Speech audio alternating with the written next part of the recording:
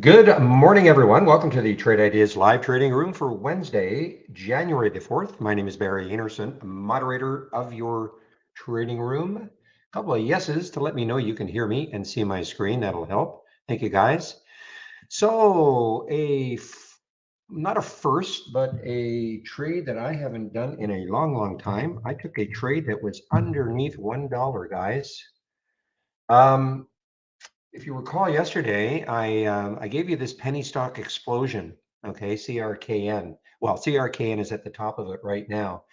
And so I had this up and running and I was watching the CRKN and it was at 40 cents and 50 cents.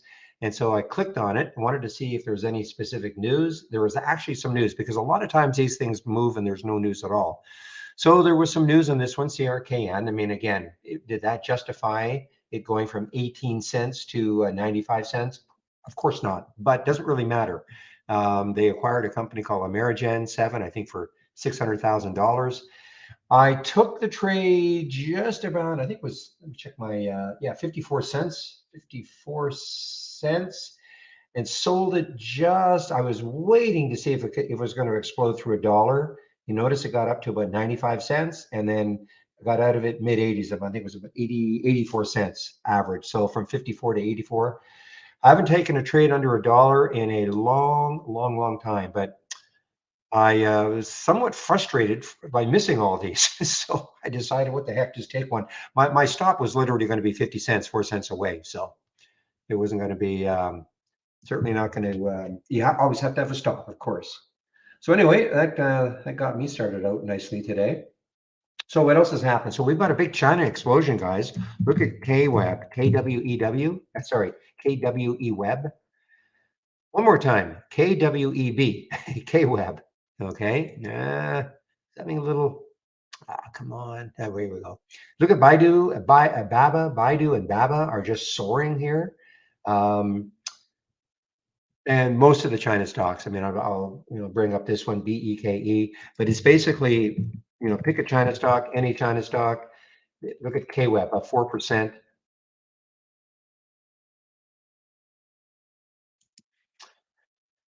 So Alibaba, PDD, etc., as Beijing's new foreign minister said, he wants to improve relations with the United States of America. So there you go.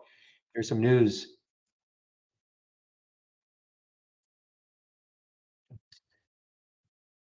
So what else is happening? There's lots of other things. GERN, G-E-R-N. Let's see, that gapped up on late stage data. That's all I got here. Late stage data.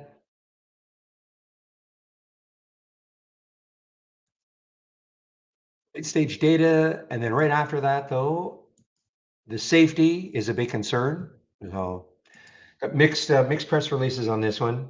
So anyway, this got up to about 410. This is not a low float, 339 million in the float. So that's a monster move with that float. In fact, what I want to do, I want to check couple other sites to see what they have for float information, because that is a monster move with that float. Give me a moment here.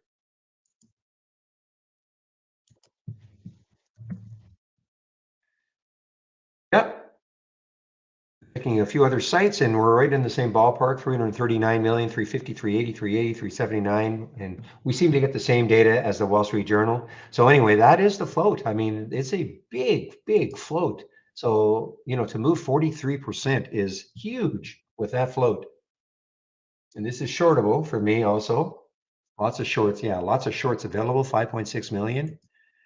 So if that second press release, but the safety takes more effect, and we might see a big drop in this one. So AMV.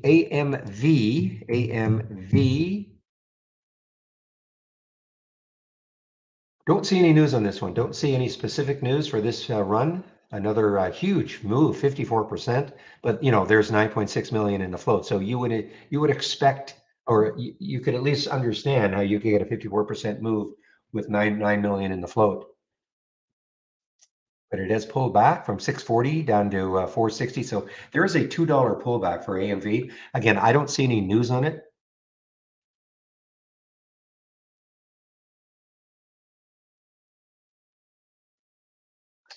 Micron, MU is gapping up. I think Daiwa put a $65 price target on this one. MU, $65 price target.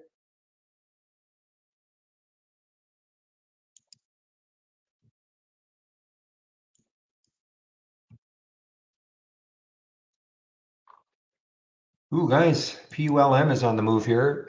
PULM is on the move right now. PULM on the move. Announces positive top line results. Phase one, guys, phase one. But at this point, sometimes it's just not mattering anymore. Is this one shortable? This one is shortable for me. Not many shorts available. 8,000 at 8,600, 9,600 at Interactive Brokers. Breaking right through that 200-day moving average.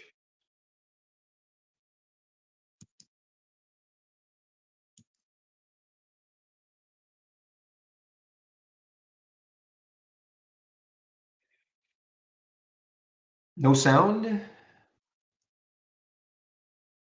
Todd, I think there is sound. I think others have said there is sound. So, of course, you can't hear me if you have no sound.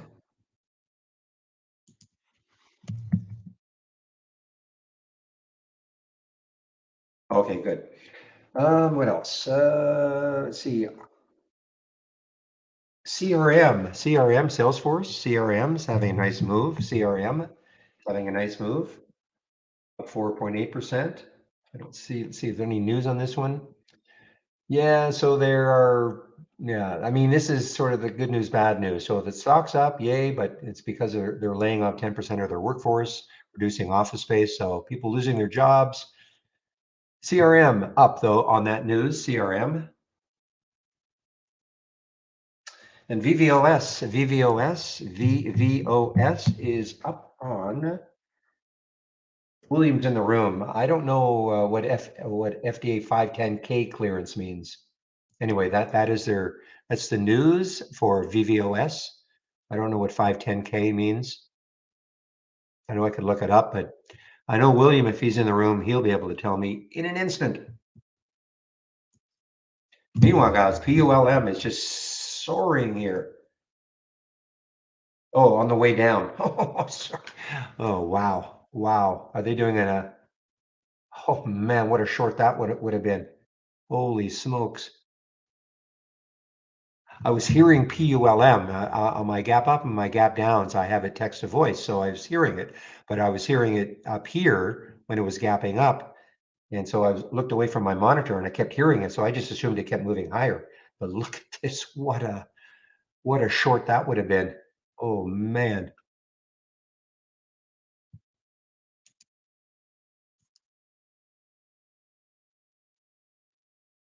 Okay, thank you, Mr. Senior McCoy. Pre-market submission made to the FDA to demonstrate that the device to be marketed is as safe and effective.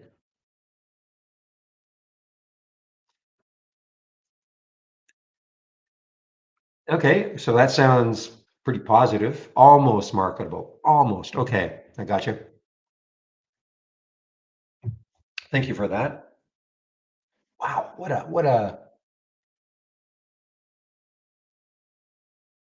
I mean, this is almost like they've announced the financing.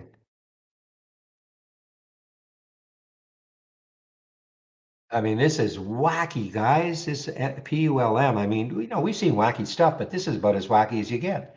I mean, this popped up to 628 and then basically cut in half in a heartbeat. There was your news, top line results from phase one. So, I mean, I get it if people thought, okay, it's not really that big a deal. It's only phase one. Maybe go back to where it closed yesterday. But now, I mean, we're 28% under. I mean, I keep looking to see if they've announced the financing. I don't see it.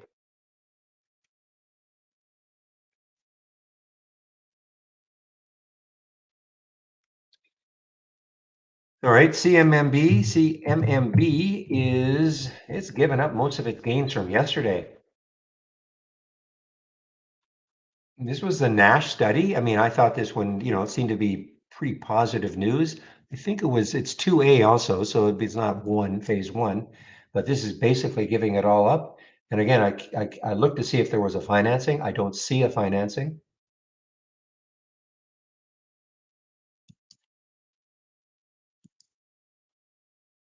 Thank you, Scott. And thank you, William. That's what I was thinking. 510Ks for devices as opposed to drugs. So FDA acceptance of a drug, I guess that's after phase three and all the trials saying, yeah, okay, go ahead. We give you, whereas 510 is for devices. That makes sense?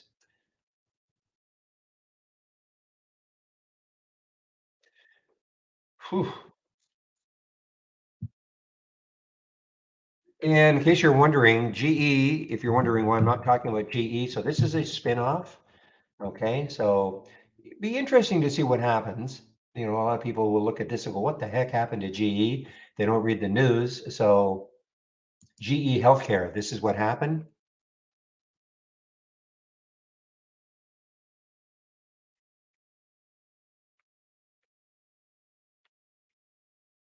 So it's GEHC. Is it actually trading as GEHC today? The answer is yeah. So there it is, GEHC.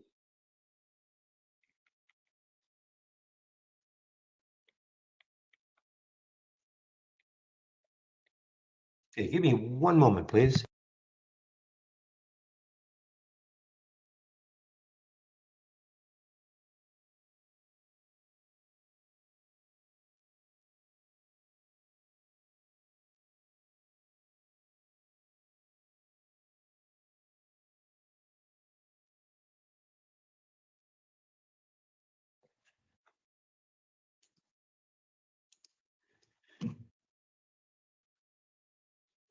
So again, guys, China for a while anyway.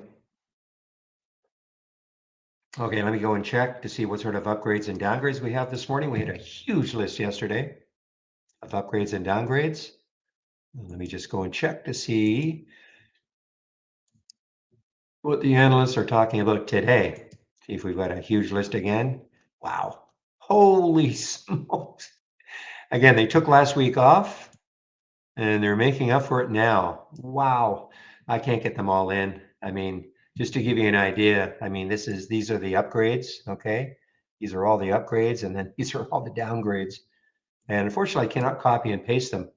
I have to type them in. So I'll get a few of them in.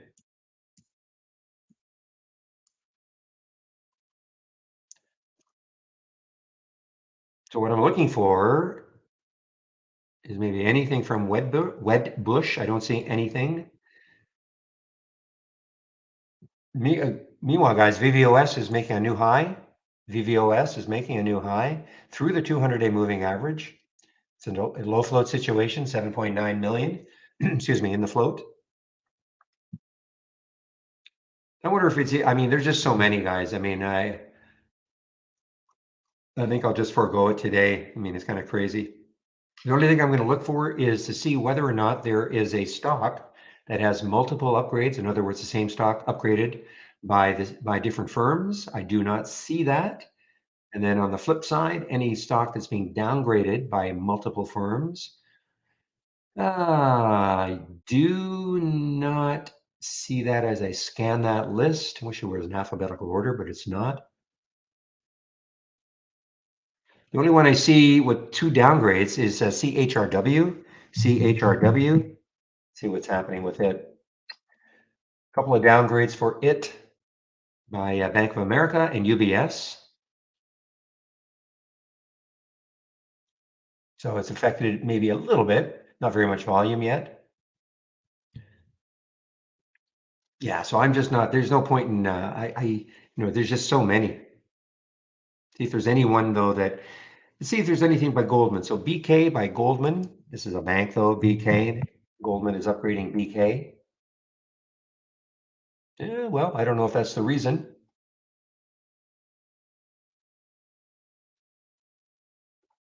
A lot of volume for BK, Bank of New York. See any other things from Goldman?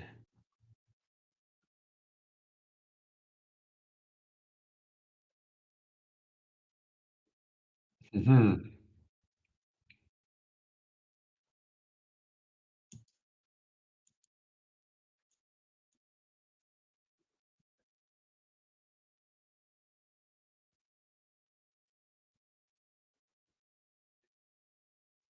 Okay, so now looking to see if anything else is sneaking in here.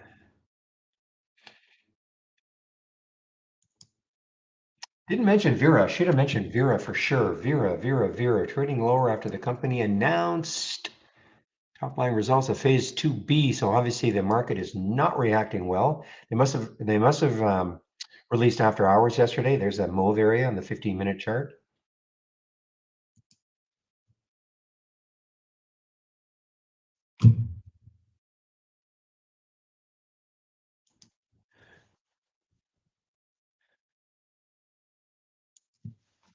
I'm gonna keep an eye on Vera, guys. Vera is now a lifetime low. Okay, lifetime low.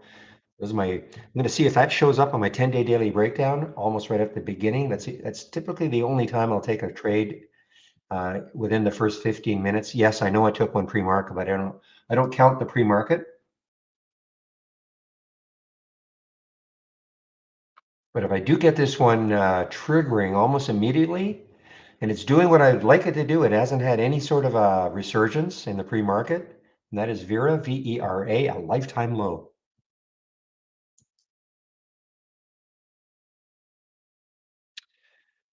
How come your up gappers are not updating under the pre-market channel?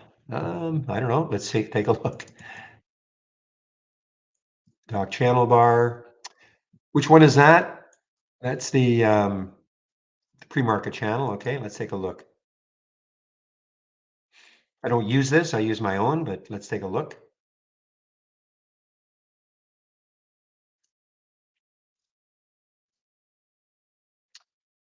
All right, so mine are. Not sure what's happening on your end. Can you see my screen, Webster? These are top lists, of course. They'll update every 30 seconds, but so are you not seeing the same thing as I'm seeing?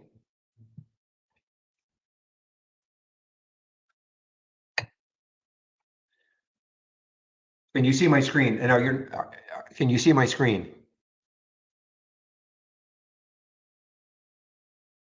Okay, so are you not getting the same?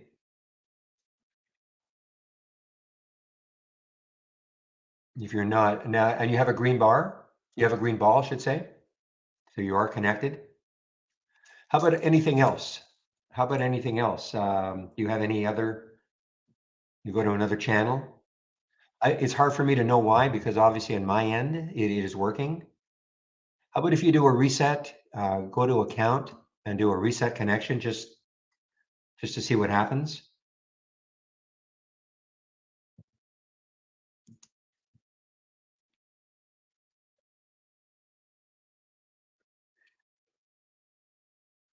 Because it's very hard for me. Are you new?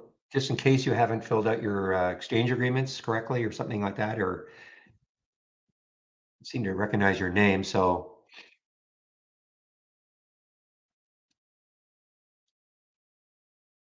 the exchange agreements.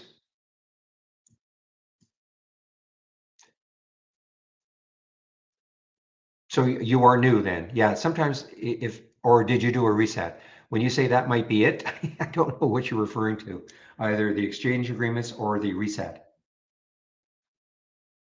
I should never ask two questions at the same time. Ah, okay. So the reset worked. Okay. Yeah. When in doubt, a lot of times things can be fixed just by doing a reset. Okay. So the reset helped. Good. So good to go now?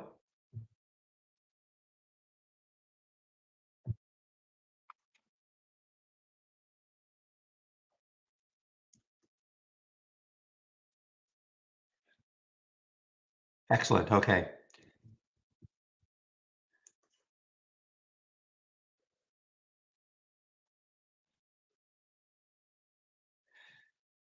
So we're in for Positive open to begin anyway, guys. And today, I think it's FOMC day. It's really interesting. It's at the beginning of the month. Usually it's around the second to third week of the month. Okay. Now, the reason you didn't is because there is the relative volume. I took the relative volume out. Okay, JJ. Where is it? Just give me a moment. I have to find it again. There it is. So if you right click, configure, and summary, I took the relative volume out for the pre-market. Okay, I will add it back in. In fact, I'll probably add it back in right now. I had it at 3. So again, pre-market. Now, one of the things though is that before you could have the relative volume. I'm going to have to actually ask that. I seem to recall some discussion about it. You could have the relative volume filter in the pre-market. It wouldn't work. Sorry, it wouldn't work. In other words, but it wouldn't block you from getting data because it was defaulting to 1. But with this new server, in fact, I want to find out why that's happening. With the new server technology that we've got going, look at VVOS. It is blocking if you have any data if you have a value for the current volume.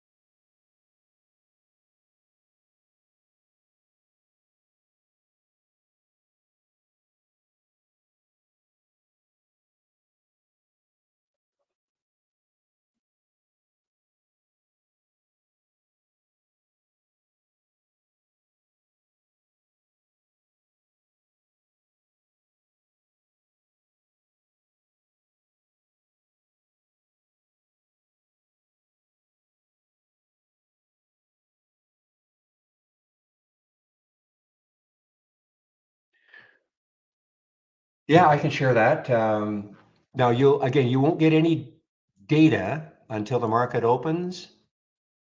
Where is it? Unless you take out the relative volume filter. I know it's a little confusing, but there it is.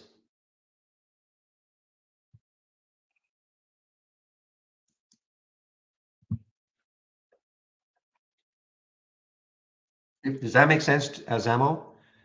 See, okay, in the previous server, you notice how the relative volume, if you can see, if people can see my single stock window, it says 1, okay? And before it'll say 1 in the pre-market for the entire time. Before, if you were using the relative volume filter in a scan, you'll get no data in the pre-market. So they made a kind of a hack, if you will. So it would default to 1. So even if you're using the relative volume filter in the pre-market, it wouldn't block data from coming in. But with this new server that we're on, server technology that we're on with AWS, I guess if you're using the relative volume filter in the pre-market, you will get no data like this. Okay.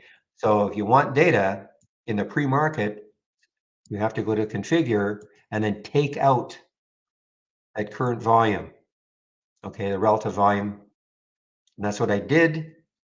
I blanked it out.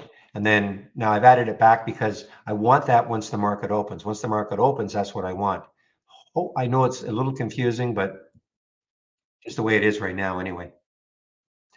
Yeah, OBLG, Amir asked about, so OBLG guys, this is the one that did the reverse split today. Okay, the one for 15.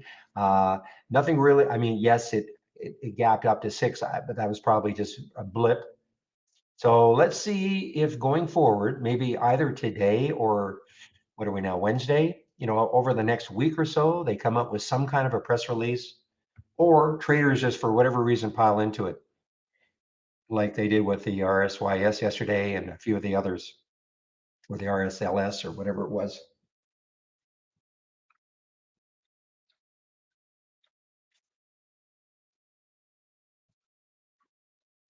All right, guys, I won't have time to go over, well, very briefly. Let's take a look at the major sectors. So I'm going to click on new and then dock channel bar and then show more and then sector status.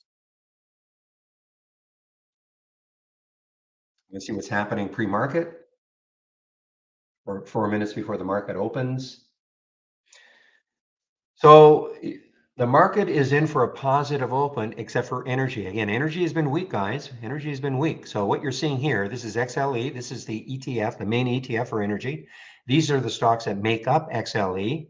When you see 100% red, what does it mean? It means that every single stock making up XLE is below yesterday's close. Okay. And whereas virtually every other sector is over 50%. Here's tech, XLK, 94%, 90% for communications, etc. Okay, so energy is weak again. Let's take a look at XLE, and it's probably getting a moment here. Yeah, you see, it's getting closer and closer to that 200-day moving average. It was a star for a long time when the rest of the indices, when the rest of the major sectors were really kind of falling. XLE energy was really strong, but you can sort of see it's getting closer and closer to that 200-day moving average.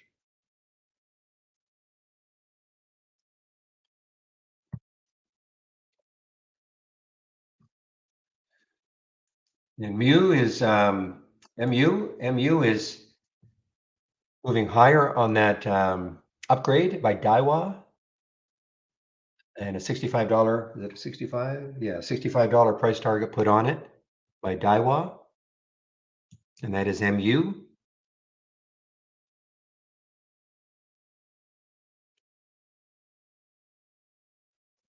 SYTA, isn't that one that has a warrant or something?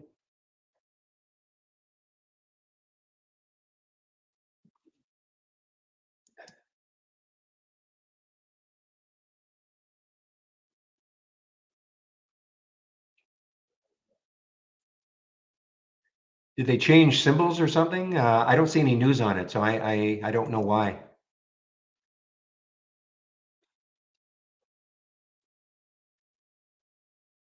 Yeah, I have no explanation why SYTA is not showing up. Why are you, did it come in a scan of some sort? Like why are you like why do you know it's not showing up? Did it show up in a scan and you clicked on it and the chart's not showing up?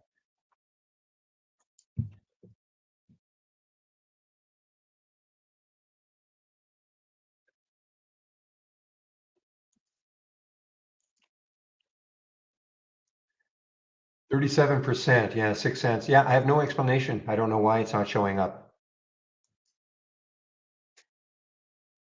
Let me see if it's showing up in the time is it now? 9:29, so I've got about a minute. Now let me just let me see if it's showing up here.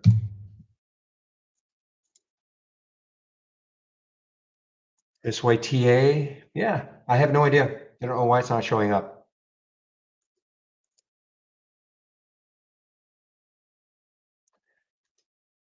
I can ask somebody, but I mean at this point I really don't know.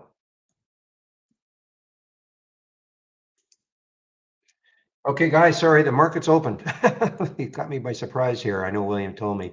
Just let me get this relative volume back. Okay, and get rid of this and get set for this open.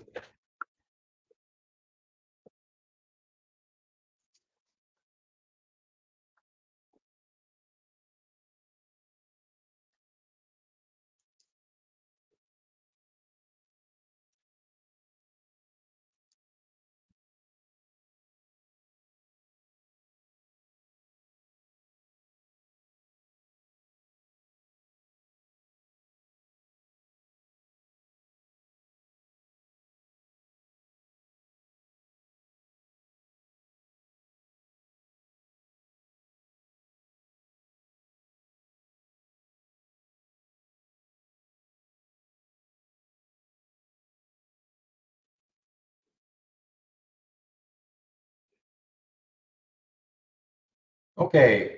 No, it was not halted in the pre-market. It was halted 17 seconds after the market opened.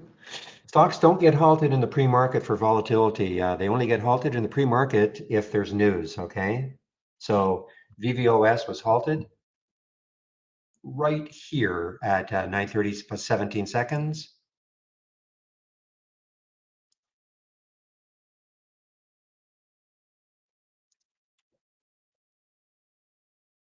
And let's have a great trading day, everybody. Usually say that. So I pass that information on, the SYTA. I have no idea if they're going to be able to, why it's not in. I mean, it's obviously in our database.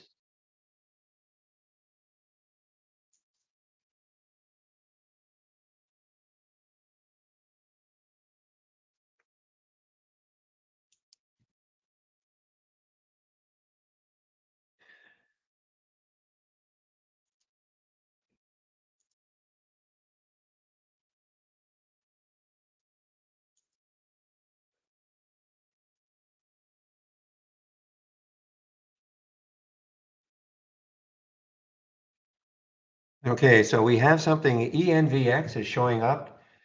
ENVX is showing up in my 10-day daily breakdown. It's almost an all-time low, almost.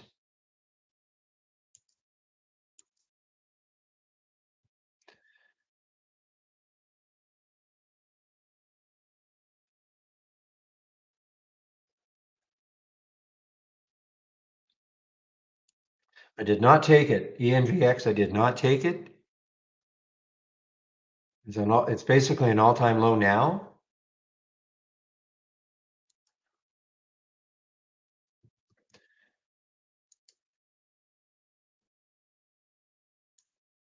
Yeah, I have a 230. Might have been 270 earlier, Dwayne, but I have a 230 open for potential open for VVOS. Might have been 270 earlier, but that's what I have from Interactive Brokers right now.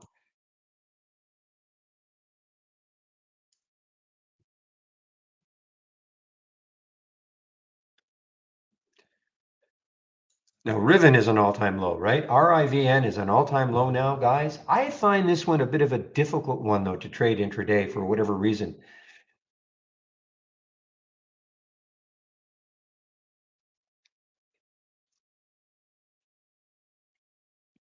So we have a mildly positive open right now, guys. Mildly positive. As is up a little, Dow's up a little, SPY's up a little.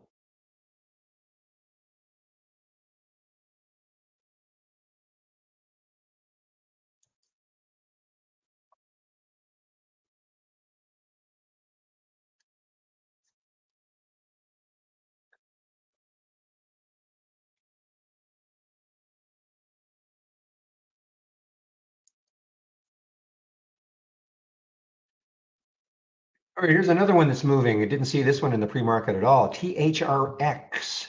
THRX. And yeah, to me, there's just maybe a little too much resistance between the current price and to that 650 level. It's early also, so and I don't see any specific news on it.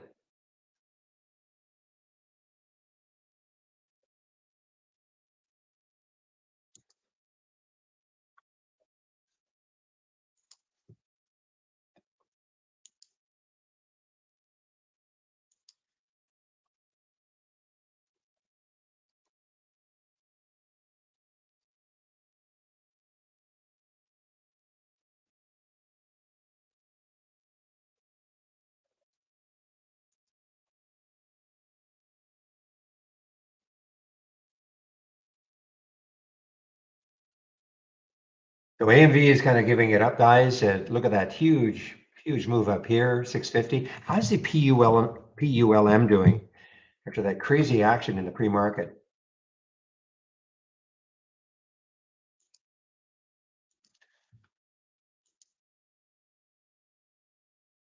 Yeah, so VVOS had a pop, got up to what, 240 and now halted on the way down. Yeah, halted on the way down.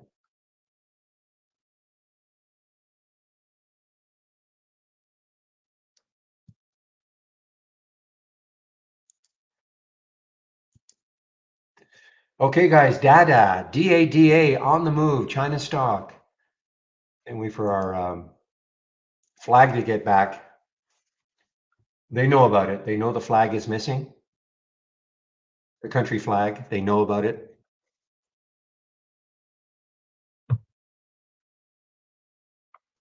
Let's see if data can get over 10 and hold. There's a nice break on the daily. Nice day yesterday, continuation today. And of course, China. Take a look at KWEB to make sure KWEB is not giving it up.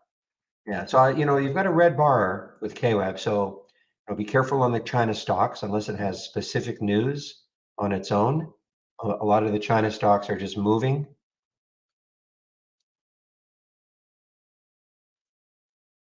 Oh, Vera, so Wedbush lowered.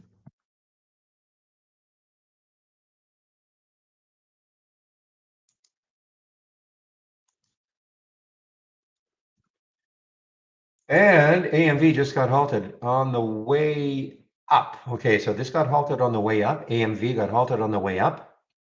Just mentioning this one, how it was up to 650, but all the way down to, I mean, that's a big drop, guys. I mean, 650 down to 350.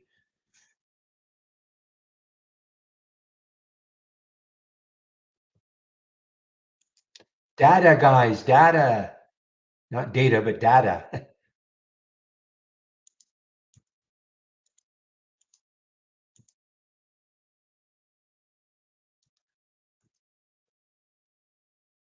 Data, guys, DADA.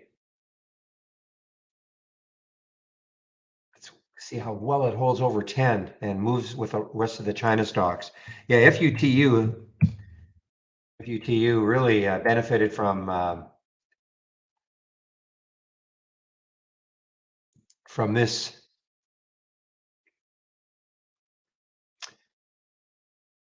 reportedly approved a capital raise for Ant Group. That's BABA, etc.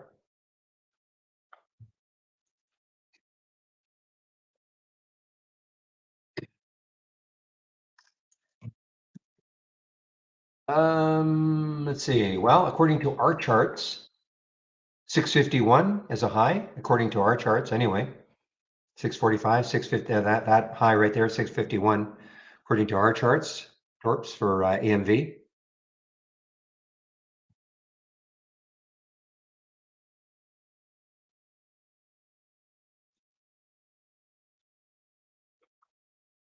And on decent volume too, so it wasn't like one share, according to our charts anyway. Maybe somebody else with a charting program, another charting program can look.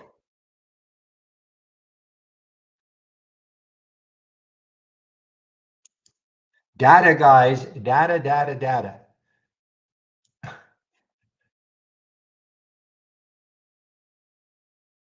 Big thing was holding 10 and following China.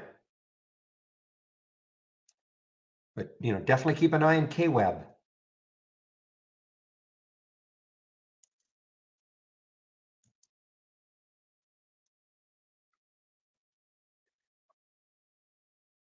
So here, right there, guys, there it was, 992 at 936, the 10-day daily breakout. This is why I saw it. I mean, it's up here also in the racing, but this is where I saw it. And yes, I am sharing. Look at data, guys. Wow.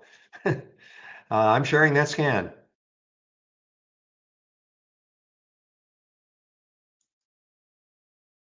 I mean, you have your pick of China stocks right now, but that's the one that came through for me in an actual alert. I mean, NIO is moving, NIO is moving. I'm sure XPEV is probably moving. I'm sure LI is moving. But again, this is the one that came through on the 10-day daily breakout. So that's what drew my attention to it. You see, Riven, this is exactly what I was talking about. Even though it was an all-time low, I have tried to trade this in intraday early. Now, later on in the day, if this really breaks down, maybe. But I just find that Riven is can be a tough intraday trader. So that's why I did not, even though it was an all-time low at the time of the alert, that's why I did not take it.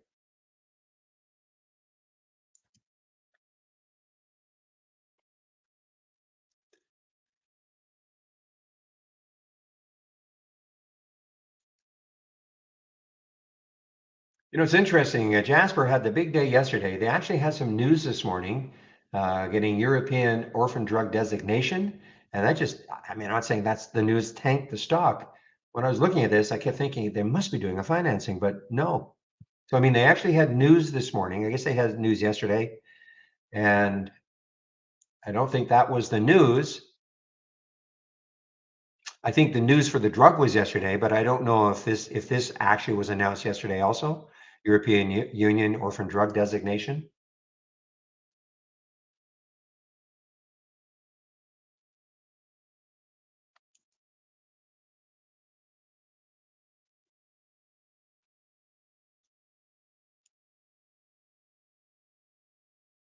Yeah, that's ugly. AMV opened. I think it popped up to 476 and right back down.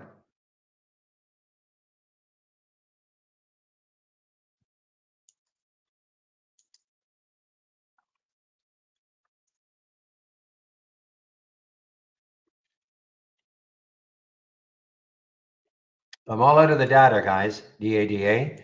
Keep an eye on the KWEB. Yeah, KWEB's still pretty strong, but I'm out of the data.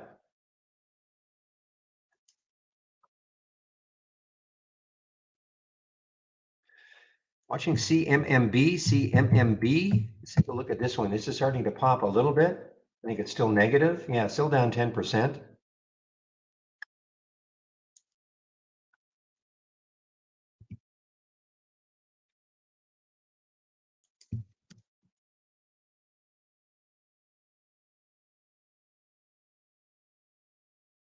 Yeah, it's a bit of a,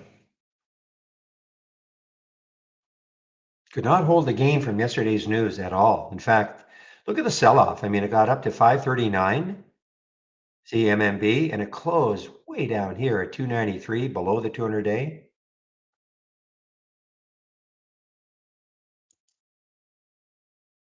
All right, now this is acting like a penny stock. Crown CRKN.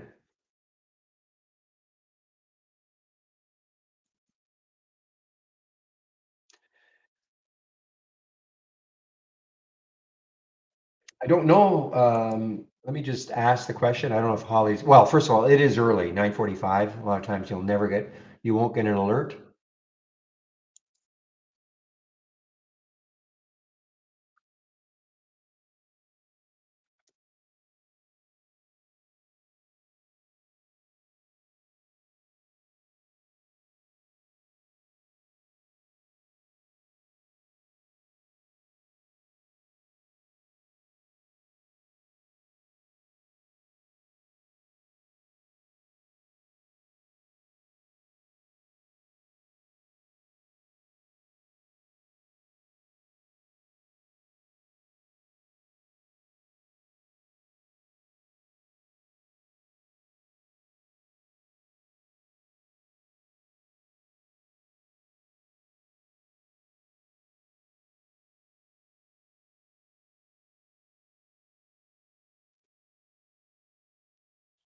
Okay, so I've got the question into the developers to ask about the AI, but it is early though, still, JP. I mean, a lot of times you won't get an AI alert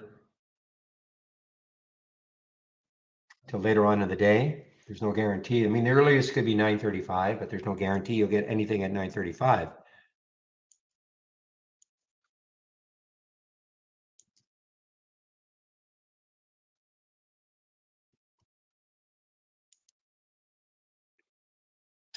All right, so energy. Let's take a look at XLE. I want to take a look at XLE. I'm getting see if energy has had a little bit of a bounce here. Opening 15-minute candle, a little bit of a bounce, but red bar forming again.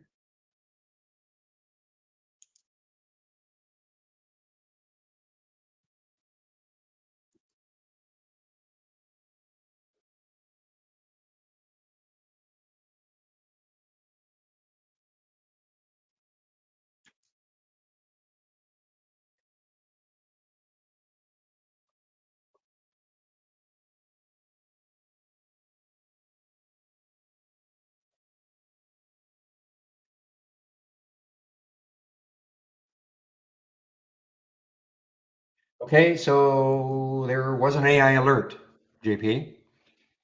I see SJH. Not that it was a good one, but at least there was an alert.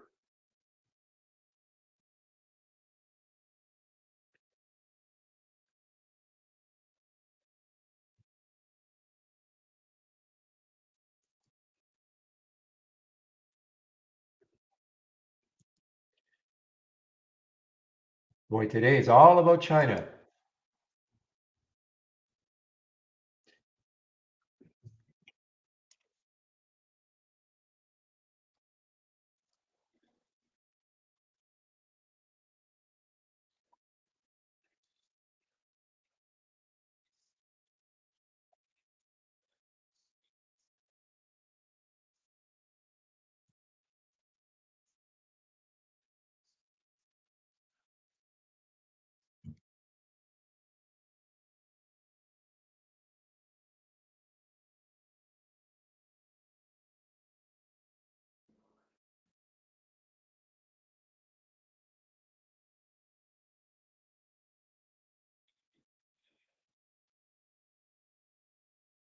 All right, VVOS. This is I want to see if this holds the VWAP. At least 160. 160 is the VWAP. Let's see if it holds that. If it gets even close to it. Again, low float, 17.9 million in the float. 31 million have traded already. So this is a super active stock, of course, today.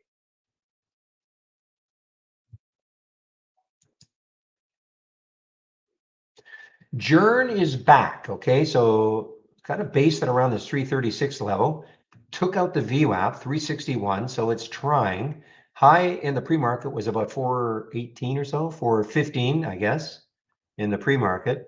Did have some news. Late stage data positive, but sort of mixed, encouraging data. But then somebody, I don't know who posted this one. Stat reporter. Oh, it's Adam. So this guy, he's got some clout here. So the safety of Jern is a big concern. Adam Feuerstein or Stein. I'm not sure how to pronounce his name.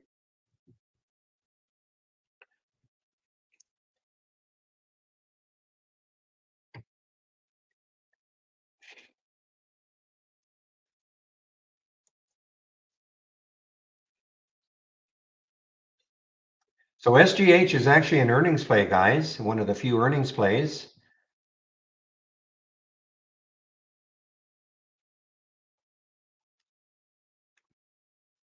It is phase 3, but you notice that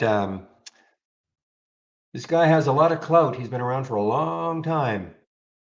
So he put out a little bit of negative press about Jern, about the safety. Now, is this the one KPRX? Is this the one?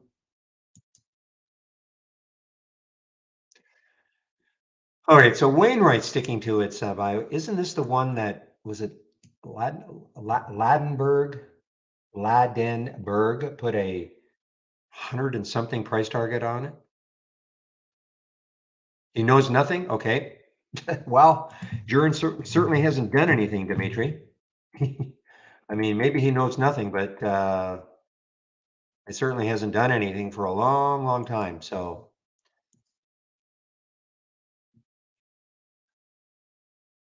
if you're saying he bashed the stock, as you call it, bashed the stock in 2018, well, he's one guy, and since then, if you're saying that one guy has all this clout, but nobody else has been able to lift his stock.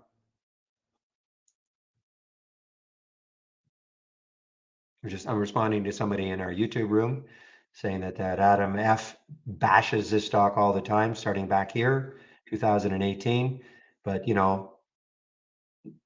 it's obviously done nothing since then.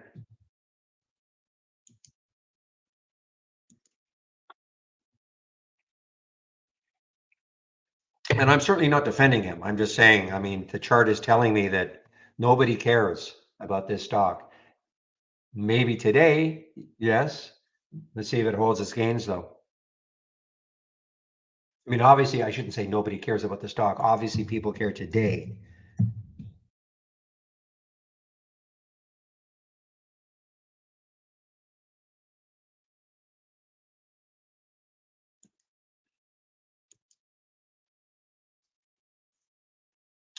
AUPH, guys, boy, look at the room this one has gone. So it took out yesterday's high, 621.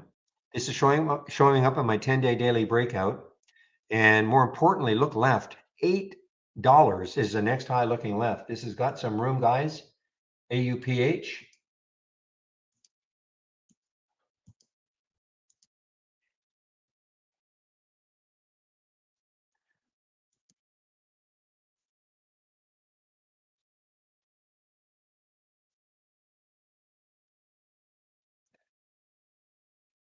Through the VWAP.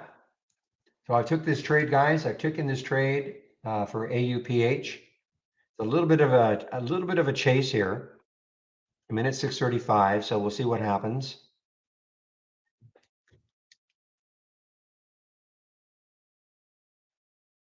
And the only reason sometimes I will chase a little bit when I see a huge void.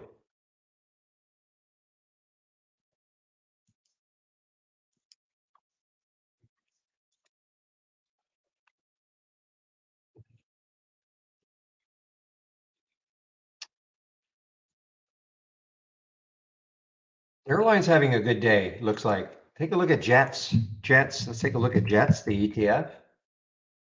ETF for airlines having a good day.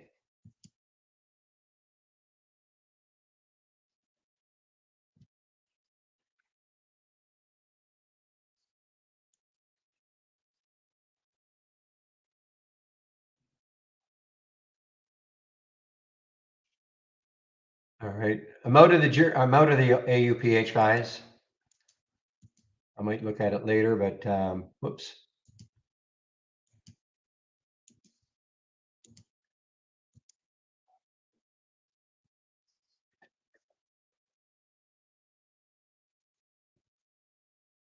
Right out before my stop loss. Just didn't like the way it was trading, but I will watch this later on in the day for sure.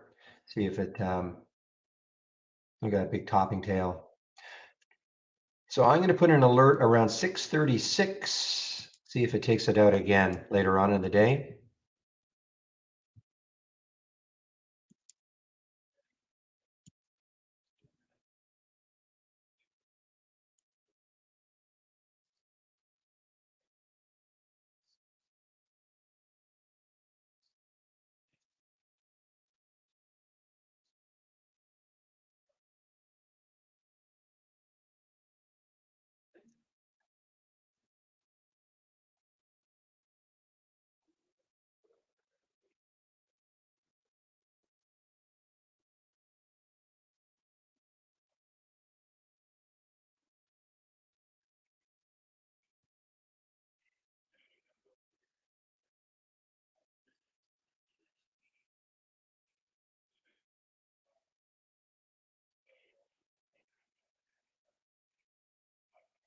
Yeah, you're right. I mean, it's at the VWAP. What was that, 611 or so? 614. So maybe the bounce off the VWAP, maybe. I had a tighter stop on it. VVOS now, guys. It looks like it wants to run again. Type it in correctly. There's the high is 243, and shoot, just got halted. I was just going to take some. Just got halted. Just got halted, and it. Well, we'll see how it opens. 240 right now. 236 on the halt for VVOS. 240 projected open. Again, this blue box that you see is from Interactive Brokers. Nothing to do with trade ideas. Time and sales from Interactive Brokers. So if you have IB, you can load your time and sales. If not, your broker will have something similar.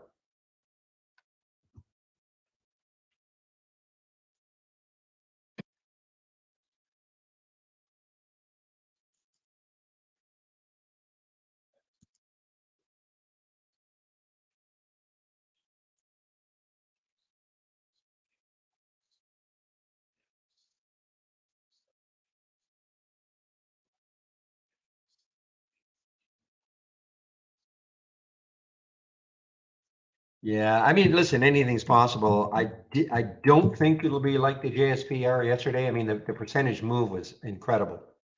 No, 45 cents up to 379. AUPH, I've had history with this one, and I do find it sometimes a very tough intraday trader. I thought I would take it though, just because of the void.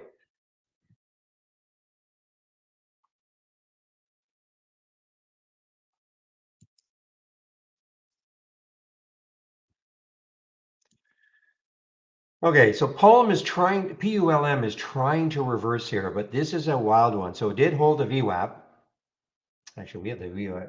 No, 374 is the VWAP. This must be with pre-market data. So,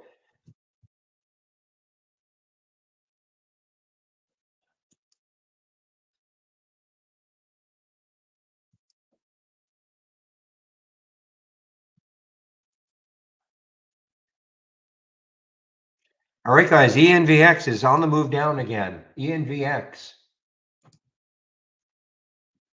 This is from the 10-day daily breakdown. Now I'm getting interested just underneath 7.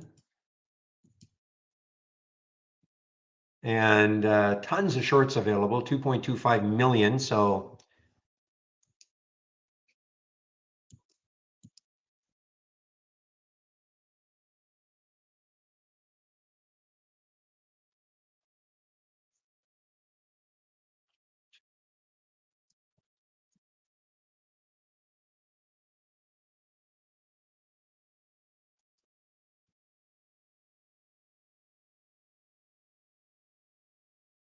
ENVX, guys, ENVX.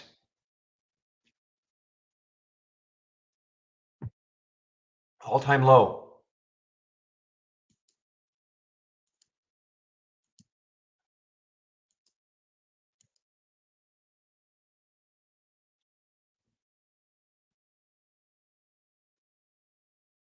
Don't be afraid. Well, I should say, don't, manage the trade if you're in it, okay? The key for me was breaking underneath 7. We had the alert earlier at 7:35. I did not take it here. It was too early for me to take. But the break under 7.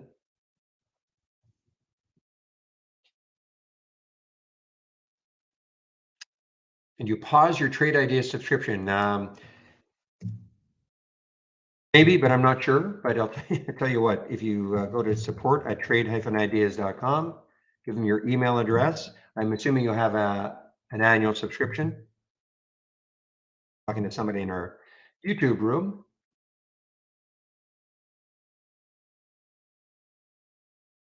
Okay, I just put the, so ask them what you can do. Give them your email address so they can look up your account tests, okay?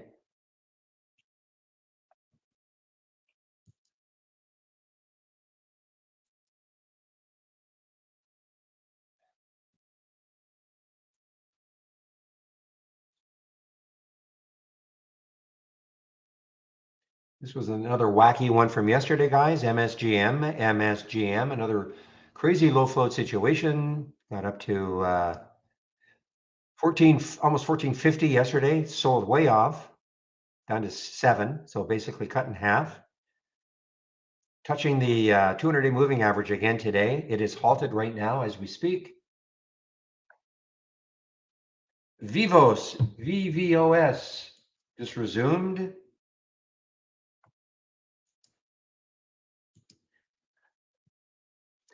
I'm going to back this out to see where it could keep going. Take a look at it on a weekly chart, see where it could keep going.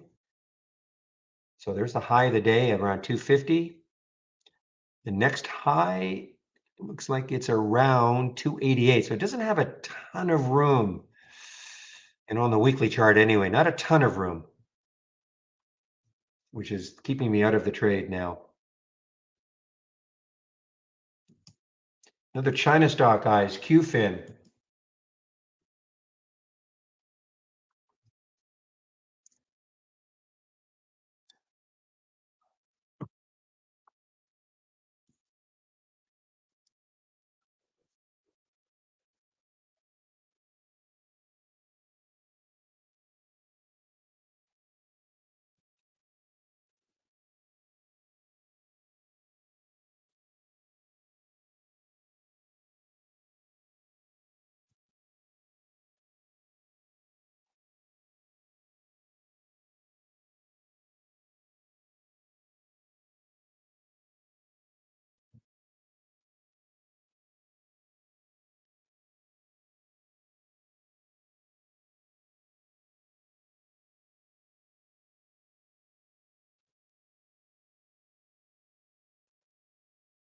What's happening with the market? So the Nas is still up a little, Dow's up a little bit more, and the SPY is up. So everything is positive so far. FOMC today, we'll see what the fireworks are going to be like at 2 o'clock on that 1 minute SPY chart.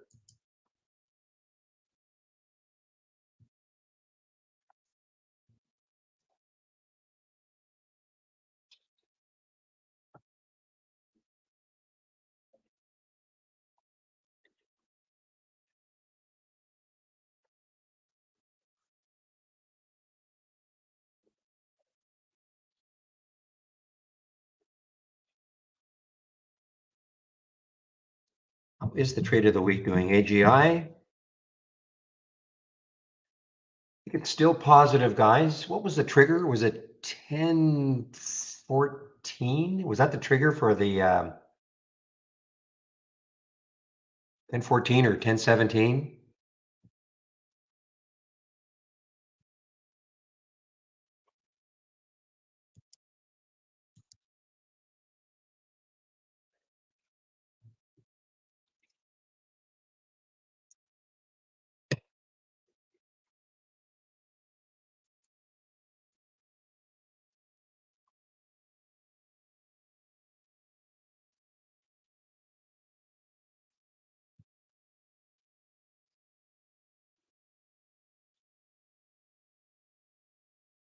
Okay, so there's something wrong, guys. I'm sorry.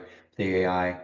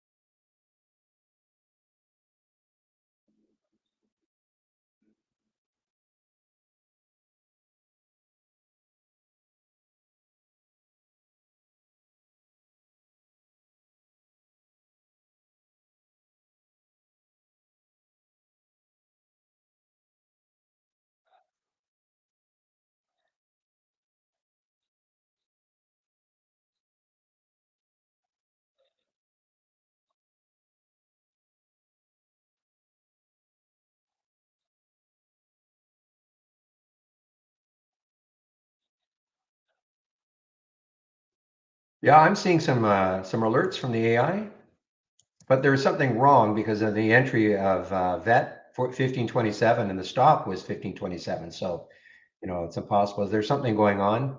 But again, guys, I use this as a watch list. Okay, if you guys are trying to auto trade the AI, you're going, in my opinion, it's just not the way to do it.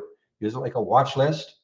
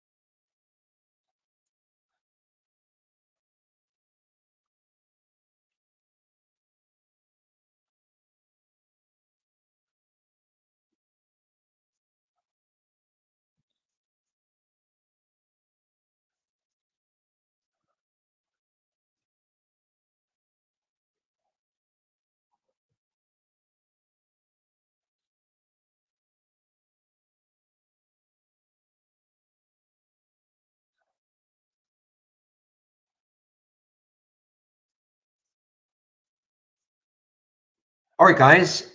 Let's take a look. I'm looking at some of my thumbnail charts. Ooh, look at The meme stocks are memeing no more, guys.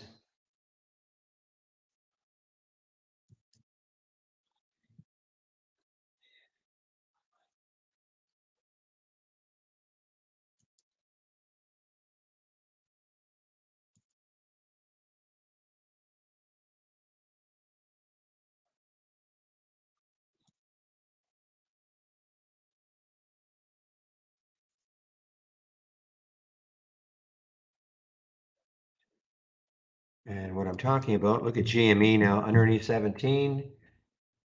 This is getting to be there's the low last week was 1698, so it's below that low and just sinking below the AMC underneath 4. Ape, poor apes.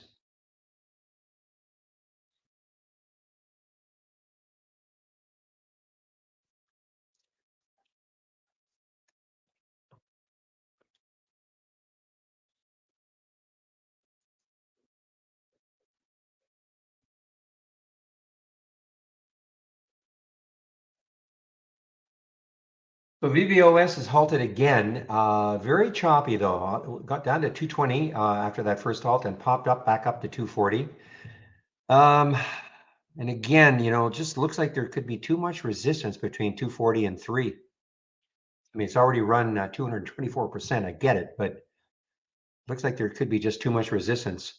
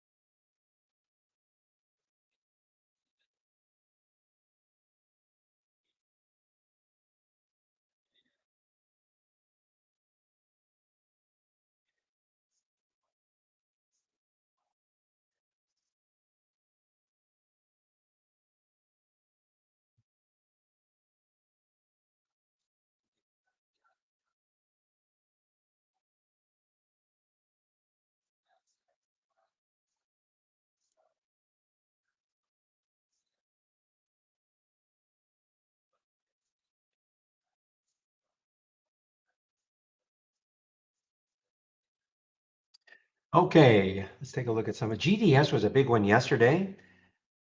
Yeah, GDS was a big one yesterday, and now it's through the 200-day moving average today, GDS. This is a China stock. That's what I thought. Oh, I want their flags back.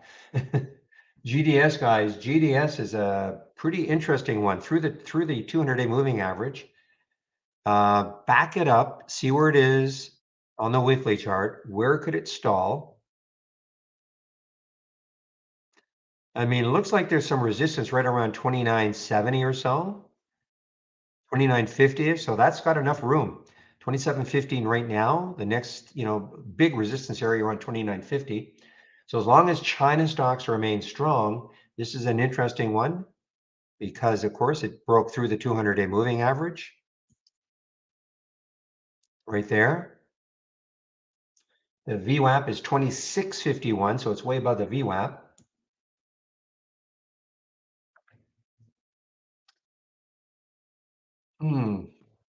Thank you, Legal. I appreciate that.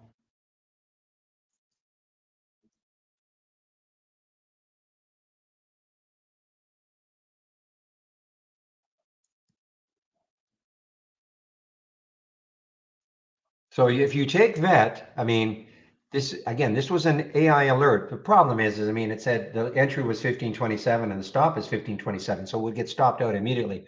So there was something wrong. But again, using it like a watch list, remember, this is an energy stock. But you know what? This is an energy stock that has really not done well. I mean, obviously, because if you look at XLE, I mean, XLE's descent started here, in a big way on the December 5th, and VET started here about a month before. So this has been trading down on its own before all the other energy stocks that are now starting to trade down.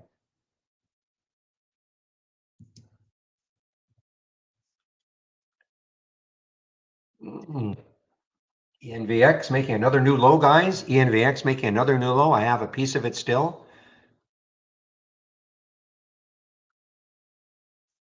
Interesting. Yesterday, we didn't get one from the 10-day daily breakdown.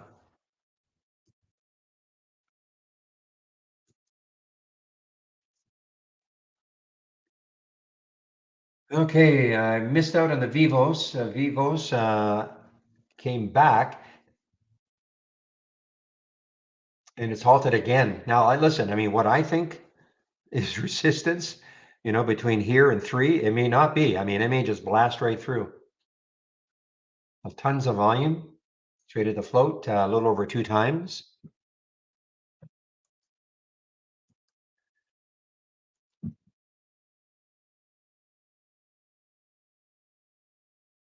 Okay, yeah, I see OBLG, guys. Shoot it, and it just got halted. It just got halted. OBLG just got halted. This is the one you're saying keep an eye on today because it did the reverse split effective today, the 1 for 15.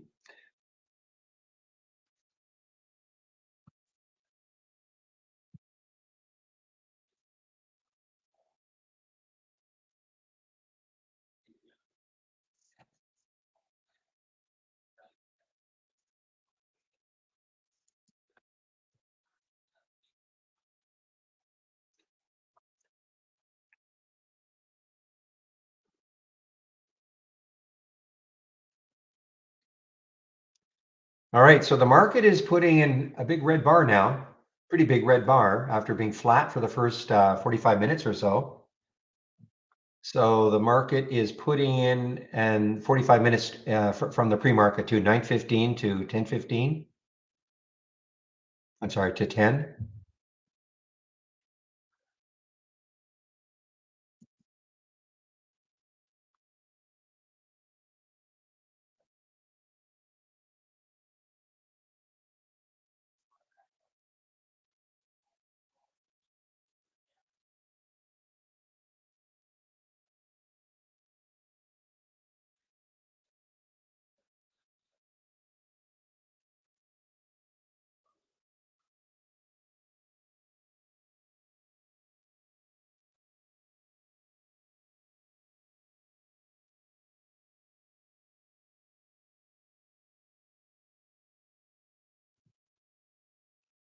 Well, let's see where this one could.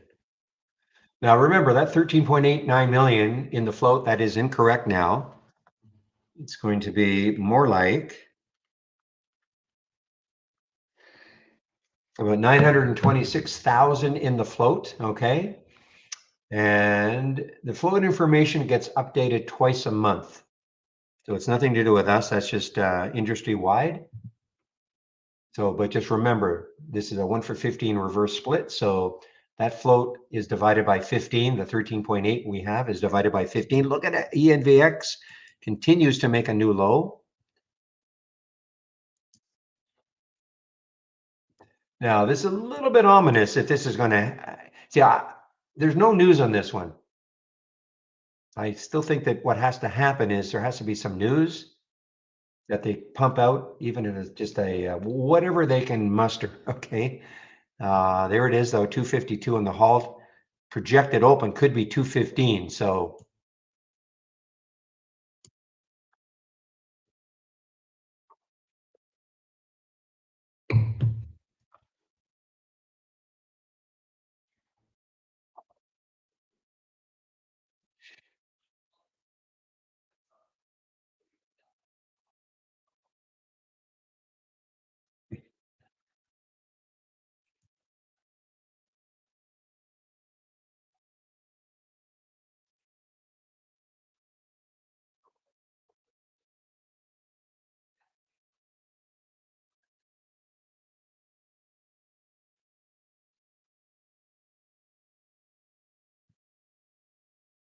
the resumption for VVOS, the resumption. So it did. Let's see, it got halted at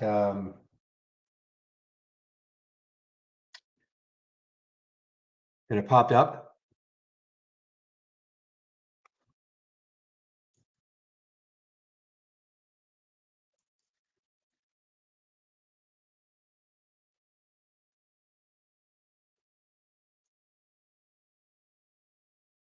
And again, what I think is resistance, I mean, it may blow right through it. I mean, I'm looking at this weekly chart and I see this up here around the $3 level between here and the three. It may blow right through it. If it does, your next highs are around 4.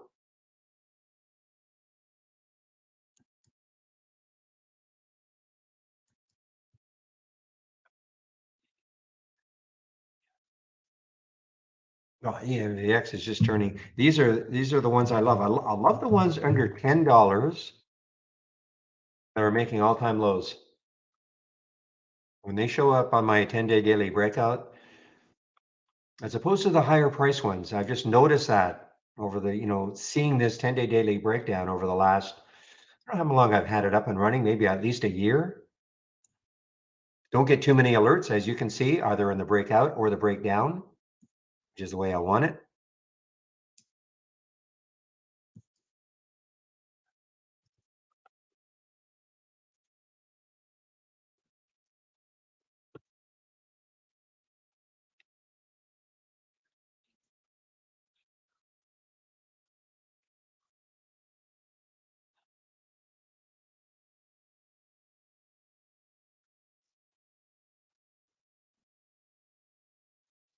Oh no, it was terrible price action out of the halt, OBLG. Terrible.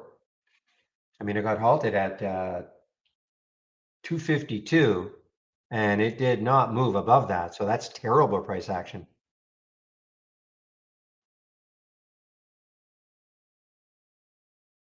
I'd be waiting, I mean, we can't lose sight of it.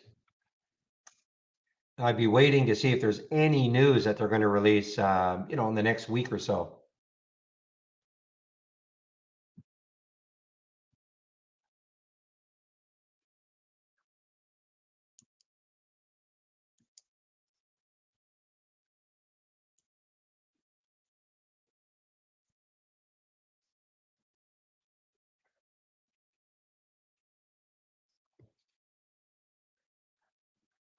All right, let me take a look at some of these ones.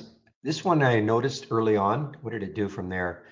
So THRX, what is the next high looking left? Yeah, it says 650 or so on the weekly. May not be enough room for a big dynamic move.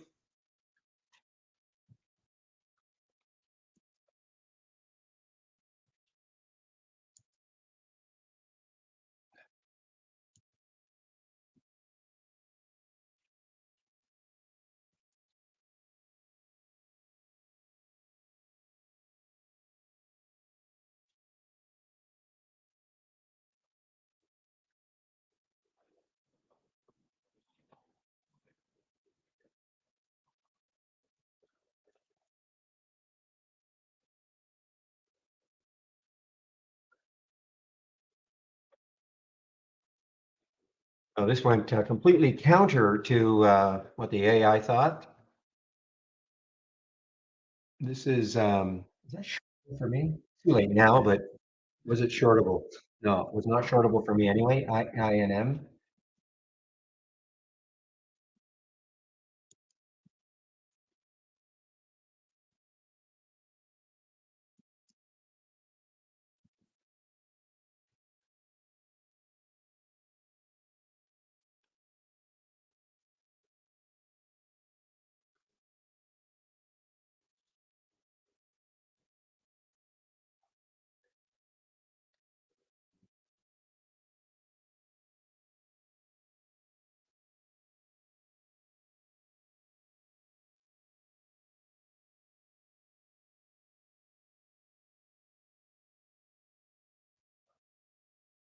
All right, guys. China stock, of course, XPAV on the way up, probably with a lot of the other. Well, let's take a look at LI and see if it's moving the same. The answer is yes, and of course, NIO, the 3 EVs, but probably see a lot of China stocks doing exactly this today. to the daily. Let's take a look at KWeb. Is it still strong? Is it giving up anything? The answer is no. Look at how strong KWeb is still. China ETF. Look how strong it is. Holding the VWAP, 33.47.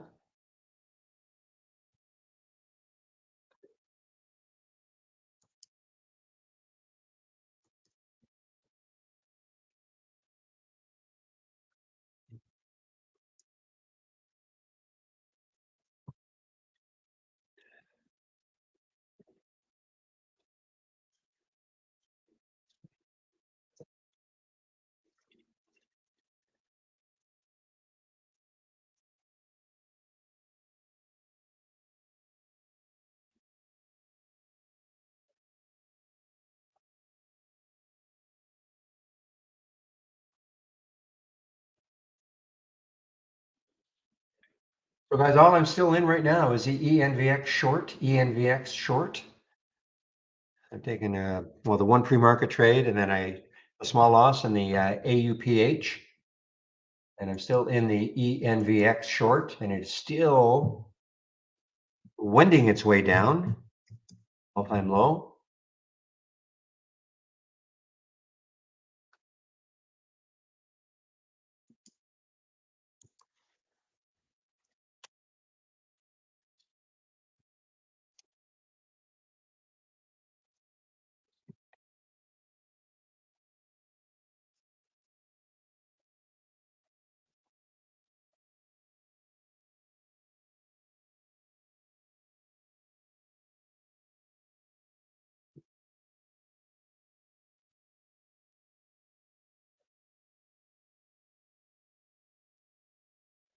IMAB, guys, IMAB, probably, actually, it's not a low float, 82 million in the float.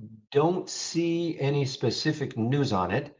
It's had a nice run, though, above the last 2 days' highs easily. 482 is the VWAP, so it's above the VWAP.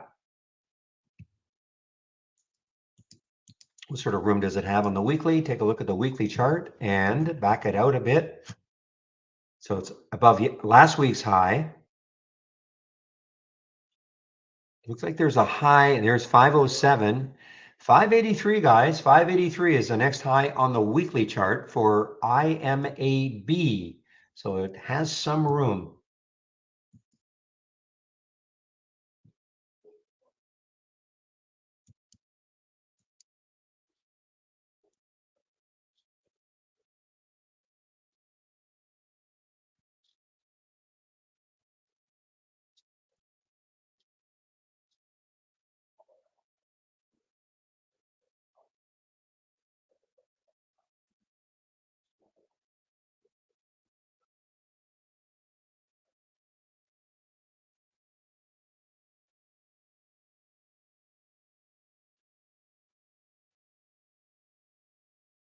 Okay, a little bit of let's do a little account reset.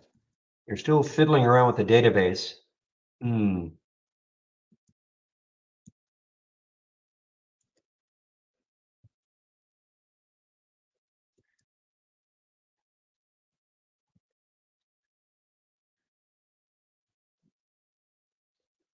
So GDS is, I mean, the problem I have with GDS right now are all these topping tails, on the 15-minute chart. I mean, the buyers have been trying to move this higher, but the sellers have been knocking it down a bit, 1, 2, 3, 4 topping tails.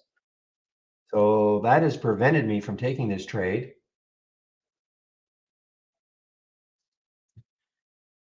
I mean, in theory, this could turn into a short. Wow, the VWAP is 26.56.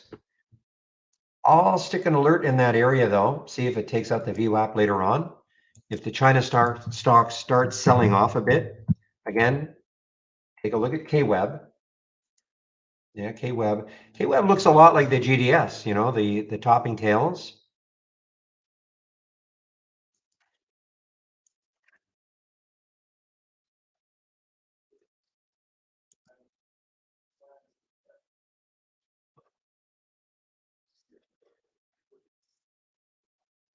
I don't know about that, Major. So let's take a look. Are you talking about in the simulation?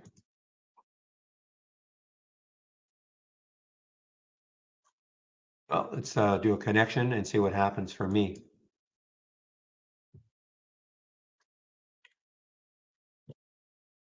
Okay, so this is one from yesterday that I still have in here in the simulator, the summit.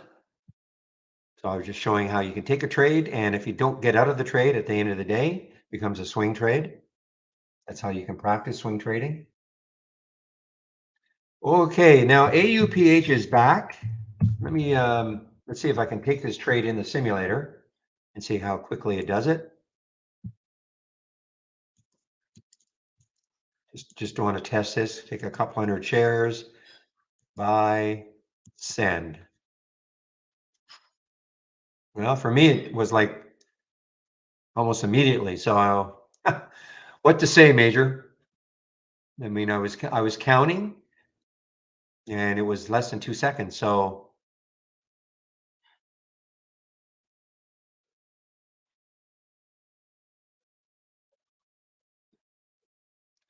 then let's flatten it.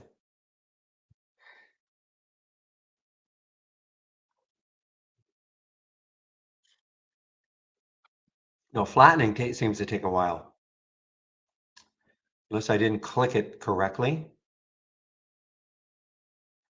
No, the flatten took a while. Interesting, because yesterday Chris Farley was talking about how quick the flatten was working.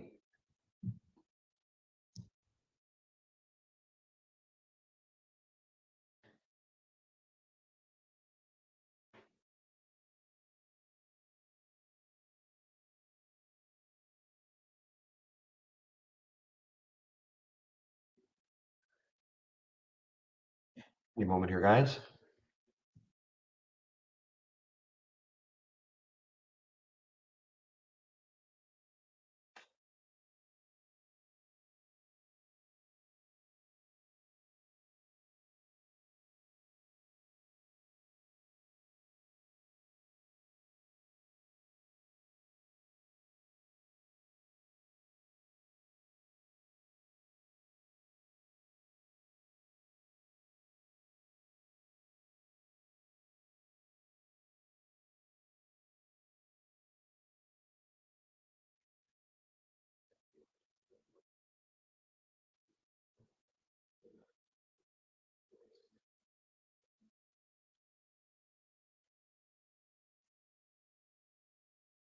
Hey guys, out of the ENVX. Had to watch it, was watching it to see if it could get into the low 50s.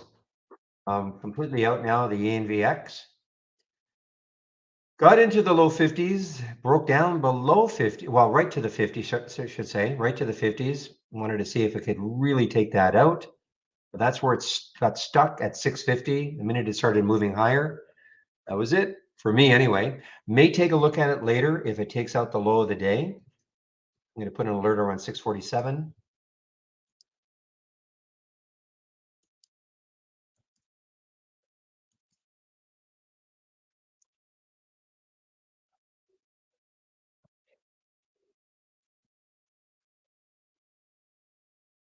Oh man, this has got so much room. The BEKE, another China stock. Look at the room it's got on the weekly chart.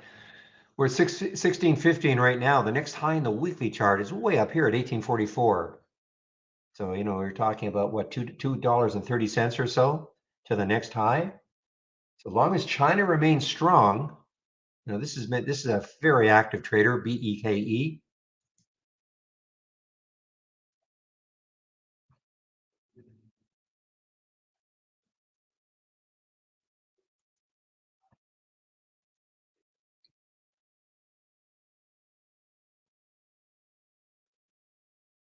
I agree with PJ in terms of holding low floaters overnight. I mean, sometimes they can, obviously they could work out sensationally, but boy, there's a reason why they're low floats. They may have a great day, all the excitement on the day. I think you really have to, I mean, check the news though and see if it's kind of fluffy. And of course, it's up to you to determine whether the news is fluffy or not.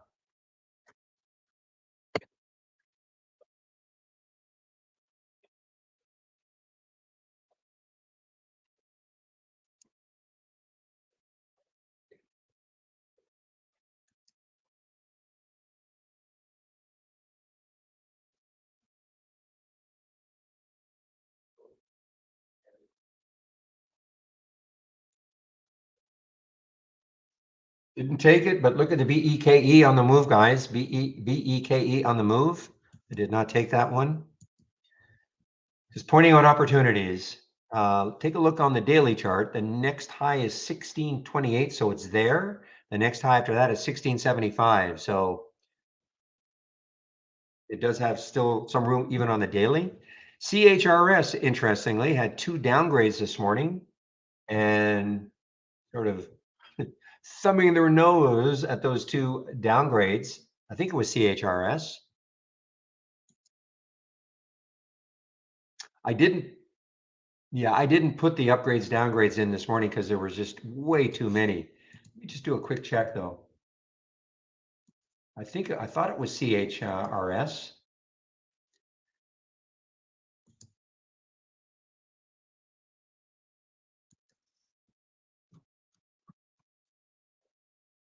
Sorry, it was CHRW, not CHRS.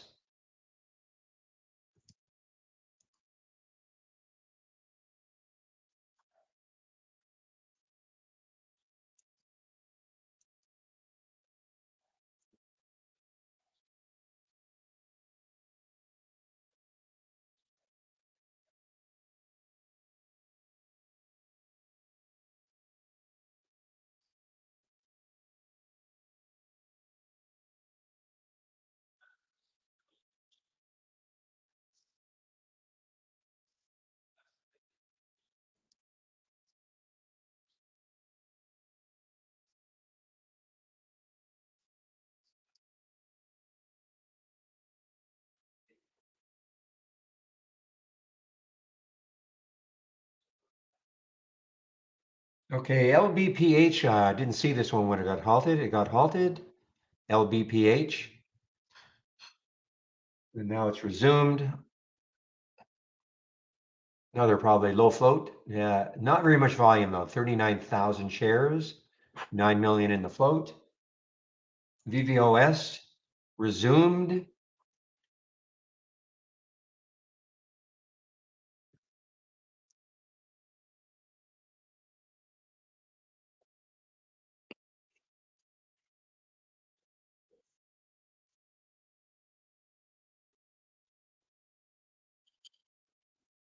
IMAB looks really, really good. I mean, it's got that look about it. Holding 5. I think when I backed it out on the weekly chart, saw lots of room.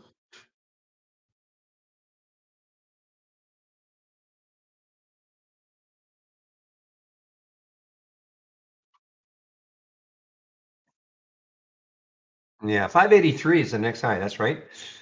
On the weekly chart for IMAB, IMAB, China stock.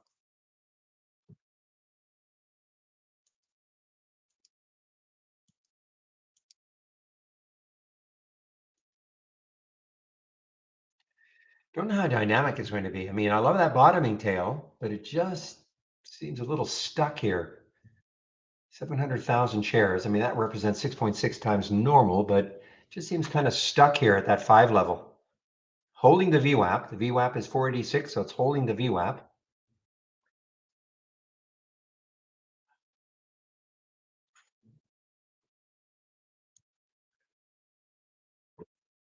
Well, AUPH went without me.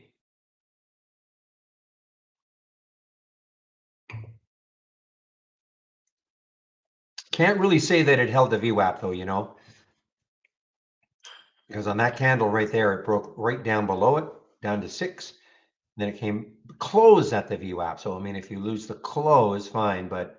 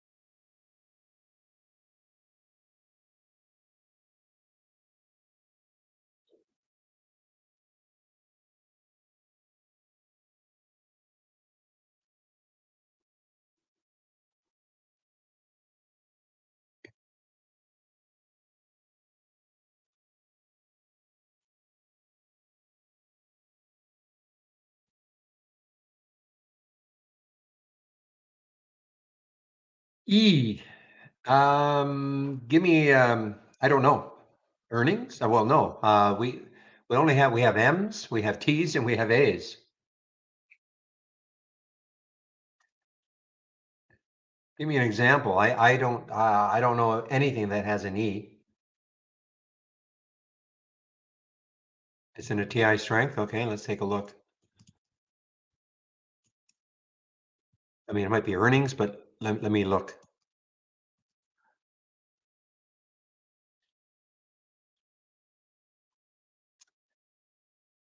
So where is an E? I see a T. These are the races. So where is an E? I don't see an E. It's a question.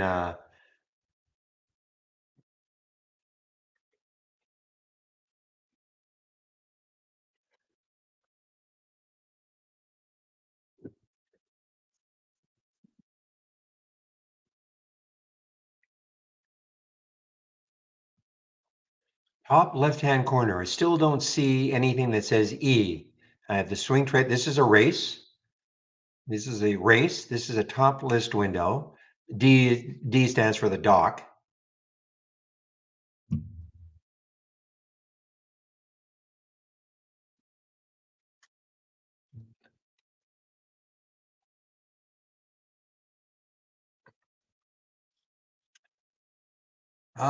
It shouldn't be. We don't have a designation like that. I mean, we have S for single stock window.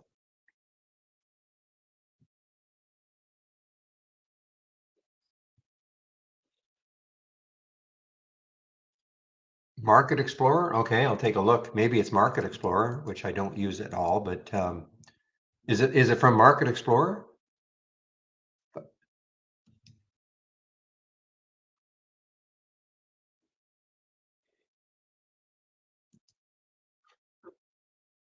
Oh, I see. E. Thank you, Pat. As usual. Okay. Yeah, I don't know. It probably should say ME, but yeah.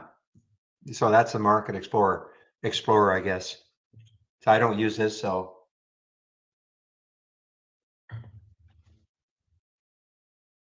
But as usual, Pepe comes to the rescue.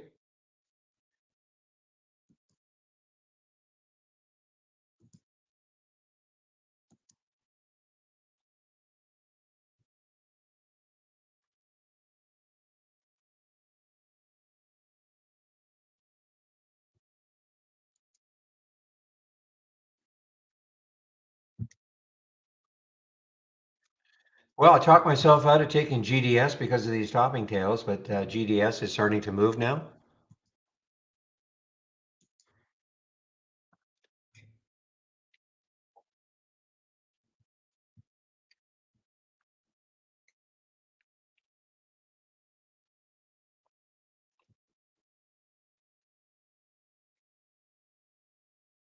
Okay, guys, 1041. So we still have a promo on. The 30% is gone, but there's still 25%. Okay, so let me show you what I'm talking about. The 30% is gone, but they did extend the 25%.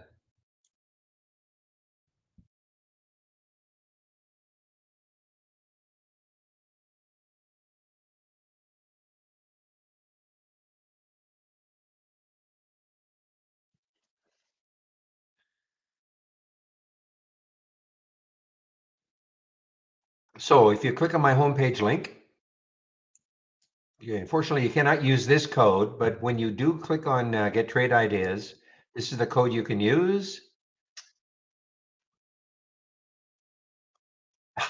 I don't believe it. They took it off. But it is New Year 25. Okay, New Year 25. Make sure of that.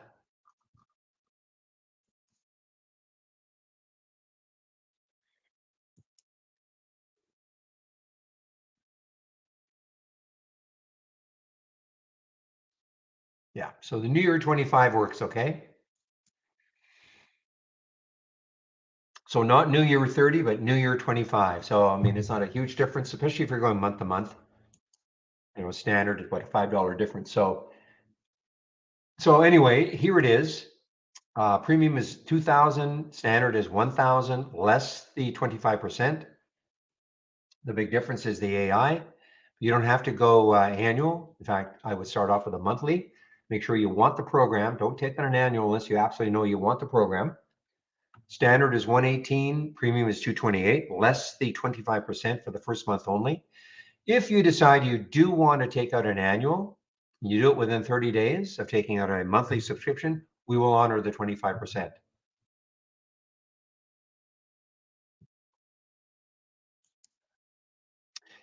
And let's see if this is fixed. I know it wasn't working yesterday, but let's get started. Yeah, we still have that error, but you can go down here. If you go to the education section, click here in the getting started right there. Please do this.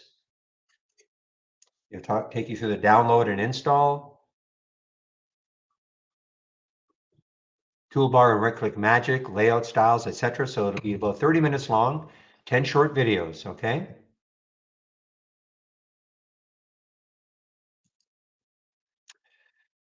And daily support. So I take a break. Sorry, I take a break between 12 and 1. And so one of the other traders takes over in our YouTube room. Today's Wednesday, so it should be Jamie.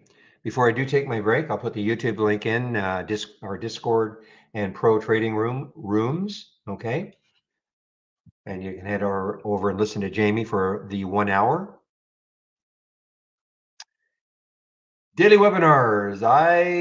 We are putting a stop to these. We will have them sporadically, but I don't believe we're going to be doing them the same frequency. Should get rid of this then. Back to basics. So Michael Noss at Trade Ideas. If you're new to trading, a great little series. I think this is working. Yeah. So back to basics. You got all this information. This is a free resource. If you are new to trading, this is a great free resource for you.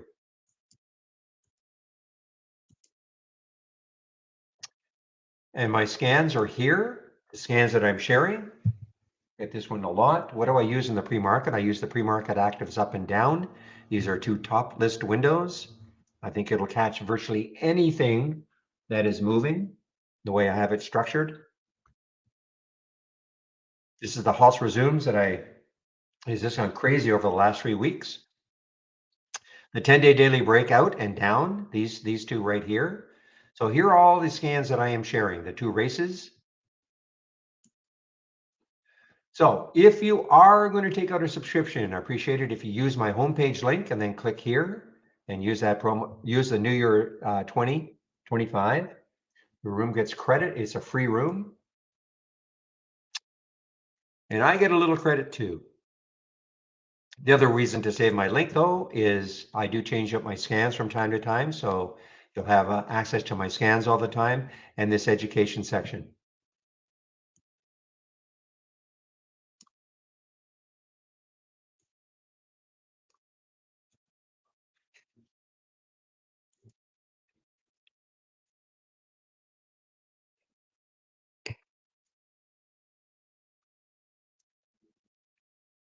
To connect to IB, do you need an AI subscription? How do I answer that? I mean, okay. I mean, if you're talking about using this window called Brokerage Plus, I mean, you need an AI subscription if that's what you mean. Oh, not an A. I'm sorry, AI subscription. No, no, no, no, no. I'm sorry. Now I understand. No. To connect to Brokerage Plus or to connect to Interactive Brokers or E-Trade using this window here, all you need is our standard subscription. Okay.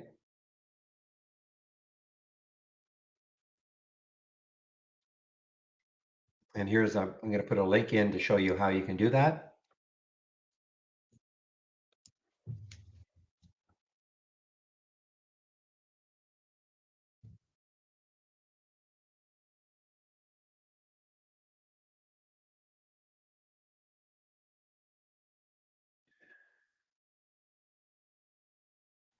So I put a link called Brokerage Plus in the room, and there are two videos. There's a short video that shows you if you have an look at Vera. Am I missing the boat on Vera? Vera. All-time low now. Oof. Look at this weekly chart. Holy smokes. Look at this weekly chart. Oh, this weekly chart. I mean, remember, it's only 2 days, yesterday and today. So this is the big drop today. So, I mean, I really have to show it on a daily chart. It'll look the same. Boom.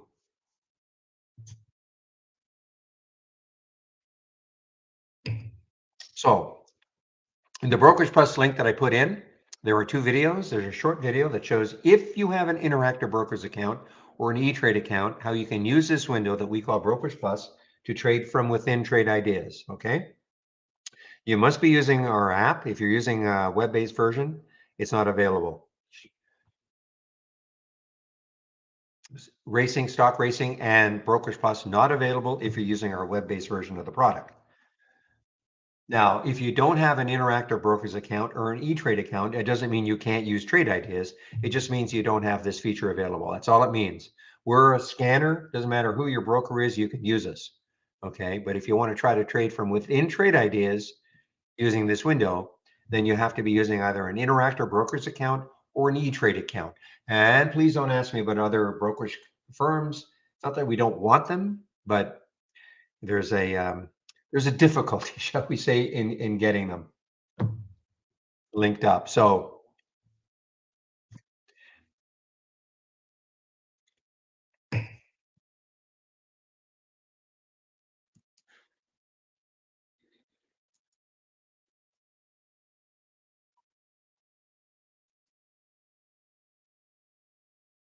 yeah, you're right. Actually, ENVX may be well, not may. It sort of looks like it got rejected at the VWAP. 704, the high. So in 712 is the VWAP. So maybe it'll start moving down again, like it has. I'm out of it now, though.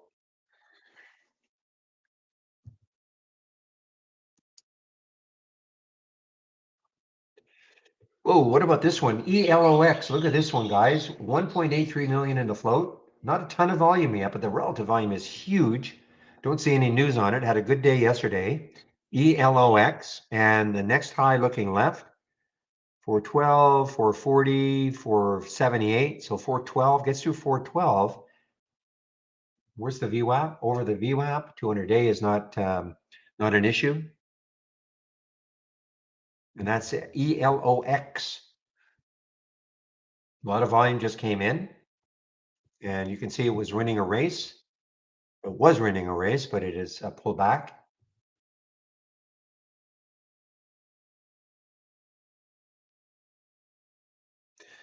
By the way, the second video in that Brokerage Plus link that I put in is a lot longer, goes into a way more detail about how you can use this window.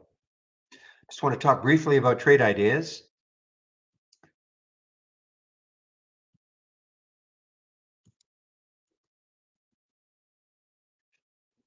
So we are a scanner, okay? And there is a difference between a screener and a scanner. A lot of screeners out there. We have screening capability, of course, but I think where we cut our teeth is as a scanner, and I'll explain what I mean. So again, you can use Trade Ideas with any broker. Doesn't matter who your broker is. Doesn't matter where you live in the world. You can use Trade Ideas. So I showed you scans that I am sharing. We also have a lot of scans up here. I click on New from our toolbar, click on Docked Channel Bar, and all these are theme-based channels. So if I click on the Momentum channel as an example,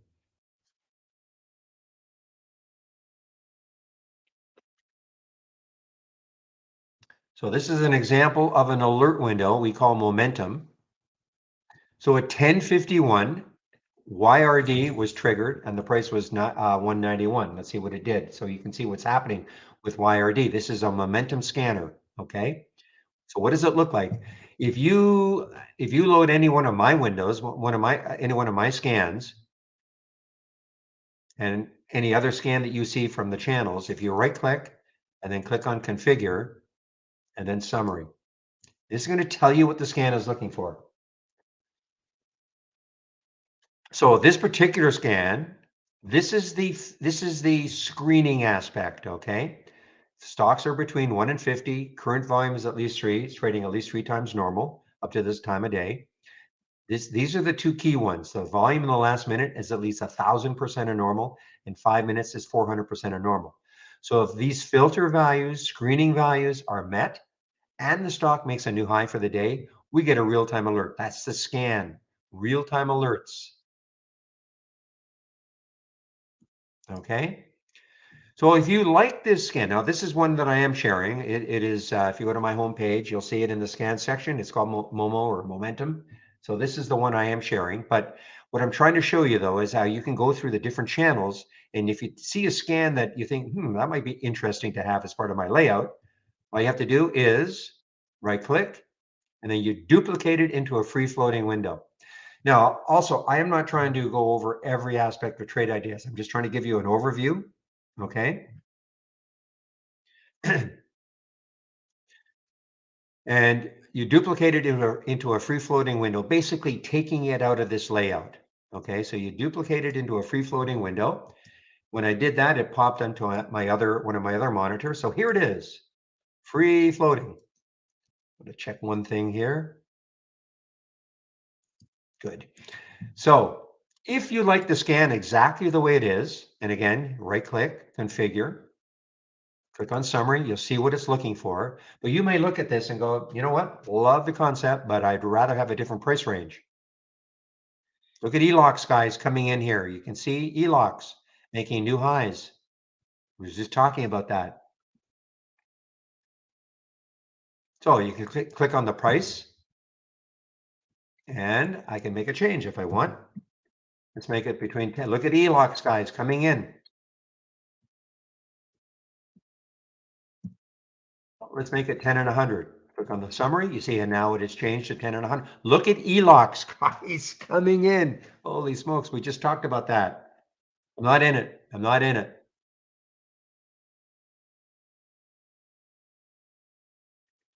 So if you like it now, you can make a change, say, okay, now. So all I'm really trying to show you is that we've created this for you. If you like it exactly as it is, fine. But you can, of course, adjust it. And then once it's adjusted, then you right click and you save it to your cloud. Save or share to cloud and save it. Now it's in your cloud, okay? And if you go through the different channels, you can start extracting scans that you might like, save them to the cloud, and then you file, load from cloud, and you will see them. You highlight it, load, file load from cloud again, highlight another one. Okay, and in that way, you can build a layout without actually knowing how to build a scan from scratch. Look at ELOX. Oh man, it's like it heard me talking about it.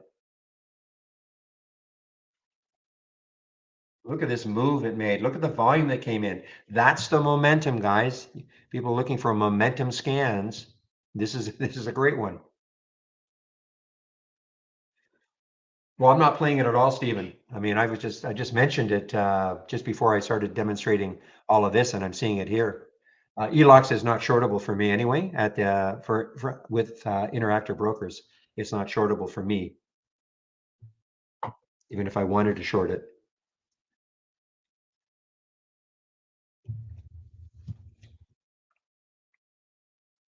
Now, if you want to build your own scans, of course you can. If I right click on this alert window, just going to show you what I'm talking about.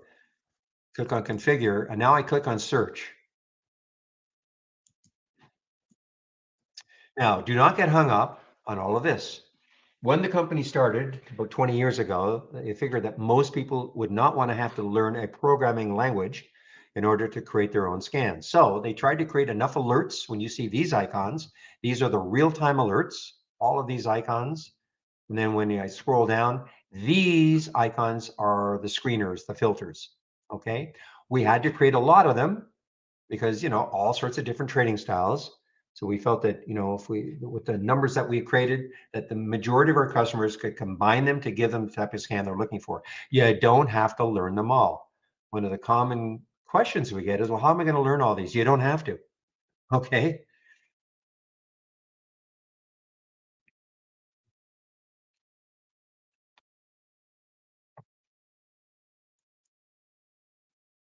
My goodness, that ELOX just absolutely exploded.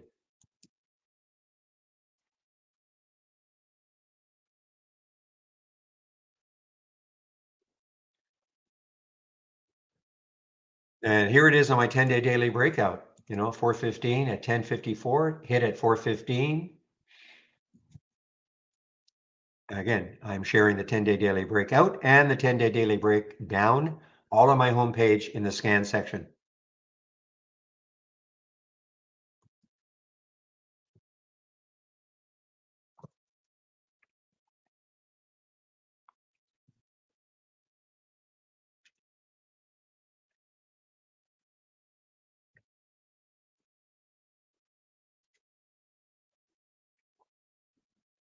Let's talk a little bit about the racing that you see here. The racing is a great concept if you're new to trading, but even if you're not new to trading, one of the most difficult things about trading is trying to focus on just maybe a few stocks. You can get overwhelmed. And one of the things I should have mentioned is that yes, we have a lot of scans that we've created in the different channels, but don't have a layout with 10 different alert windows and 4 different top list windows. You'll click like mad all day long on alerts and you'll get nothing done. Okay. You'll have to keep it to a minimum. You have to start to zero in on what kind of makes sense to you. And you may not know what makes sense to you if you're starting out. That's why we have a simulator, so you can practice trading for months if it takes months, to finally get an idea about what is making sense to you in terms of a potential strategy to trade, ideas that are generated, and things like that. Here's where the races come in, though. The races are sort of a hybrid between top list windows and alert windows. So I'll show you what I mean. All races start off from a top list window. In this particular top list window, this is what it's looking for. Any stock is between 1 and 50. The volume is at least 200,000 shares, and it's up at least 2% from the close, yesterday's close. Then it'll show up in this window. Okay, it'll show up in the race. Now, before we had racing, this was the purpose of a top list window. If you wanted to see if you wanted to see the stocks that were up the most from yesterday's close, if you had that change from the close percent as a column, a filter, then you could double left click and it will show you. So right now, VVOS, 244% from yesterday's close, ELOX is 64%, etc. Change from the open is what I like to look at. Change from the open, double left click. You can see ELOX is at the top here, 44%, CALA 38%, etc. Wow, CALA came back. CALA was way down at one point, as I recall. Let me take a look at CALA. Not way down, but yeah, I mean, I saw this in the pre-market. It looked like it was really giving it up. $25, guys, and now up to 40. Wow. It's had the huge news. This is the one that Wedbush put, I think it was on a $65 price target on it. They put it on when the stock was $15 on the second day of its big move.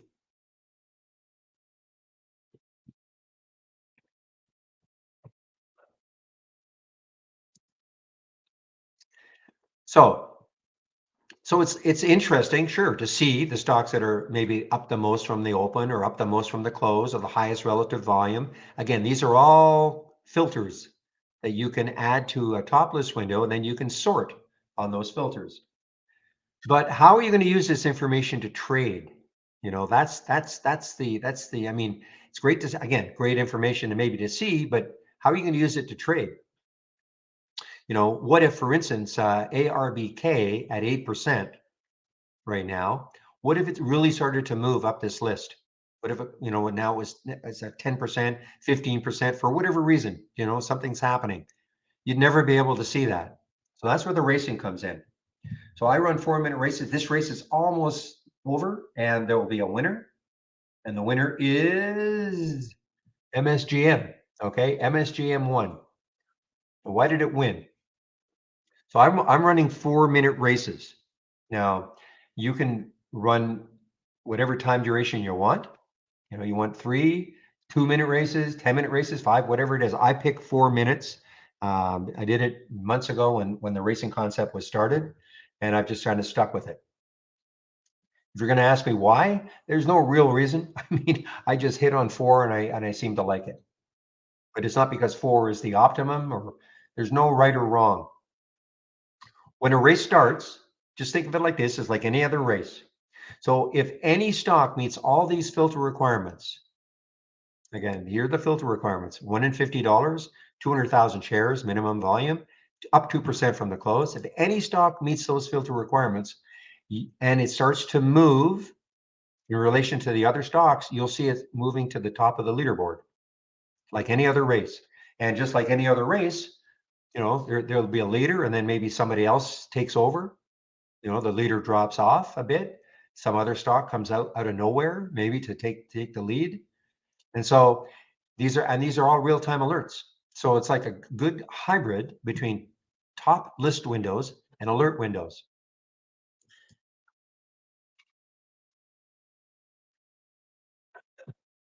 And the beauty of it is that it will create a top 10 list for you, a watch list to just watch all day long. It's made up of the stocks that win the most races. So for instance, in the number one position, VVOS has won 5 races today. KPRX is 2, etc. Okay. And so now this gives you an opportunity just to focus on these stocks, instead of jumping around from different stocks all day long. So you click on data to see what's happening with it. Maybe it's setting up, maybe not. I don't know. I mean, if this had maybe held the VWAP up here, came into the VWAP, so it wasn't really winning any more races, but maybe it was going to settle on the VWAP and pop. So you could put a price alert at the VWAP, or above the high of the day, or how you're going to be notified will be up to you. I mean, we have our price alerts, but you have to develop a trading style. WE, let's take a look at WE. Let's see what's happening with it.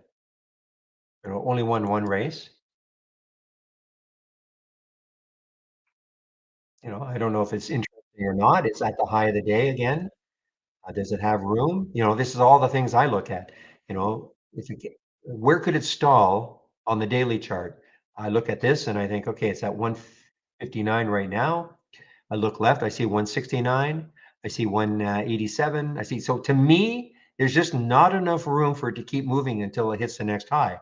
It doesn't mean that it's going to stall at any one of these, but just the way I trade, I want to see a bigger potential move before it hits a new high.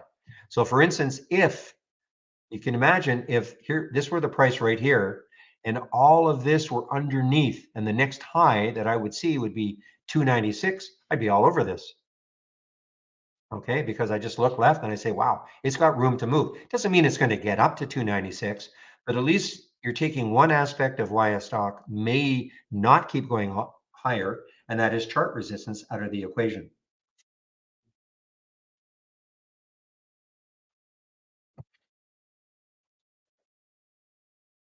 So again, this creates a nice watch list for you that you can just follow all day long. Set price alerts at certain levels that might be interesting. Just because a stock hasn't won a race, or only wins 1 race. Remember, a stock could finish second 100 times in theory, and not win a race, after the first race it's won.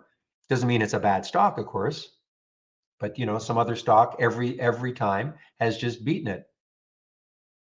Now, the difference between these 2 races, and again, I'm sharing these 2 races, is here I put a market cap component in. So it has to be at least 500 million market cap minimum, and a minimum of 50 in the float. So typically you will not see big percentage moves here. This is a lot, this is exciting, but with excitement comes, well, we're going to say drama. Definitely. I mean, volatility. Okay. It's great when things are moving higher and you're in it, but you have to remember that as quickly as they go up, they can even fall more quickly. So you have to be really on your toes. These are a little more, they're less volatile. I don't want to use the term easy. Nothing is easy about trading, but they're less volatile. So if you're new to trading, you may want to concentrate on this to start. I mean, this is more exciting, no question about it. You'll get bigger percentage moves, but with that comes a lot of whippiness.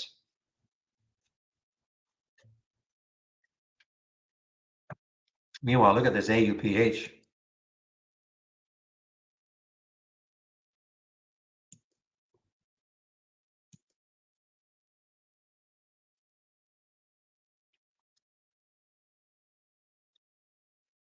Now, you can create your own races, of course. So remember, a race always starts off from a top list window. So, I mean, once you get used to using trade ideas, you can create your own top list window with your own filter values, etc., and then run a race on it.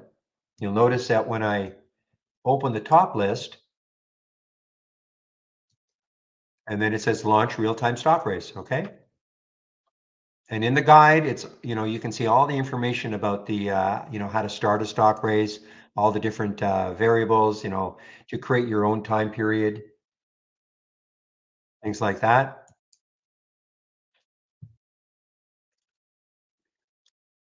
The other thing you can do is if you only like to maybe look at, 20 or 30 stocks, the same 20 or 30 stocks every day, or even if you change them up, but you only want to follow 20 or 30 stocks, you do what we call a symbol list, like a watch list, and then you attach it. You attach it to the top list window, and then you launch the race. So it's only going to look at those stocks if that's what you want to do.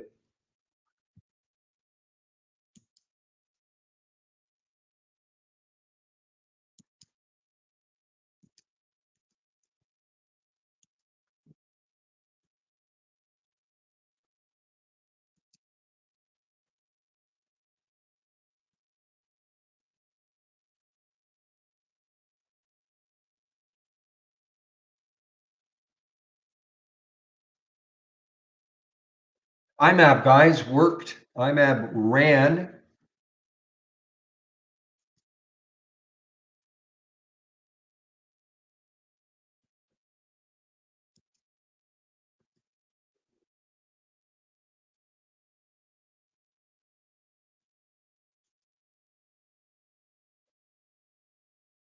Home builders are on the move. LEN, KBH. Okay, let's take a look at those.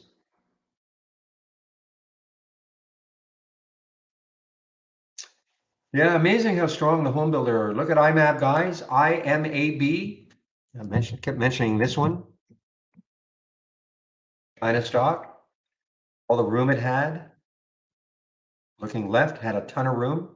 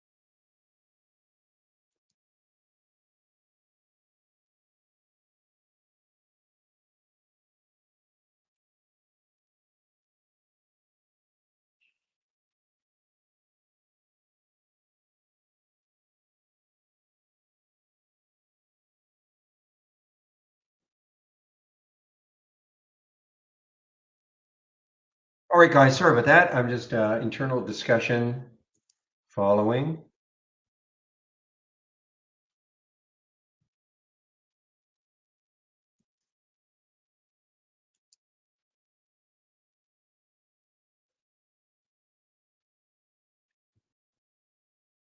Yeah, guys, China's China. I mean, look at IMAB. My goodness, China. PJ's talking about NIO. I'm sure they're all doing the same thing. KWeb has been super strong, I think. Let's see if there's any red bar. The answer is 15-minute chart. Every now and then the 15. Yeah, there has not been a pullback yet on any of the, well, I shouldn't say any of the China stocks, but certainly the majority of the China stocks that follow KWeb, there has not been a pullback.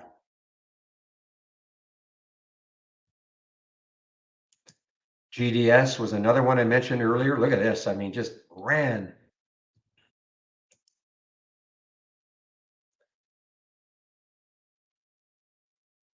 Yeah, Majority, you're right. Data did have a pullback, okay, but the majority of stocks, yeah, data had a pullback for sure.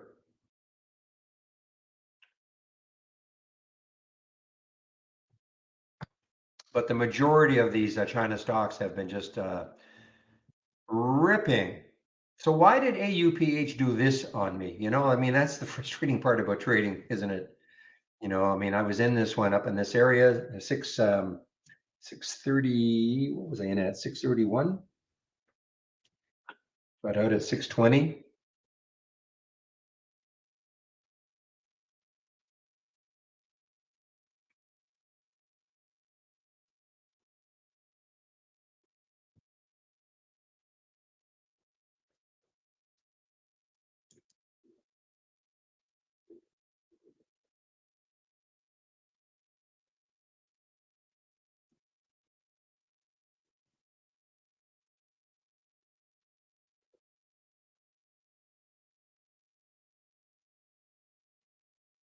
Another China stock, LX, another fintech stock.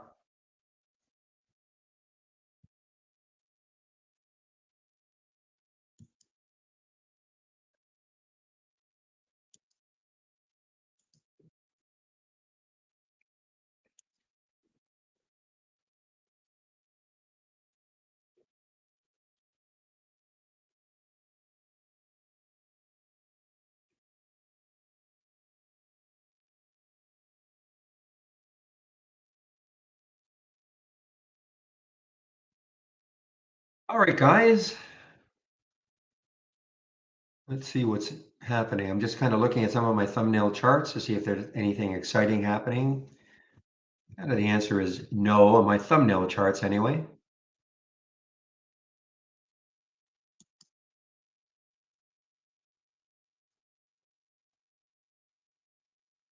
All right, you might want to keep an eye on THRX.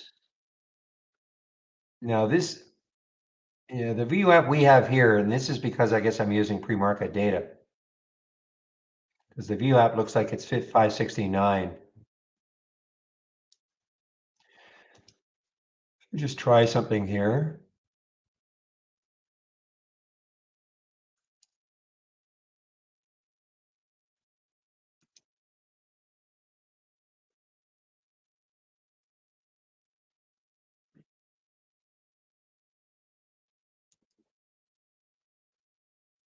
It doesn't seem to change it. Don't know why.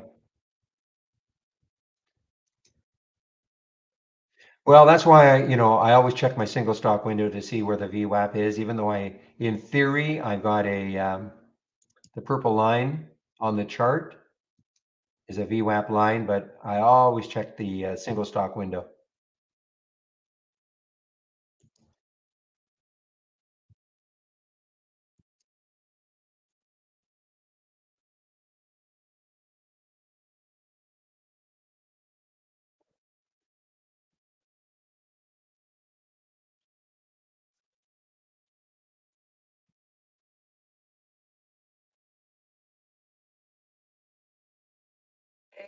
Another China stock, DDL.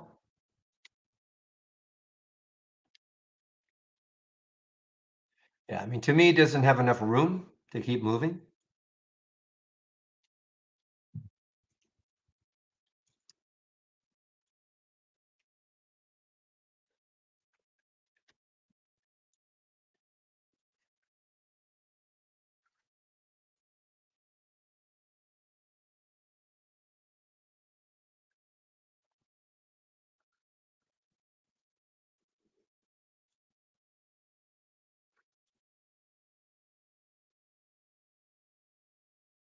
And you can see, guys, that these, I mean, this is a typical, well, can be very typical of a low float stock.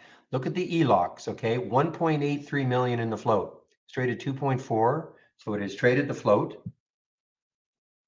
And, when I was demonstrating in our theme-based channels and I went to the momentum channel, as I was demonstrating, this one was going crazy. ELOCs went crazy. 476, but look at it now, basically giving all that up, that 15-minute candle. That's why I'm saying, you hear me say this all the time. If you get into a low float stock, you cannot wander away from your computer. Okay. These can be just really quick hitters. And you had lots of opportunity on this one, to get out. It's not like it just dropped, in a second back down. But you cannot wander away for, even 5 minutes, 2 minutes. Don't do it. You're in a low float stock. You have to be watching it.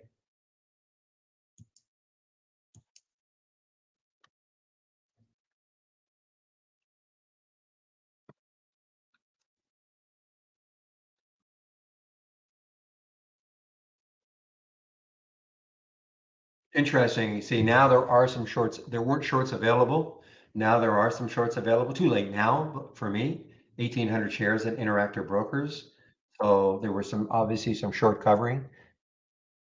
So Stephen, when you asked about is it a short, and I said even if I wanted to short it, I couldn't because there weren't any shorts available. But there's been a little bit of covering at Interactive Brokers anyway.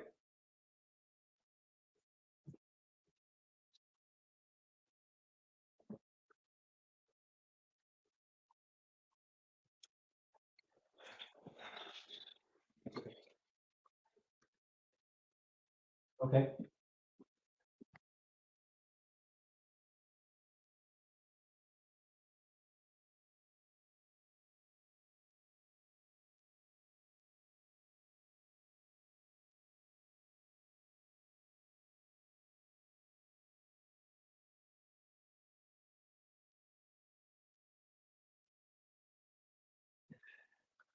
Okay. Let's see what else is happening.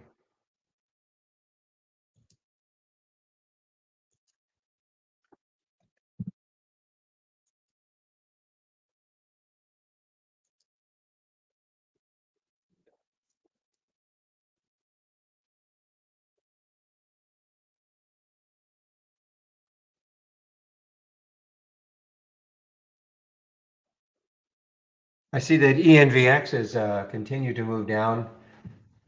It was a good spot by somebody saying it got up to the VWAP and then bounced off it downward. The VWAP was a 709 and it got up to 708. In this particular case, the power of the VWAP, certainly you could see was in full force.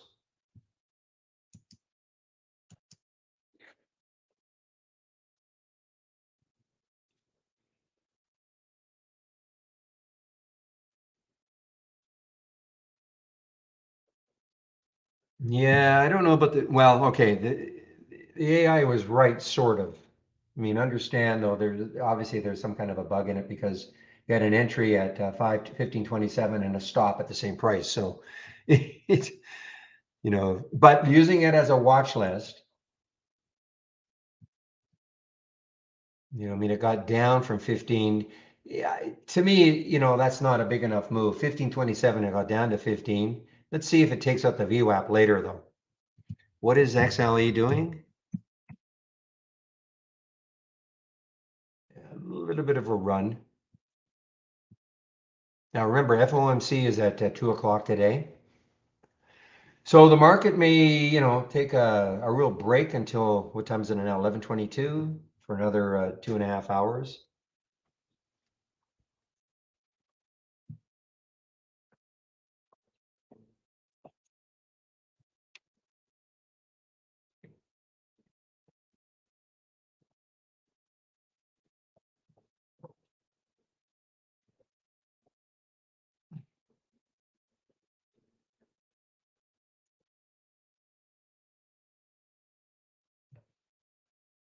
We always say that, William. We always say that. Now it should be. You're absolutely right.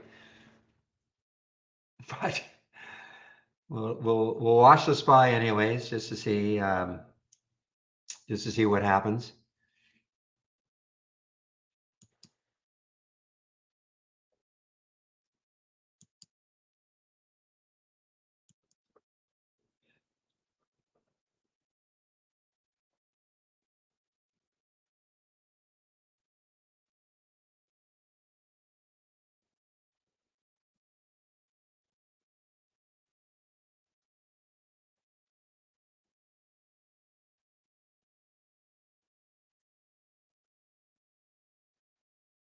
Boy, what a move for Kala.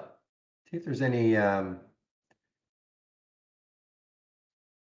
I don't see any specific news on it for today, but a great recovery from this morning. $25, $15 move from this morning's low in the pre-market.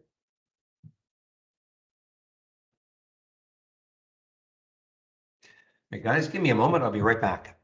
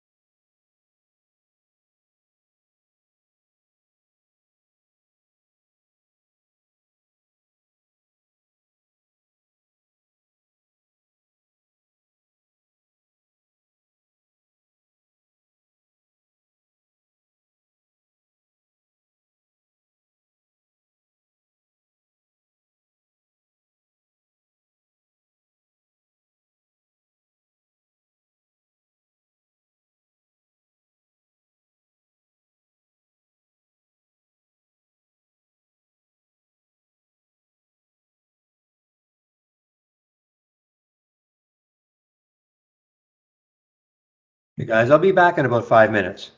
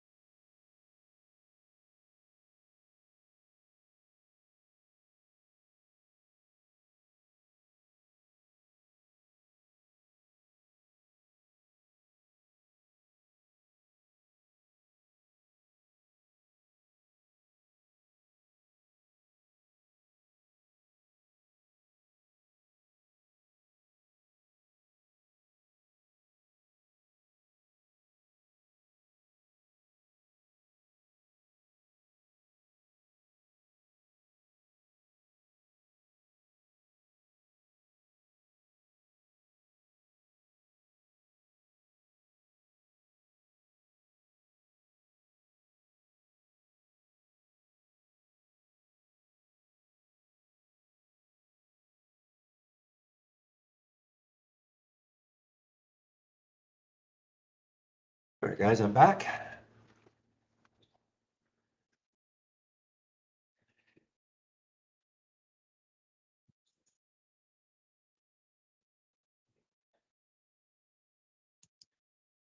All right, Best Buy, BB. A little bit of a move here. I'm sorry, it is not BB. BlackBerry. Sorry, BB is BlackBerry. Of course it is. So, you know what? Maybe these memers are starting to get a little more active right now. I'm noticing that GME is moving a little bit.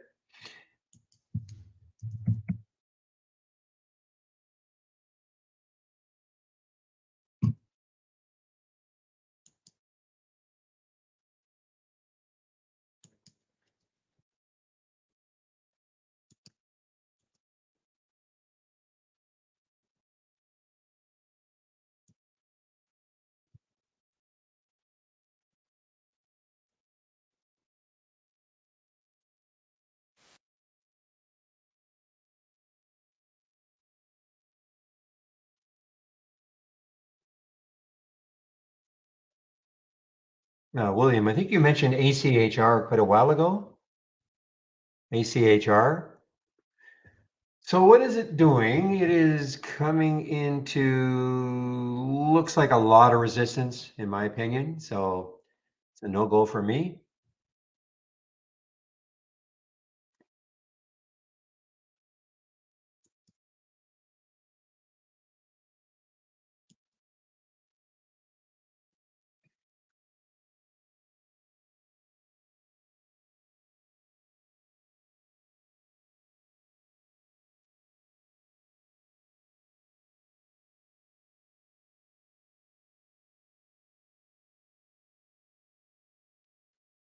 So AD&T, this is showing up on Zach's topping scan. So let's take a look at it. $37 is a high here, so it's above that high.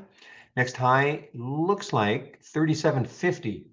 So this is getting maybe a little extended. You might look at it if it keeps, maybe if it starts dropping a bit, there's the VWAP.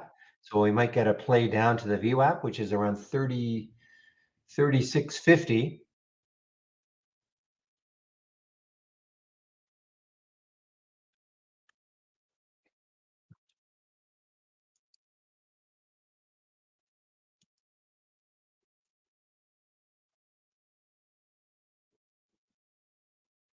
Teva guys, boy, I had a nice day yesterday. Over 10 now, TEVA. And let's look left, see what we see on the weekly chart. See what, so 10:30 and then 11:28. So 10:30 is the next high in the weekly chart, and then 11:28. So I don't know if it gets close to 10:30 and breaks it. It's got some room, about $1. See if it has any news. I don't see any news other than the fact that it's going to be presenting at the 41st annual JP Morgan on Wednesday, which is, oh, next Wednesday, sorry, next Wednesday.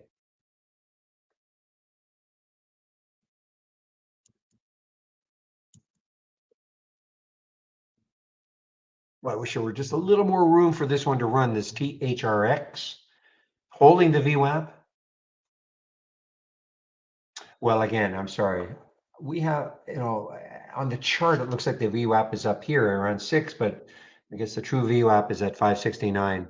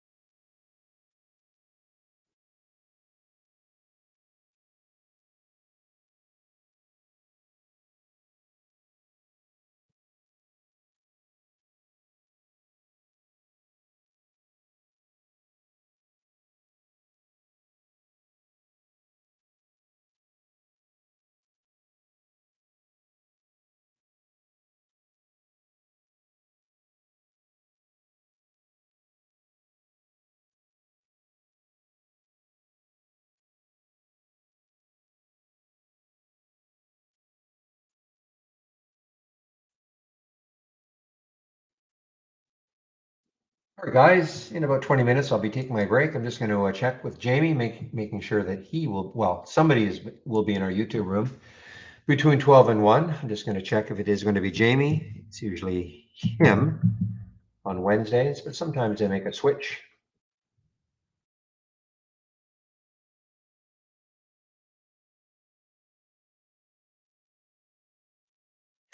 And the answer is yes. So Jamie will be in our YouTube room between 12 and 1. Again, before I take my break, I'll put the YouTube link in our Discord and our Pro rooms.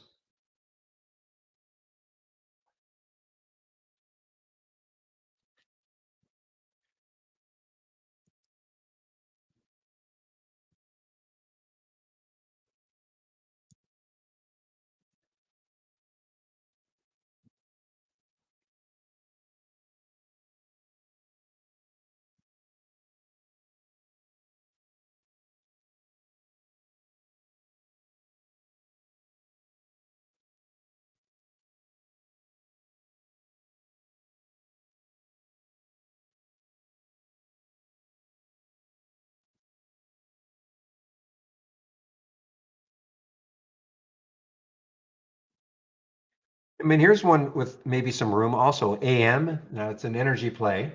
AM. The high of last week was 1102, so it breaks through that. Then the next high in the weekly chart is 1150 or so. So there is some room, I suppose, if it takes that 1102. That is for the AM.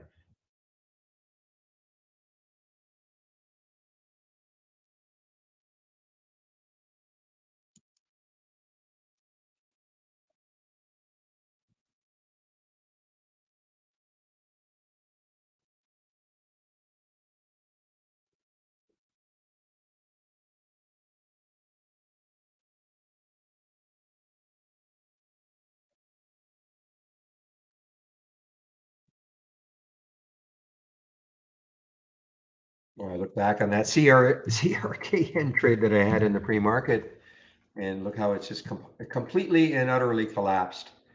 Almost got to $1. Now it's back down to 39 cents. Still up 109%.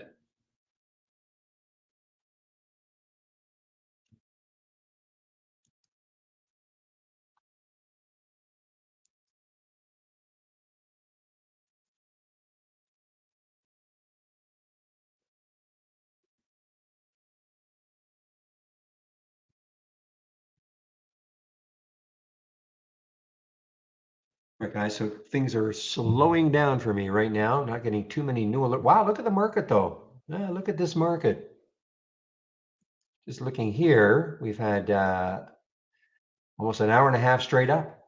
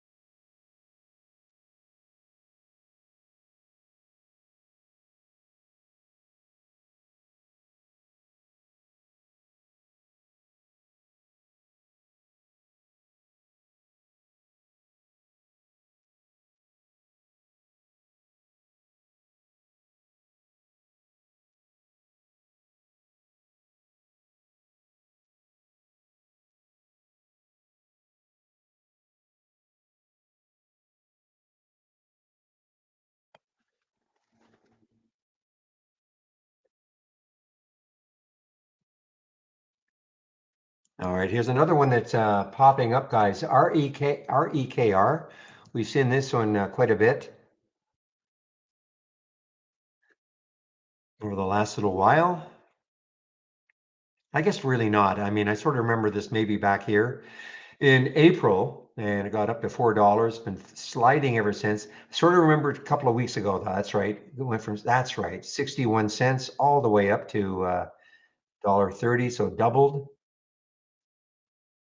And that's the REKR.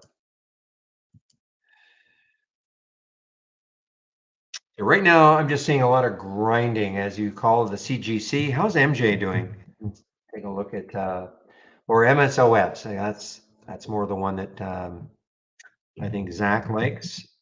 Track the marijuana cannabis plays ETF.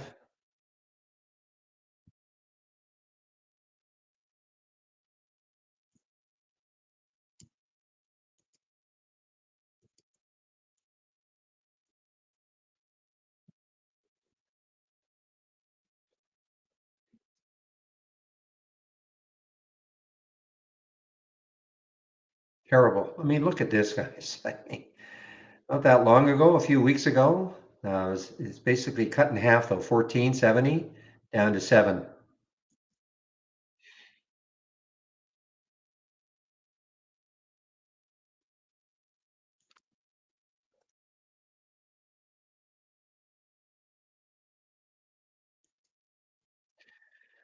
So I'm actually looking at a short of GME, guys. I've seen this act so many times, the big pop and then the drop.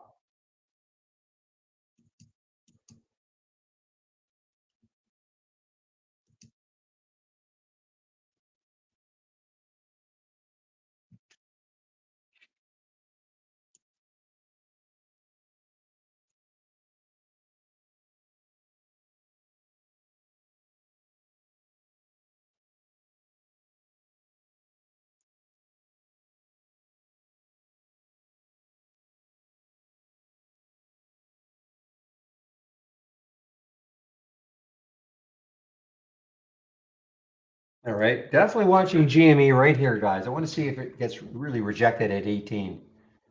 1787, 1791 on the bid ask right now.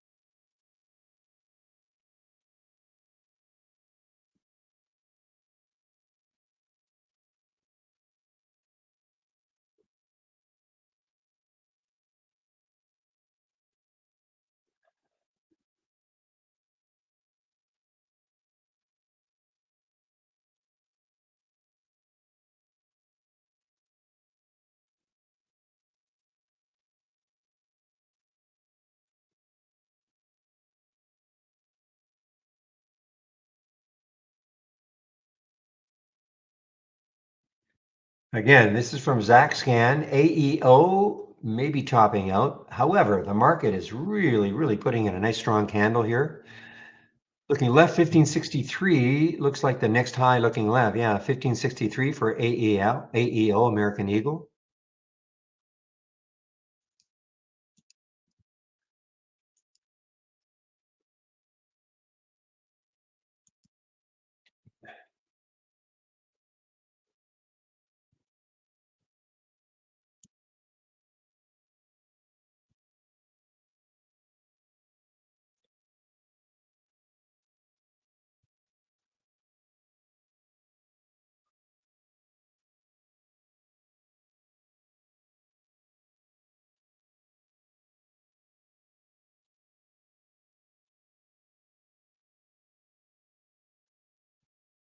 But this one's had a move. This Canaan, CAN, guys. I saw this one right on the 2 break. So it's tacked on 10% from there.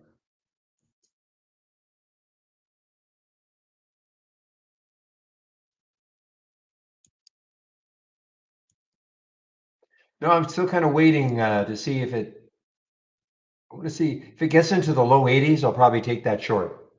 But that, again, I'm not telling anybody else to do the same thing. I'm talking about GME, 1790, 1793 on the bid ask. So it's just kind of not doing too much.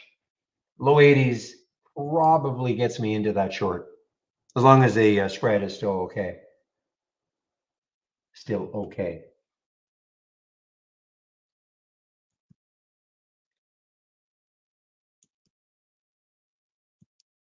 And again, the only reason I'm doing it, I've just seen this happen so many times, it gets a big pop up.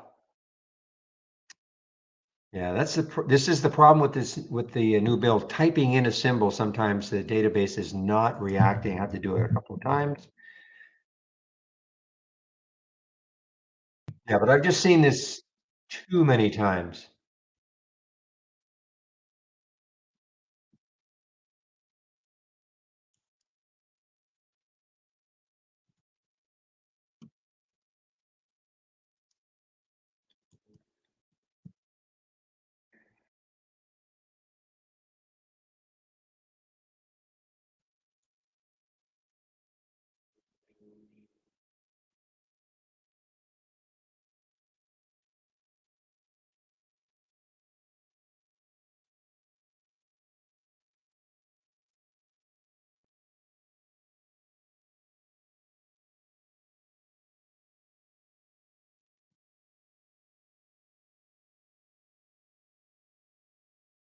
All right, guys, I took it. I took it. Let's see what happens here. 1784 on the GME short, and it's anywhere close to 18. I'm out. This is just again more of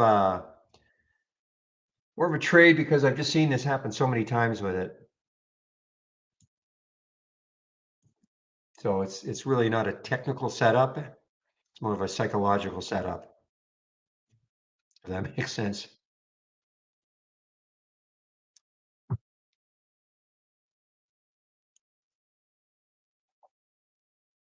In any sort of move up, I'm out.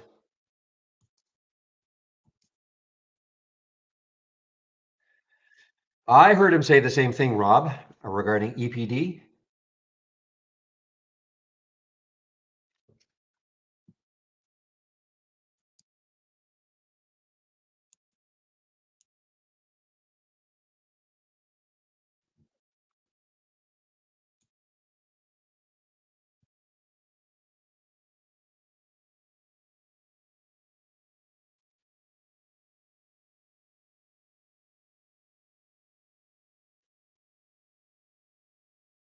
Again, manage the trade as you see fit, right, JP? Don't wait for me to tell you when to cover or anything like that. This is just again more of a trade because I've just seen this trade like this so many times. Doesn't mean it's going to happen this time.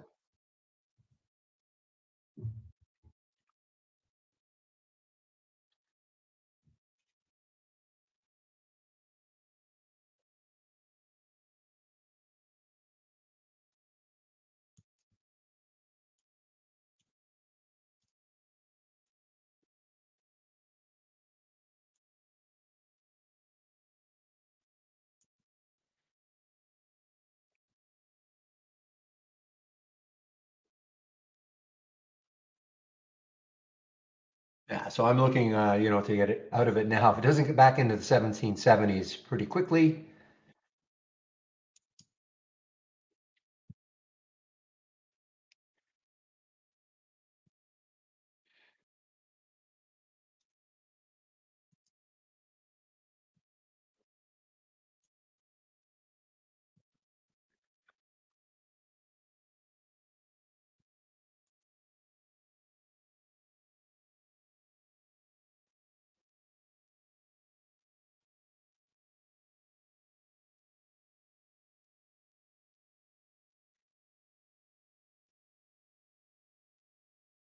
you're just watching the GME to see if it gets back into the low 70s.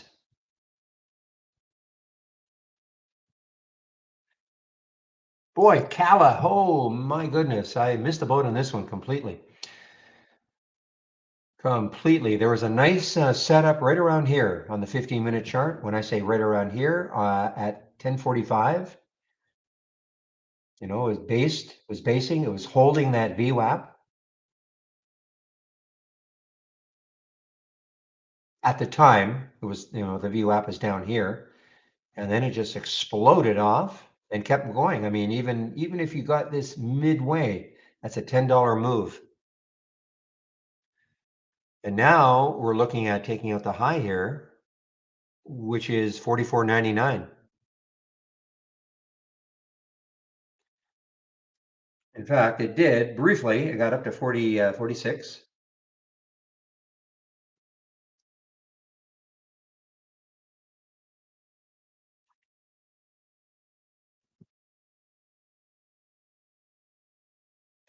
So actually, wow, actually that's 46. Yeah. So this is, so it broke through 45 and got up to 46, the Kala, Kala.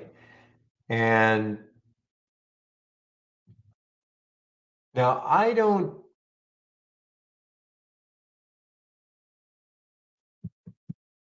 think that's the float. I remember it being a low float, but I thought it was more like 12 million or 17 million. Let me do a look at a couple other sites to see what they have for the float for Kala.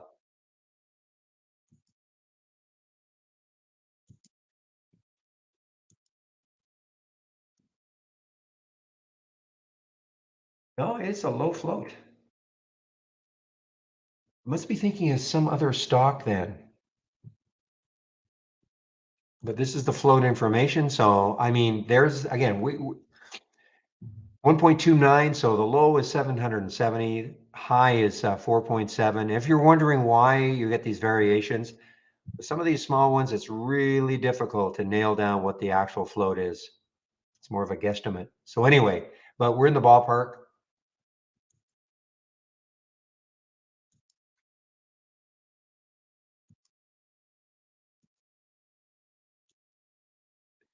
Yeah, so so they've got 1.6, we've got 1.29, but again, in the ballpark. If they were showing 15 million, that would be a big difference, but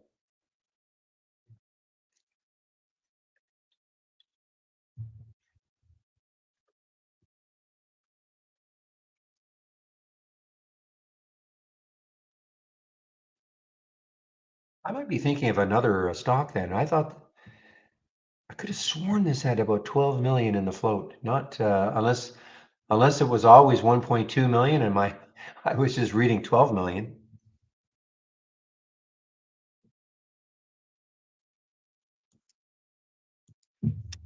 All right, Jamie, are you going to move down now a little more smartly? 1765 is kind of I don't talk about target so much as where the stock could stall. That's a low of that 15-minute candle.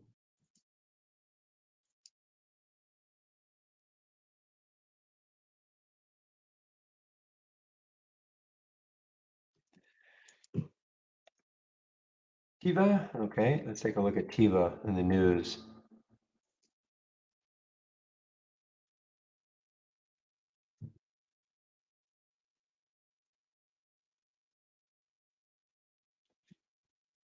So I don't see any, well, you can't hear me, other than, well, you can't hear me. Harry's saying that the news is very old. There really isn't any news that I can see from IB either. I mean, I mentioned this news they're going to present, next Wednesday at some conference, but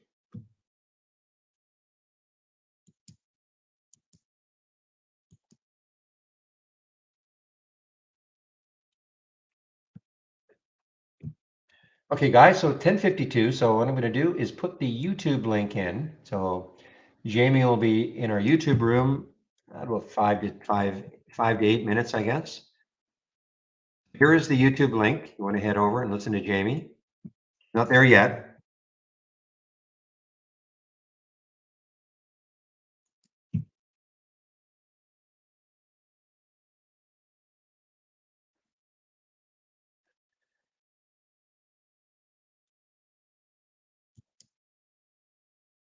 Yeah, I don't know about Jamie. It should have, for me, it should have moved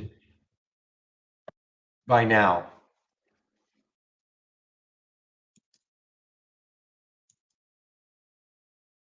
Yeah, look at VVOS guys now.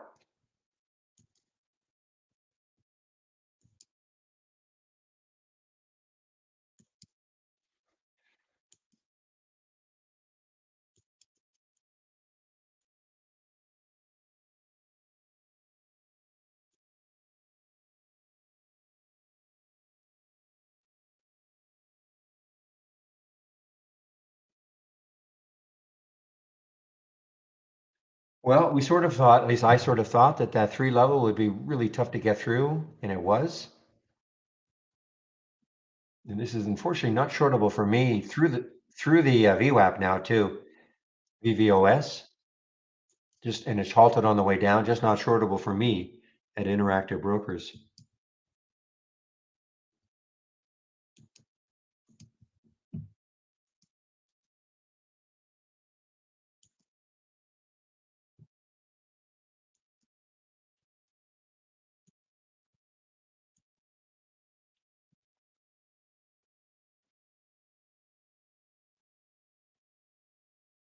Okay, Jamie, come on, get down into the 60s. Again, right there. That's that low right there, 1765.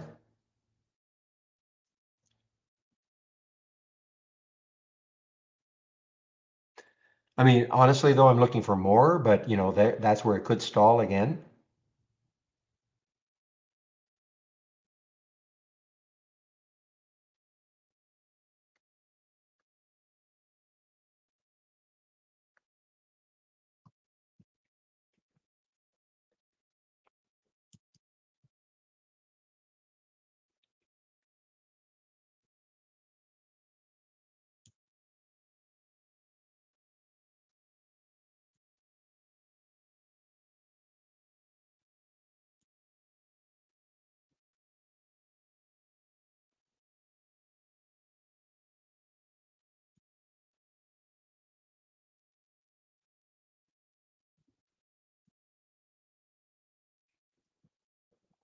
Here's William's favorite stock. He says he likes to trade this all the time, long, WFC.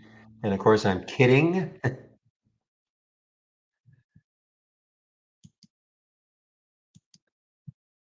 But WFC on the move here, guys. Where's the next high looking left is 44.08, so it has a dollar.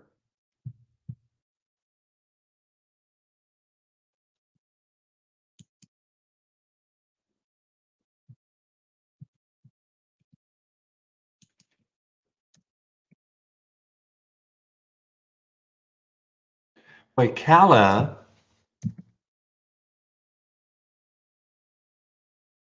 very, very strong.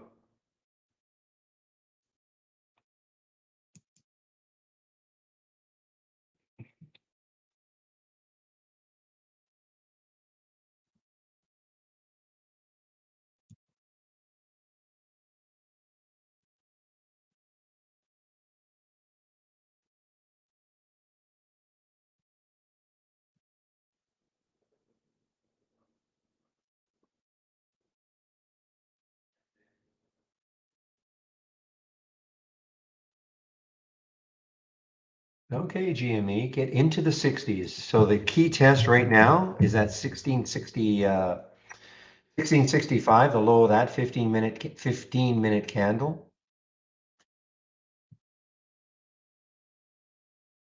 I'll be taking my break pretty soon, so I'm not sure I want to be in this trade while I'm on my break.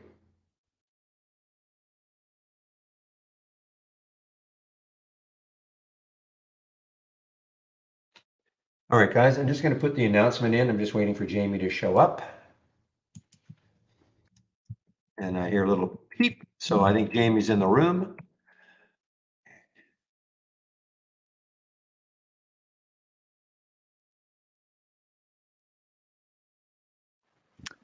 Barry. There. James, how are you? Doing pretty good. How are you? Not too bad. How's the new build treating you? Well, experiencing the same kind of sluggish charts from time to time as you are. Mm-hmm. Um, other than that, pretty good. Yeah, I mean, I went back to 3.3 actually. I had 3.4. I don't know if that made any difference. It actually seemed to make a difference. I did that in the pre-market, yeah, because my charts just weren't loading at all. And then I went back to the 3.3 build, and they were loading very well, just like yesterday. But yeah, every now and then, just not loading at all. But I got my fingers crossed that we'll get to the bottom of this, and then with AWS, we'll be able to do a lot more. Just Absolutely. give, just give me a moment, Jamie. I just want to mute myself. So, okay, guys. So in Discord and the main room, I am gone until 1. And now, so don't tell Dan, but I am short GME right now. Okay, don't tell Dan though. Okay, please don't tell Dan. Yeah, I've been listening in all morning on the YouTube room, so I Hmm. was like, "Oh, Barry's getting into the GME." Yeah, well, I've just seen this. Too many times, that pop and then the drop. So, I mean, I don't expect a huge return on it, but it's got down to that low, that 15-minute candle I was talking about. So we'll see if it takes that out. That's 1765.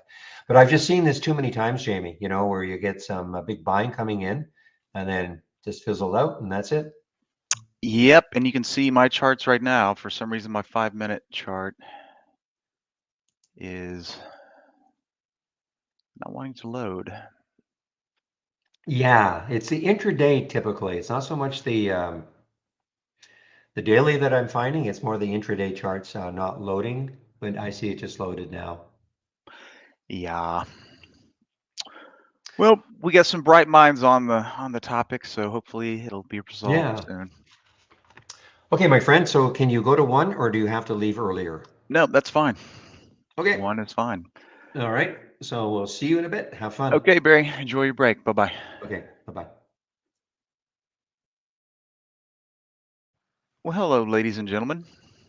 Welcome to my desktop here. Let me just get my pen. In case we need to do some marking up. Hope everybody's doing all right today. Making a little bit of green cabbage money, dinero, dollar bills. Hello, Iris. Okay, there we go.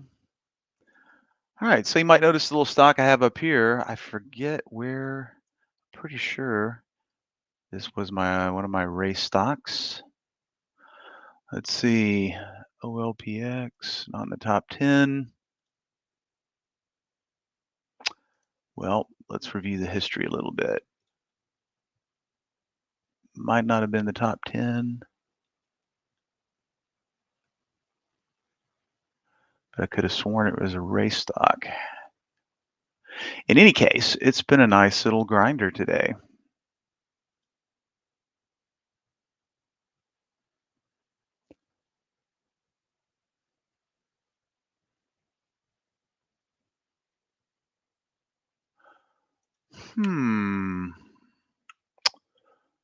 Tis a mystery. And it would have been one of the first ones.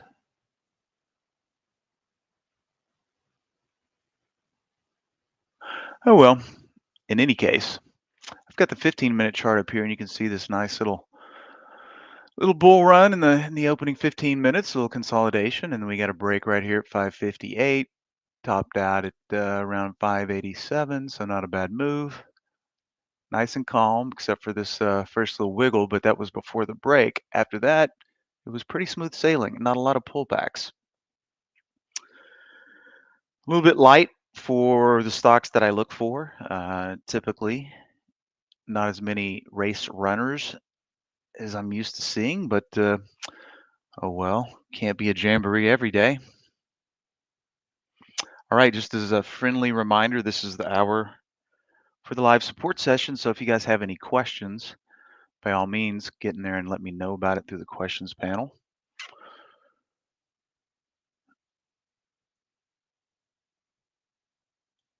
And just checking out a couple of stocks here. Give me 1 second.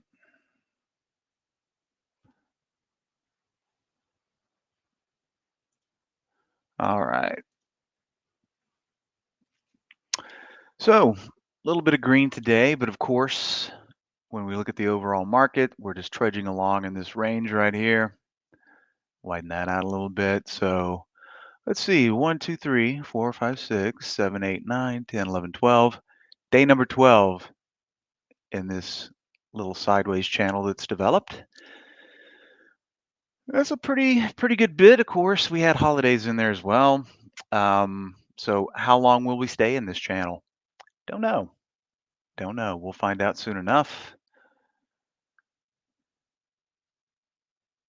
now that Christmas and New Year's are out of the way. Of course, this was a short week as well, with the markets being closed on Monday.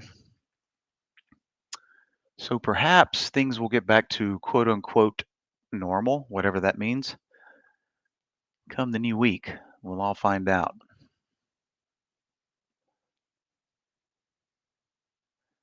Yeah, this Gurn's been the Gurn, so to speak. Oh, come on, charts. Cut me a break here. There we go.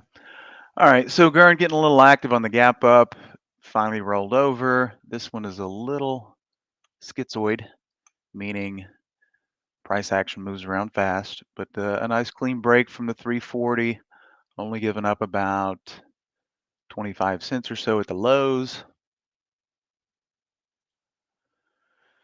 It'll meander around in here for a while. Maybe it'll bust back to the upside or the downside, but these would be the key areas that I'd be focusing on if I was trading GERN.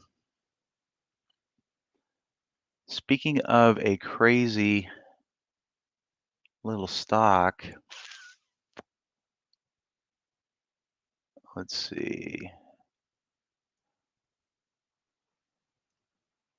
Of course, I can't remember the symbol now, but it was really active yesterday. Only thing that kept me out of it was a huge spread.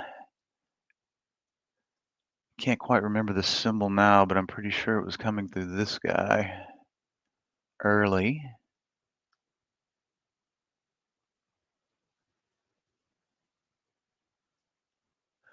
Oh well, it escapes me now.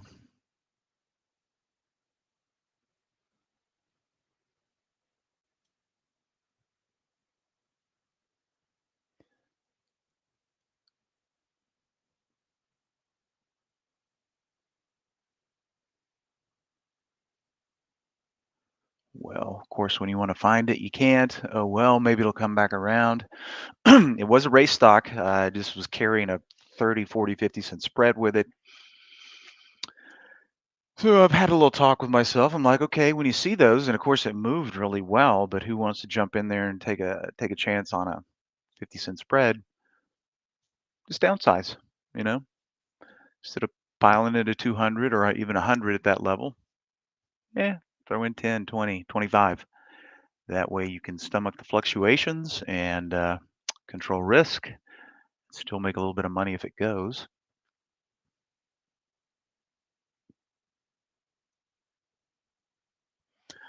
All right, you guys are pretty quiet out there. So, excuse me. I've been thinking about redoing an NR7 alert. So I've got some in here, and I think I'll just pull one up and try to modify it while you guys are quiet. But if you do have any questions, go ahead and throw it out there in the questions panel.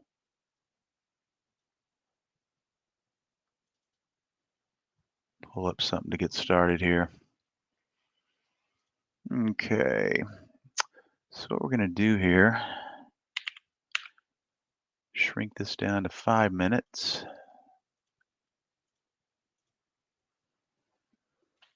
Volume today, 550. I tell you what, we're going to focus on lower price stocks. Keep the ETFs out.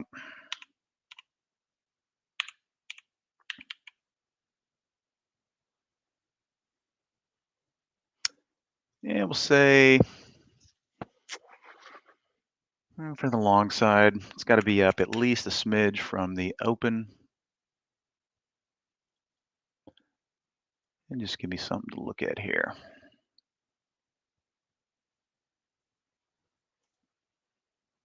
Well, my 5-minute chart's not cooperating, which is a tiny bit annoying.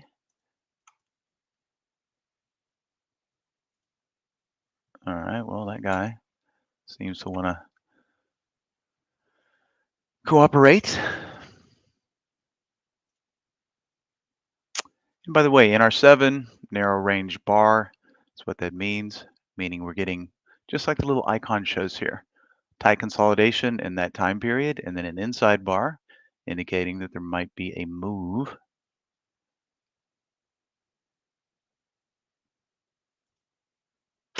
But gonna have to refine this a little bit, I would think.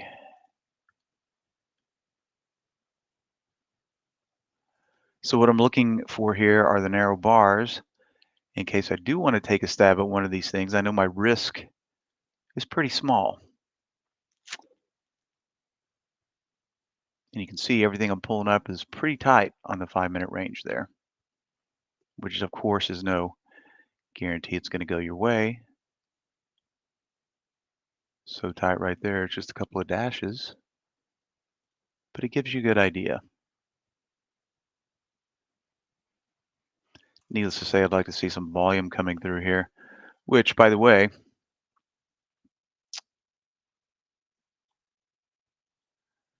if you check out my volume leaders over here on the 5-minute, these are pretty lackluster metrics here. Oh, BBD was pretty good yesterday, by the way. More Brazilian,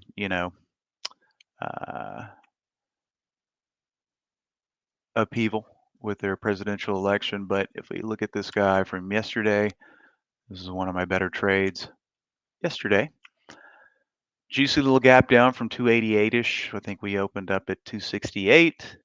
Took a little gasp for breath up here.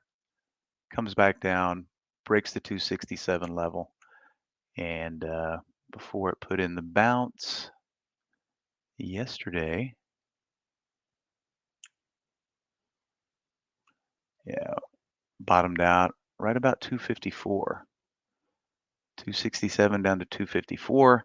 Not a bad move for a really liquid, smaller dollar stock there. And of course, all the other Brazilian things, stocks, so to speak, ETFs were kind of leading the pack. So, when you're hearing all these other Brazilian stocks hitting lows, it gives you a little bit more confidence to stay in this. Of course, price action is always going to be a key too, but a very controlled descent yesterday in BBD.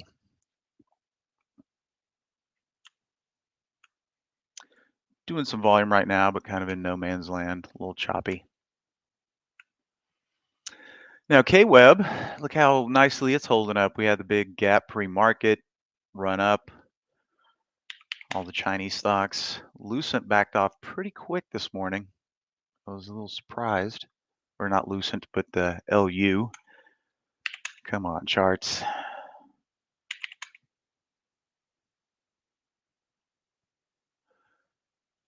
Yeah, so you can see here, we gapped up, took that big spike up to around 229, and then promptly backed off to around 216 right here. Kind of holding up at those lows right now. Just goes to show you, just because it's a Chinese stock doesn't necessarily mean it's going to be up tit for tat with K-Web.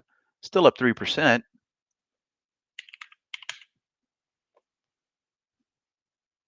And K-Web's up about double that. Now, if we look at some of the other stocks,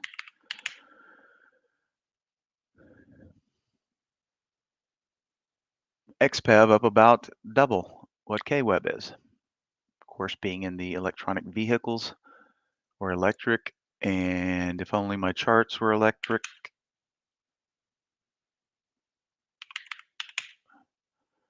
So you heard Barry talking, I'm on the latest dev build. There's a little issue going on here, but that's why it's a dev build. So we can get the kinks ironed out before it becomes the latest production build. Not a bad little breakout there, a little two-leg setup going on here. We got the up move, we got the down move, second up move, consolidates and then goes. So from about 1123, not quite, topping out at 12 there, but not bad price action.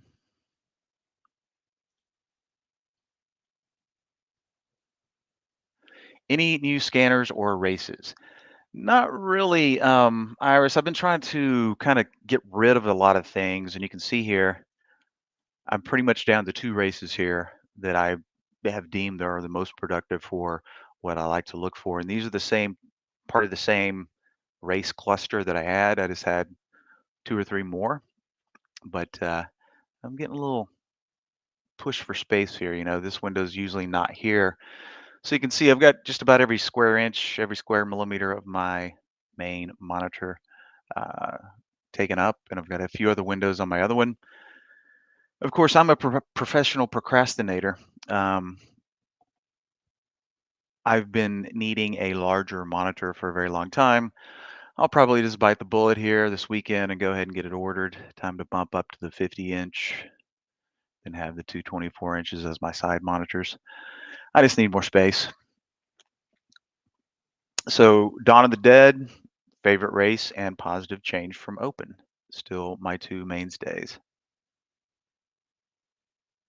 All right, CTV, what's this guy doing here? Starting to pony up a little bit. I'm going to have to get a little bit out on the blotter just to keep tabs on it.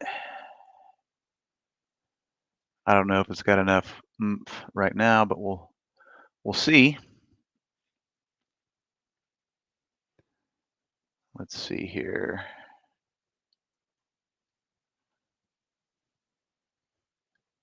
Got some decent volume kicking through this guy right here.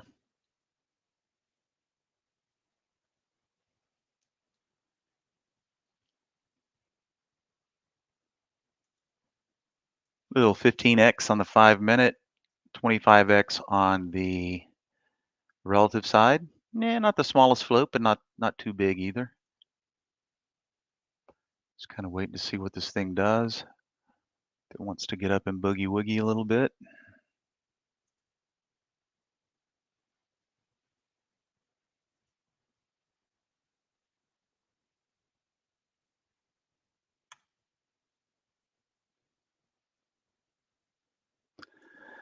Yeah, and this is kind of like everything else. You see these massive volume numbers, but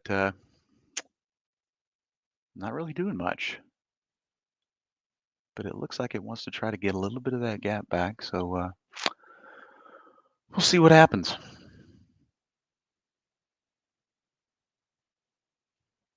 But getting back to your question there, Iris, same old two races. Between these two races, I typically find something, you know, that piques my interest.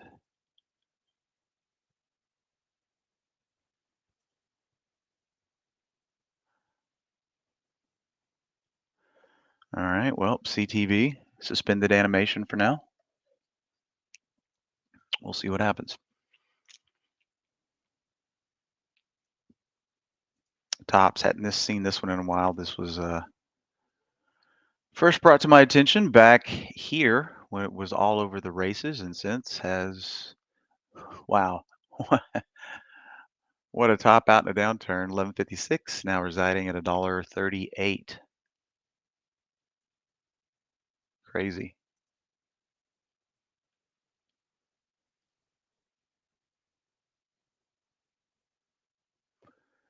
And that Gurn, big volume, but range bound for now. ZH, another one of the Chinese stocks. Come on, charts.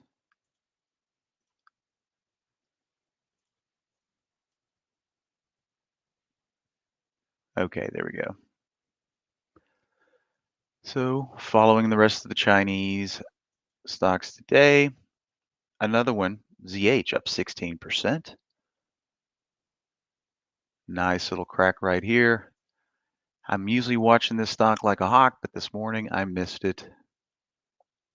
A little irritated about that, but oh well.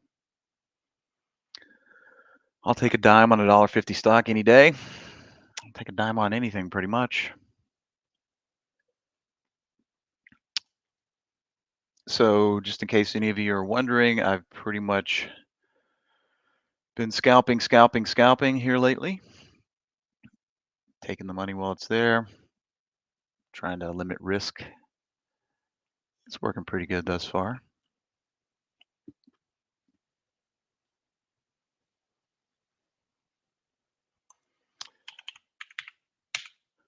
Here's another little stock that, well, typically moves around quite frequently. It's a little bit dead today. VCSA, another one of my old trading favorites that kind of dropped off the radar was this one. It just made it back. Oh, come on now. It's like roll the dice. Which chart's going to work?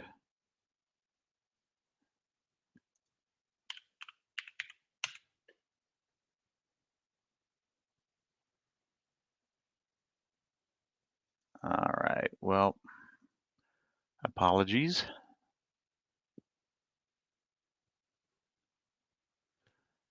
It's just so odd that SPY comes up.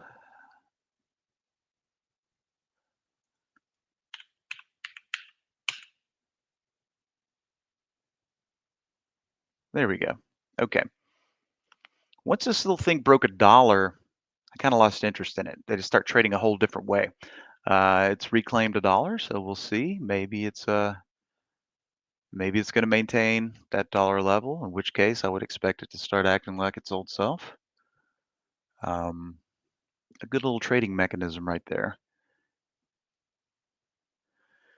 You've probably heard some of us older cats, whether it be Dan or Brad or maybe even Steve Gomez or Andy Linloff, talking about the older days of trading in the 90s when we all started trading on the SO system. A lot of us made a pretty good living trading 3 or 4 stocks a day just because A, they moved, and B, we got to know them. And so it was not a bad little deal there. So I'm starting to find a few more of those stocks that are, well, let's just say I know them. Each and every stock has a personality, so to speak, which, speaking of stocks with personalities, I do not like GERN. It whips around too much. Not really my cup of tea. I like nice controlled movement, or I use that term loosely.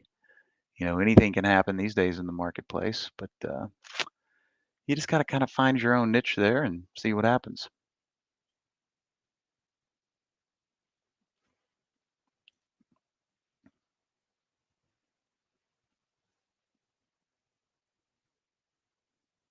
Pardon me, just testing the water on something real quick here.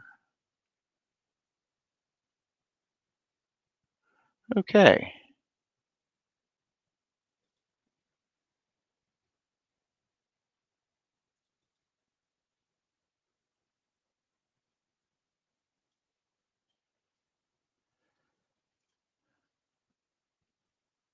Just testing the waters here on this VCSA. Just shorted it, made a little bit, covered. Bid looks pretty stacked, so we'll see if it starts to thin out.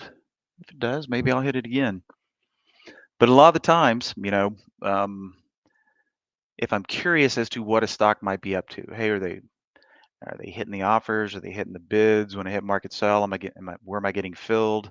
Kind of gives me a little idea of the direction of the order flow. And if you're in a zero commission environment, it doesn't really cost you much.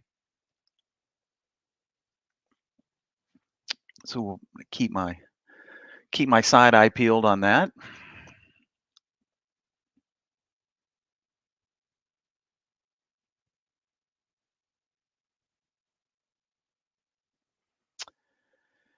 And in the meantime, I will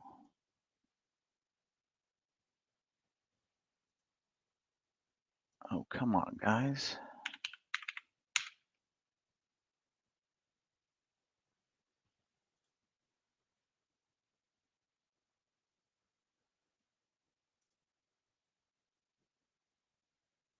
I feel like I'm playing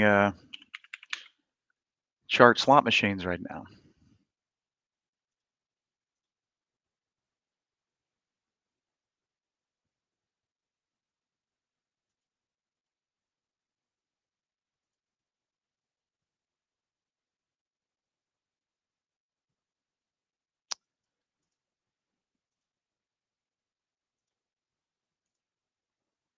All right. Just going to keep this up on the side over here. See what pops out.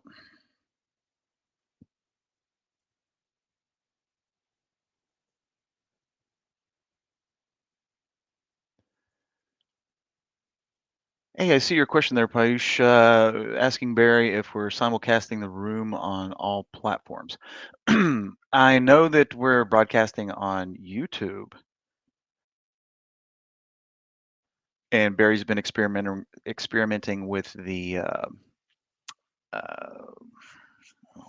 name is slipping. I can't remember the name of the other platform. Discord. So I'm pretty sure that's active now as well.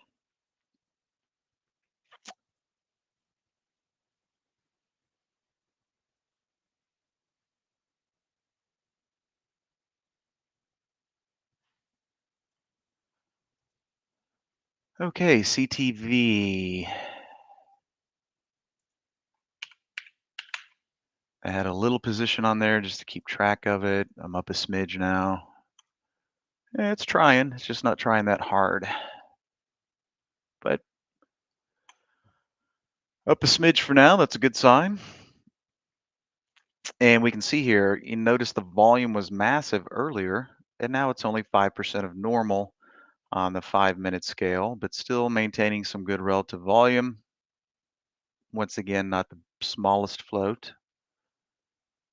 So if that little thing continues to gyrate up here, which it's looking like it's going to clear again, so I tell you what, I'm just going to add a little bit to that, and we'll see if it continues.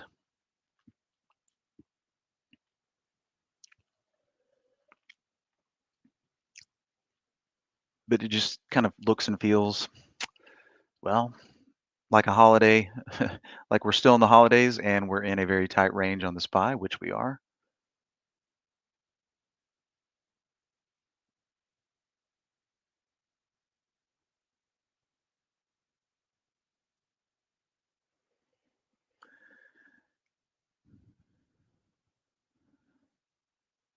All right.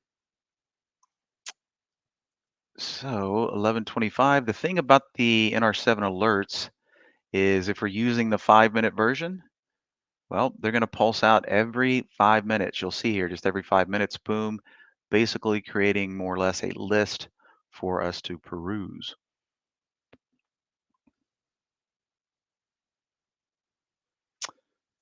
And the chart's still doing the chart thing.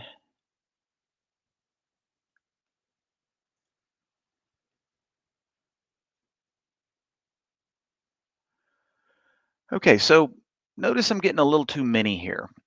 So I need to figure out a way. I tell you what, the back tester has been running extremely fast with the new server architecture. So I tell you what, let's just see what we can maybe dig up here. Just give it a spin real quick, see if it's going to cooperate.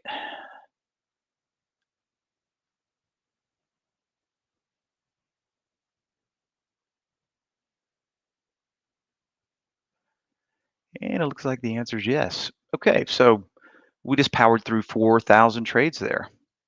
Kind of taking a gander here at the past 40 days. All right, there might be something to this.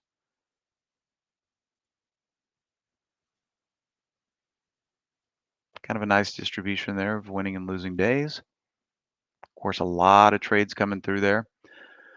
So now's when we kind of go take a peek at the optimization tabs and see if there's anything that we might be able to figure out here.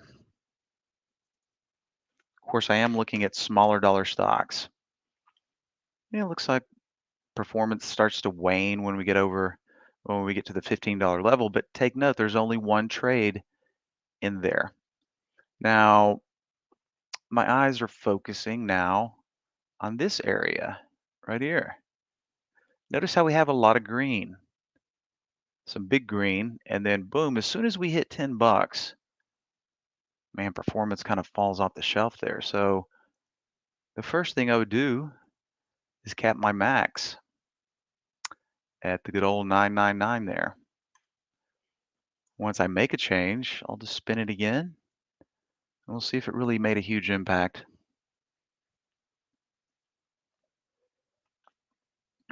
Okay, we're 48.6%. Actually went down a little bit, and we still have a lot of trades there. So when I see something like that, I'll just pop back into optimization, look at price one more time. Wow, okay, interesting.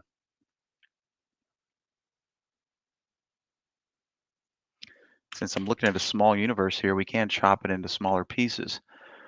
But really what this divulges is, well, I mean, yeah, we could focus on the 450 to 499 level, but I don't think that would be really the way to go. So we're just going to leave it alone for now. Not try to split too many hairs there. Pop back in here. We'll leave price alone.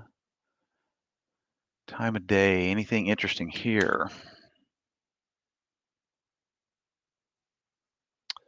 Not really. It looks pretty random.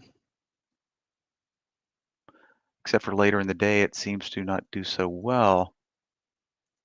850, 909. Okay, let's do this.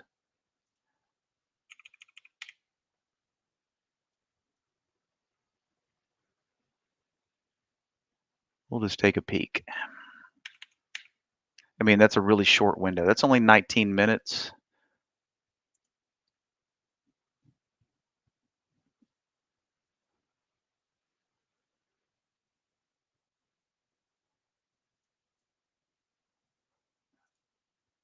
We did bump up the winning percentage. We lost a handful of trades as well.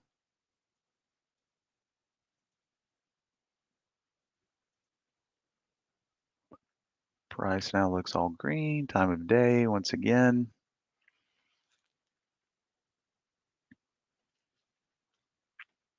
What's interesting is this big chunk down here. I don't know why that's so magical, but we're not going to go just there. Probably take a look at some of these other filters.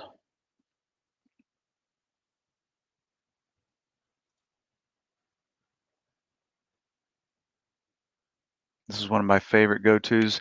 This and some of the smaller time frame RSIs. So we got a nice little swath here of green. But let's look at some of the smaller time frames. Pardon me one moment. Gotta throw out a little tester here.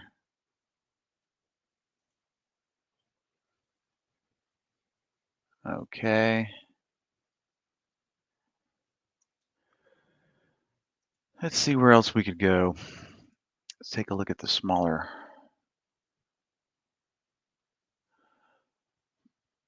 Well, there's the two.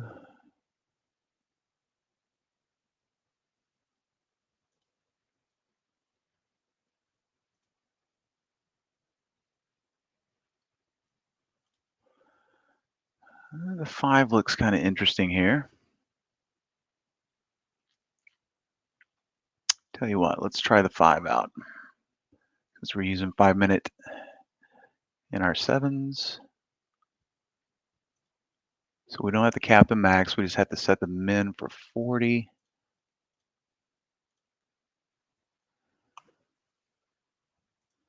And see what happens.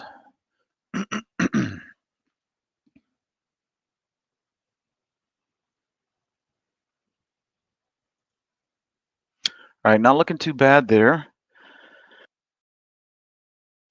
Only issue is we still have almost 2,000 trades, and that's way too many. So what we're going to do here,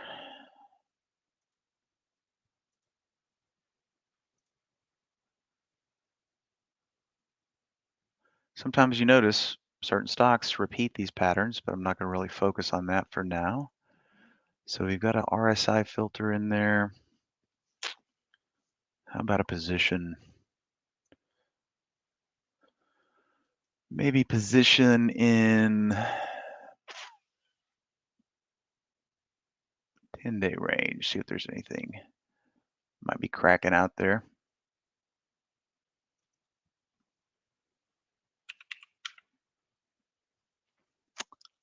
All right, definitely some interesting data here. Only problem is these red areas down here contain very few amount of trades. So we really wouldn't be getting rid of too many there.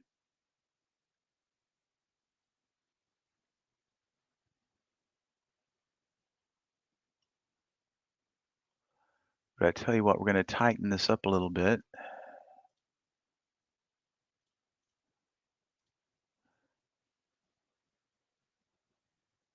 And then it looks like it starts to fall off right about when it gets to the top.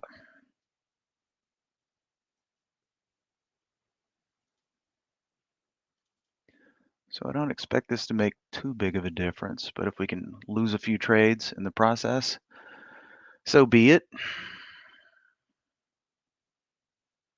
All right, we dropped about 500 trades there. Winning percentage went up a little bit.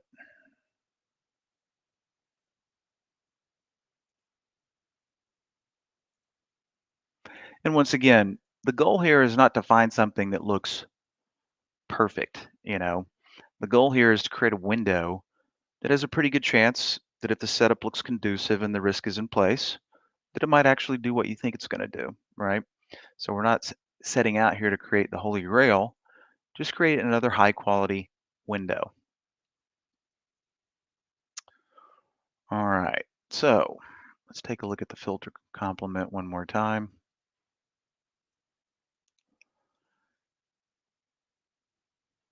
Price swap today. So still pretty vanilla here, with the exception of the RSI and the position in the 10-day range. And, you know, hey, that's just not too far away from 0 and 100, so not really making a huge difference there, but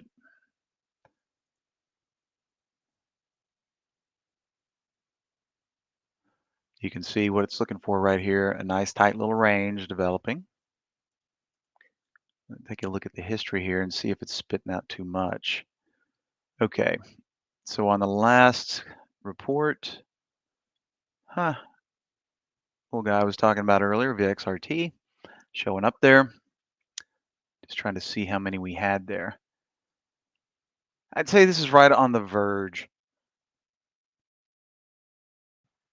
because keep in mind these things are kind of going sideways, just starting to get maybe a little frisky.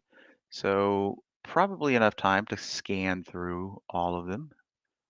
Looks like every 5 minutes we're getting a manageable amount of things to take a peek at there.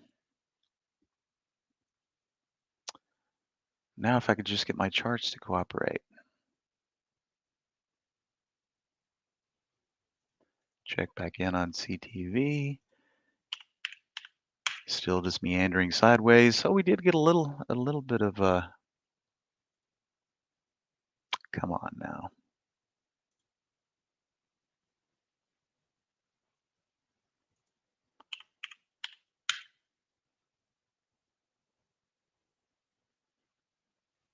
One Mississippi, two Mississippi. I don't think any Mississippis are gonna get these things going.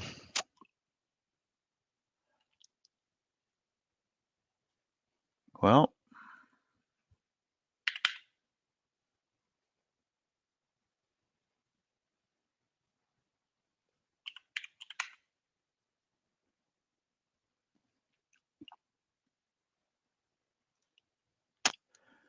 boy, I tell you.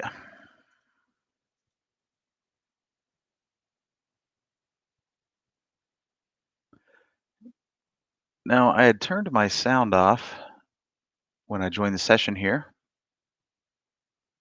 but here's another one trying to bust out, get a little bit of that gap back, as you can see here.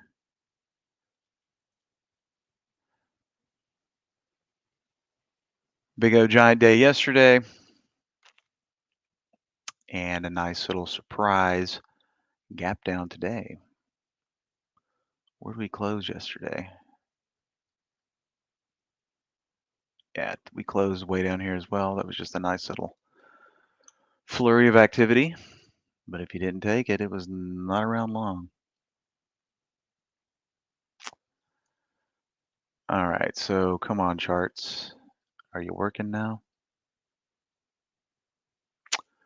Well, I guess I should have taken Barry's advice and reversed my version before I started with you guys here. A little too late for that now, but such is life.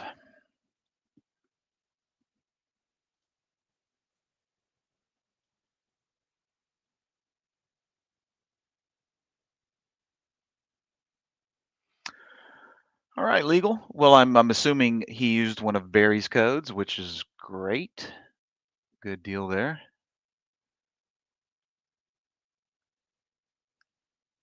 All right, you guys got a little active. Okay. On the chat panel, pardon me for not paying attention. Oh, wait. I was just rolled up a little bit. Never mind.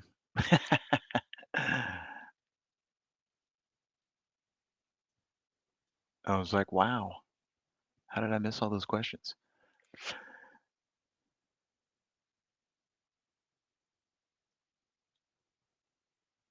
But if you do have any, don't be shy. Get it out there. All right, so I'm going to try one more time. Come on, lucky 7. Wow. Thank you. So you can see here, it's just going sideways here, grinding up a penny at a time. There's nothing wrong with that.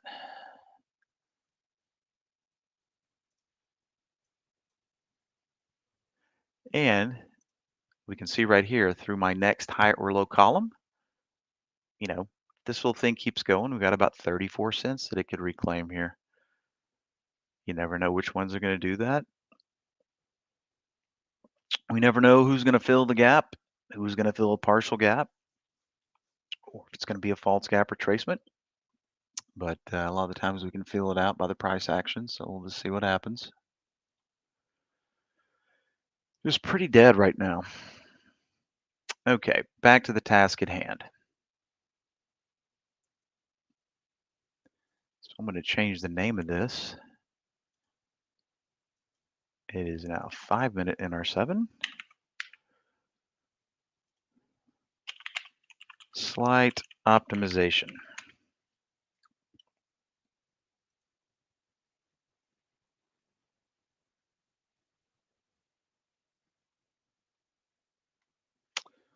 Boy.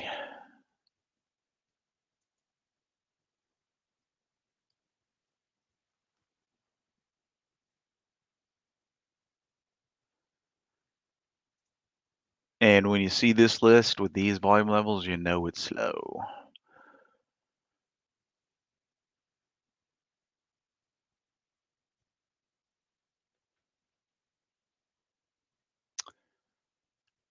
Yeah, okay.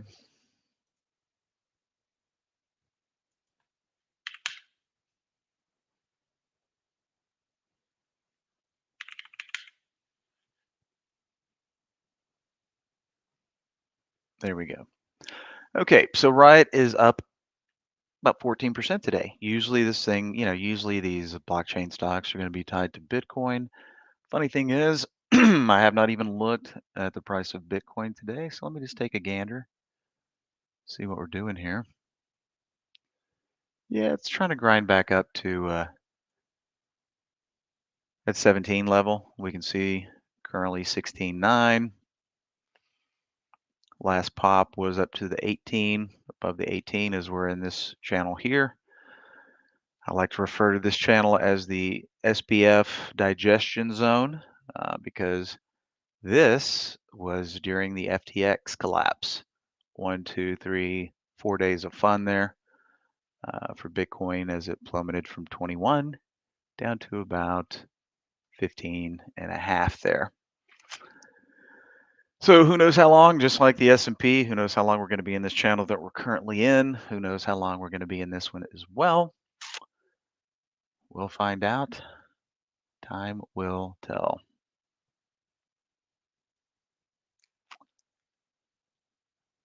So nothing too crazy going on with the Bitcoin there.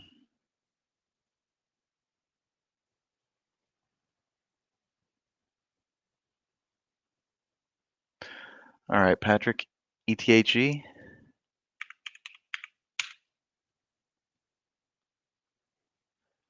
Ah, the grayscale.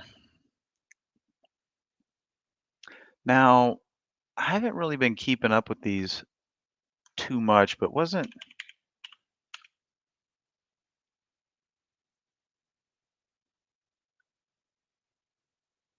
is this still a thing since my charts aren't coming up?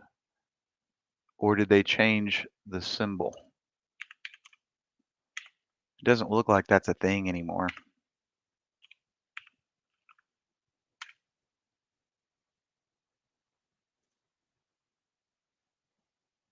Well, actually, I take that back. Just when I look at the level 2 on GBTC, there's only one bid and offer, and it's the same thing with ETHE.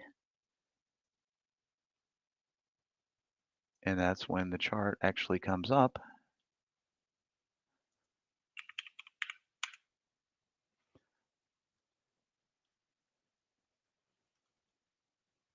But yeah, Patrick, hopefully you got it around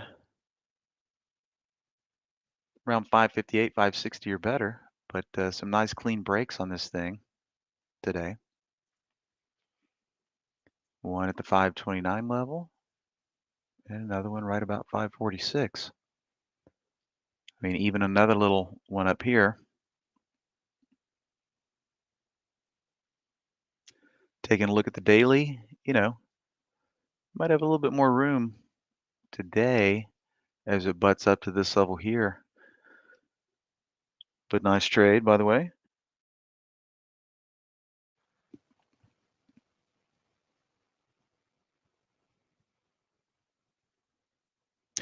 That's kind of an odd symbol they picked, ETHE, because it makes me think of ETH, which we all know that is Ethereum, the closest rival to Bitcoin, so to speak, but not Bitcoin.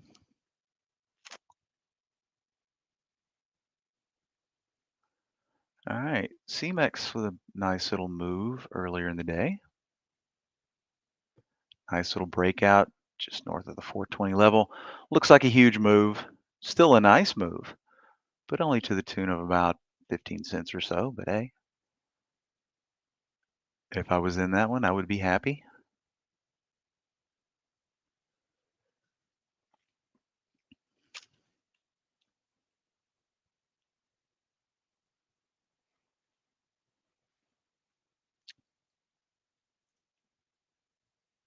And the only thing giving a little action today through my liked list, or right now I should say, is the BBD. Trying to get back a little bit of what it gave back yesterday. Just cracking highs here. But I have no interest in touching that thing.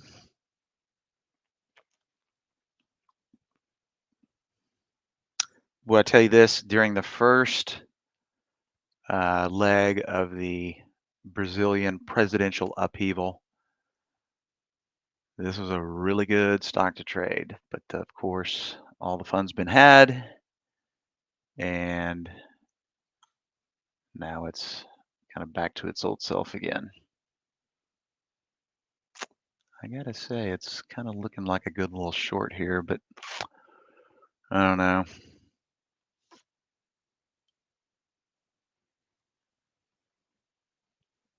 I'm not really gonna tempt fate.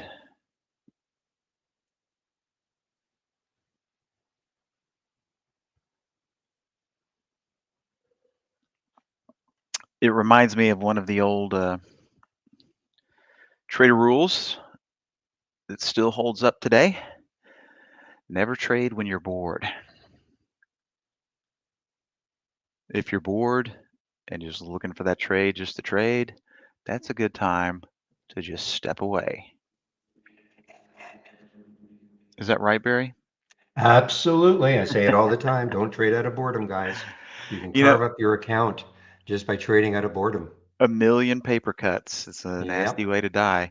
Also, too, a little thing I've been engaging in lately, Barry, for discipline, right? Because it doesn't matter how long you've been sitting in the chair. It only takes a split second to like descend into chaos if you make a mistake, right? Oh yeah. Um, if I make a really good trade in a stock, I'm not allowed to trade that stock for 20 minutes. Okay.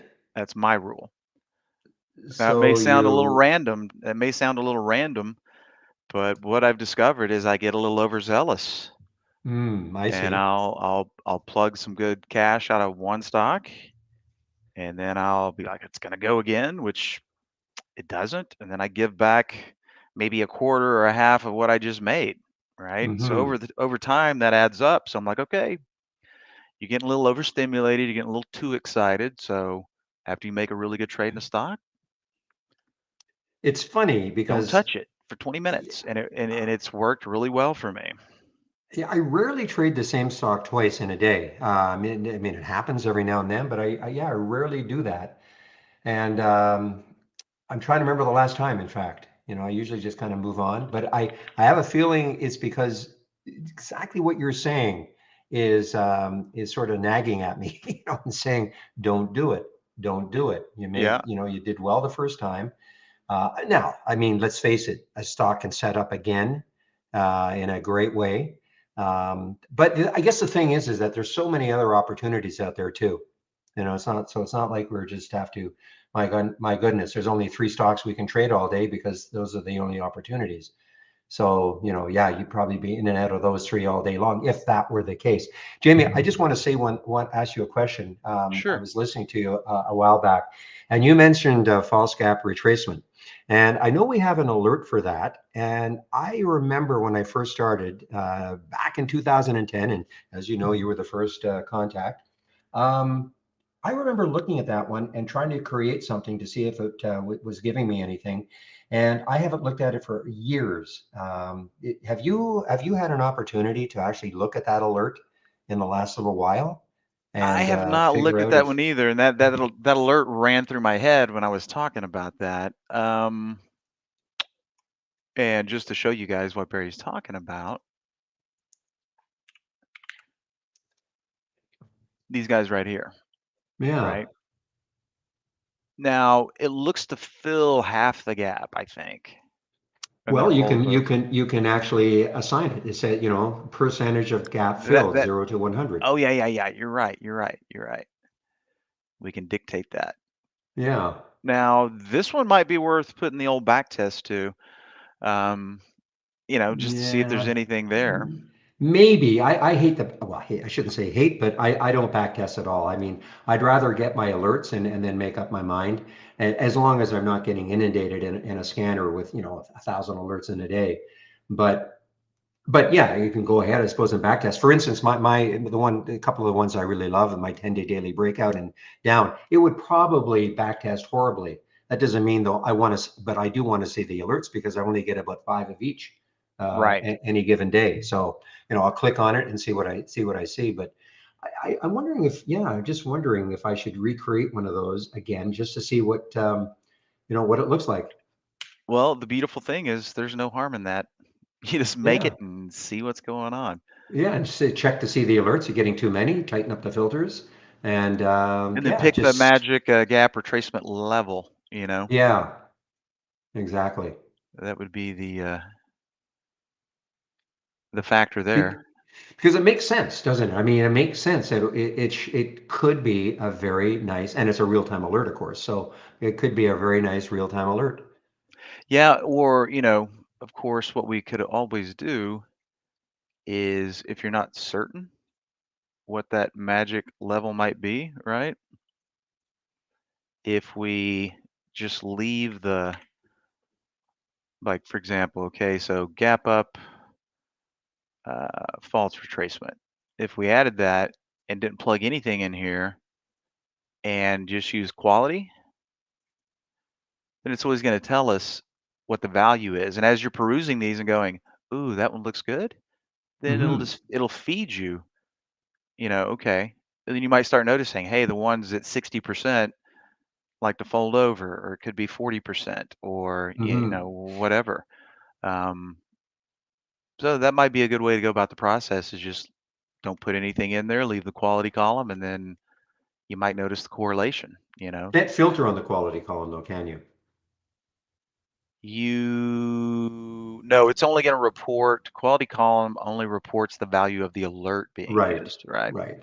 So Hmm. you can't, they'll filter it, say only show me, 80% or 70% quality, nothing else. You can't do that. Right, you'd have to do that through the alert. Yeah. Yeah. I mean, you could say min 80 and Mm-hmm. then focus on those values, you know, Mm-hmm. so you wouldn't see anything below 80 there. Oh, I thought the quality was actually showing me kind of well, how good the alert was. It's not really like that. It's just showing me a number. Right. To me, how good the alert would be based on the chart, and then you would Right, notice the correlation with the value. Yeah. right. I haven't used the quality in that regard well, never. Not in You that didn't know particular one. that the quality column makes your quality of trades better? I did not know that. I wish it were so. That's funny. Oh goodness. As you can tell, I'm getting a little stir crazy, Barry. Yes, if you want me to take over, I will. Hey, no worries. I'm just Okay. I'm gonna be stir crazy whether I'm in here or sitting here looking for trades. Hmm. It's not that I want to jump out or anything. I enjoy your banter. By the way, somebody asked, I don't know if you answered, Mr. Cancera. I'm not sure how to pronounce his name. So, Barry, are you simulcasting the room on all these platforms? And the answer is yes. Right. That's what Okay, I I'm not sure told yet. Okay, him. good. Also, Jamie, I noticed that you said you might have been missing some of the posts, and one of the things that I noticed Well, no, is I had rolled, somehow it got rolled up. So okay. I was seeing the post before I came in.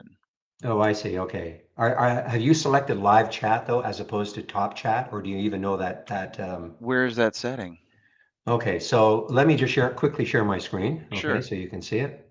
Let me go ahead and where am I?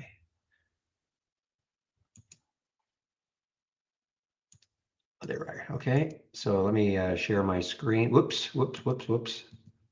Add to the stream. Okay, so can you see up here where it says live chat? And Hold there's a on little drop one down. sec. Okay. So you have a choice. Top chat is not what you want. You want live chat. That'll scroll everything to the bottom. Okay, and how did you get And that little panel up there? okay, so can you see? It's just a little down arrow. So it's just a toggle. Okay. Oh, you don't know how I got this panel. Right. Ah, I see. Okay, so what I did was in YouTube, I popped it out. There are three dots on the side. I guess Oh, it's okay. already I popped was out. watching the chat in StreamYard, not the YouTube. Yeah, I don't do that. The reason being is that this saves a lot of space for me, so I can just do it like this. I gotcha. Okay. Yeah, I know how to pop it out in YouTube. I was just Right. using the chat panel within StreamYard. But I had this on top chat forever. I didn't realize it, and I was missing posts, and people were saying, "How come you're not answering?" And so I Gotcha. switched it to live chat, and that'll get it scrolling right to the bottom. Good info. Yeah, I'll use that next time. file that away. Yeah, we are bored. Okay, I will take over now if you want. Very good, sir. I will go ahead and pop out of here, but nice chatting with you. Okay, Everybody, we'll. thanks for enduring my banter for an hour, and we'll see you next time. Okay, thanks, Jamie. All So I'll right. take over now. Adios. Okay, guys, I am all the rooms now. I've unmuted myself in the Pro Room, Discord, and of course, just let me get my music started. And I'll be good to go. And I'll answer your question regarding how to change the time duration, okay? Just let me get my music started and then I'll be set to go.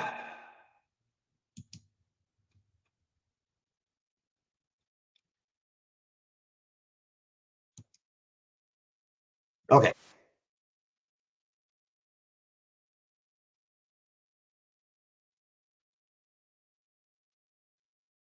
So Shady, I'm sort of reading what you're talking about. I mean, it's impossible for me to know that somebody is, if you're saying Dak is all these other guys, I mean, I can't possibly know.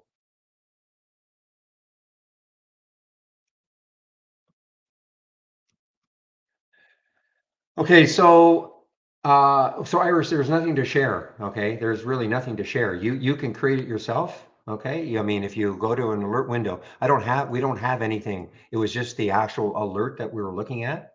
So if you right click and configure and then type in search in the search and then type in gap. We were just talking about these two alerts: false gap upward retracement, false gap downward retracement. So this is all we were talking about. We don't have anything that is built, but you can play around with it.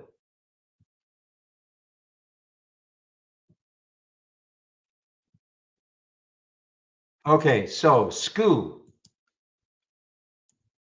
what you do is this. Okay, let me duplicate this scan. First of all, let me get rid of the announcement. So let me duplicate this scan. Okay, this race scan. Now this is in the guide, okay? All of this is in the guide, but you click on the square. Oh, first of all, Scoop, can you hear me and are you listening to me? Okay, so you click on the square, that'll stop it. And then right click, once it's all red, right click and show race setup. And here's where you can make your adjustments. Okay, you have your 4 minutes to run in this particular case, but you can make all of your adjustments. I mean, this is what I like. Okay. And then once you're done, then you just start the race based on however you've adjusted it, either the time or, you can base it on anything you want. This is what I'm doing. Okay. So when you say got it, does that mean you got it?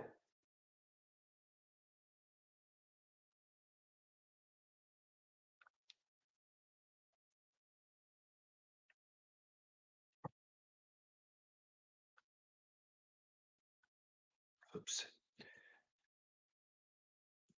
So I'm assuming got it means that you understood what I was talking about. Now, guys, I'm not in the GME anymore, but that worked out pretty nicely. I mean, it took out that low of that 15-minute candle.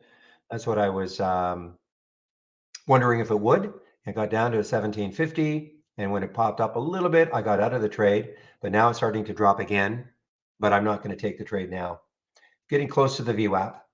It turned out to be not a bad little trade on that short of GME.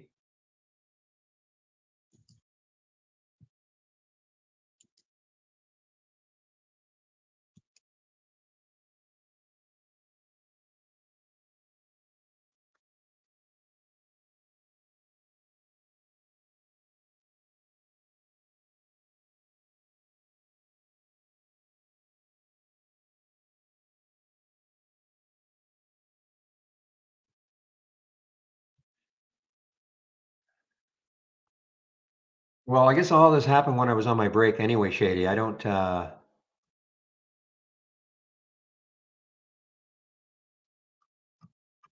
I'll try to keep a closer eye because, yeah, I do appreciate your contributions for sure.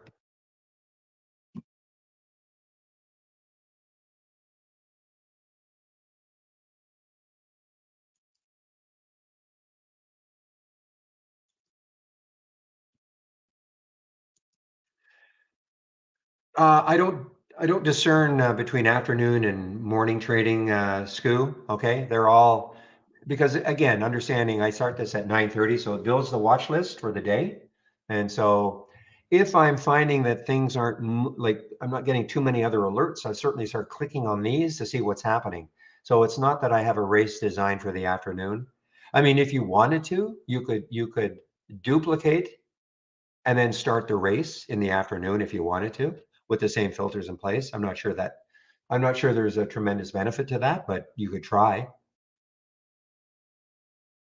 But I don't like I don't have a race that is designed for the afternoon.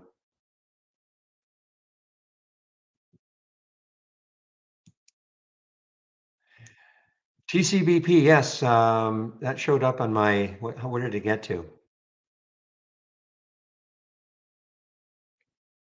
So that actually only showed up at 950 on my 10-day daily breakout, but it probably showed up earlier here in the race.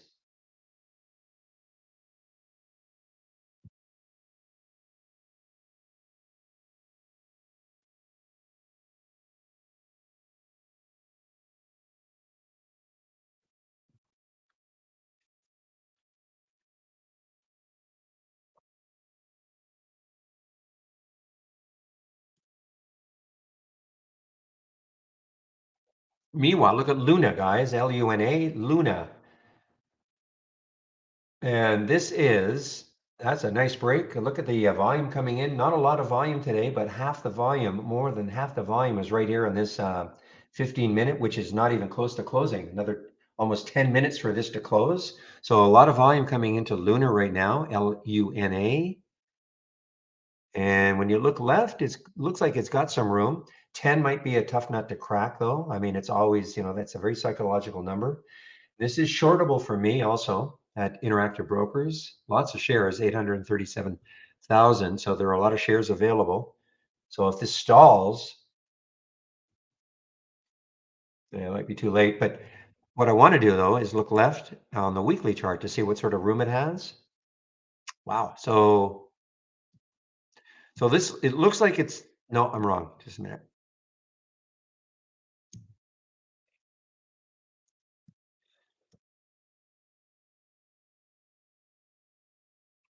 So we've got to go back to, we got it back over a year ago, November of last year, before we see these levels again.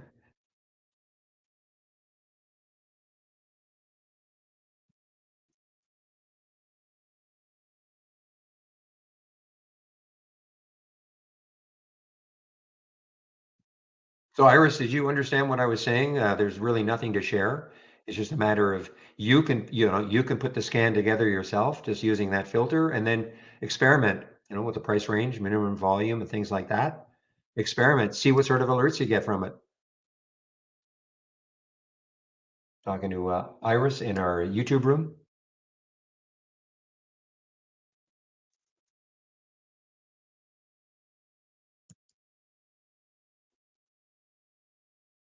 And MSGM just got halted again on the way up.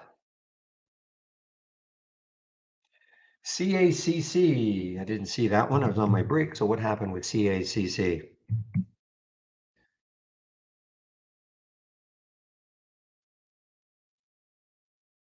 Now, this is the weak point right now in the new build. Typing in a symbol the first time.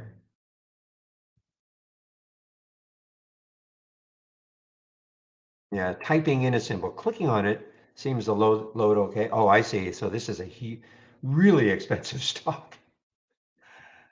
But yeah, listen, it had a 10% move down.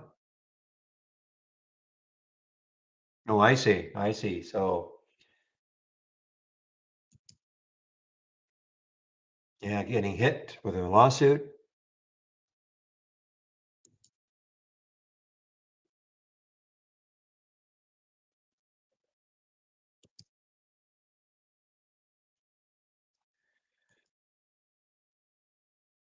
Yeah, well, Summit finally did something like this.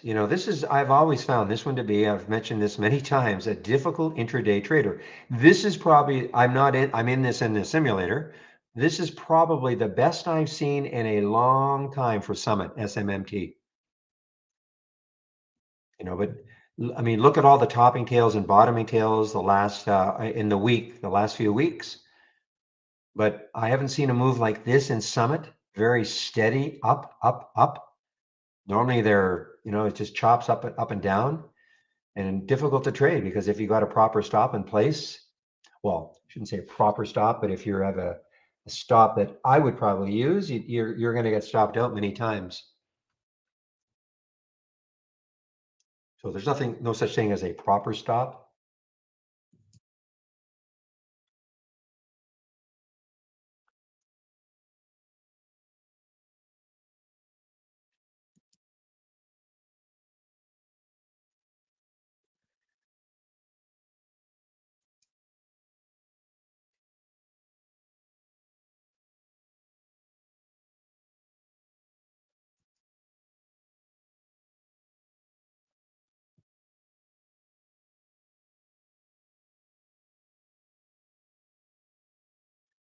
For TCBP, question was, do I have shorts for TCBP at, oh, well, let's see, no. Well, at least now, I don't know. I didn't look. When it was up here. I mean, it's possible there were some shorts, but they've been snapped up. Right now, there are none. So we'll see at 2 o'clock. I mean, if it's truly a non-event, I know what William was saying. It's just a rehash, but you never know.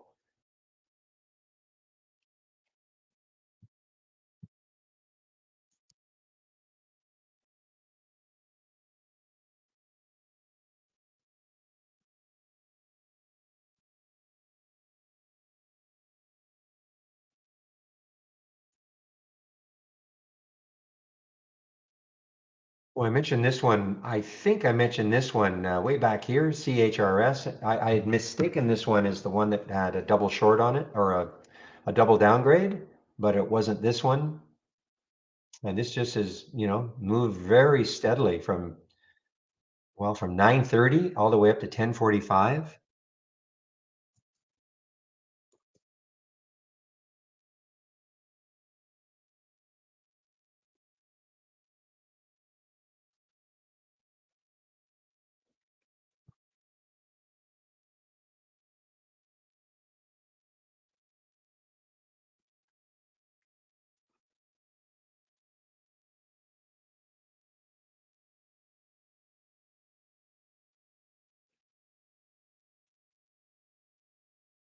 Another one, very steady. Reminds me of the Summit, SMMT. Look how steady this has been.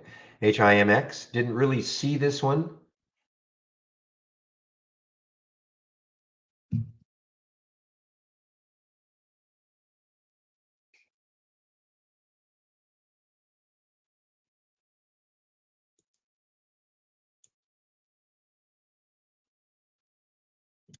Well, I'm going to be watching this one to see if there's a setup, Kala, another setup. I mean, I doubt if it's going to get back down to the VWAP, which is at 44. I mean, it could.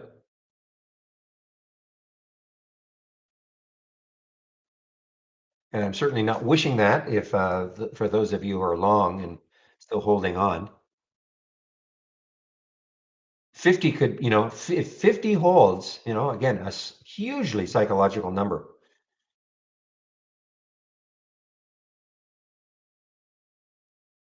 It literally got down to 50 on that candle, that last candle.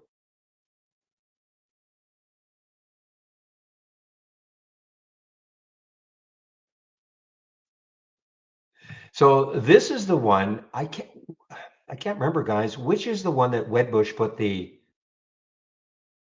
thought they put a higher price target on this one. I just noticed it says $43. I thought it was a lot higher than that. I mean, it's way over 43 now.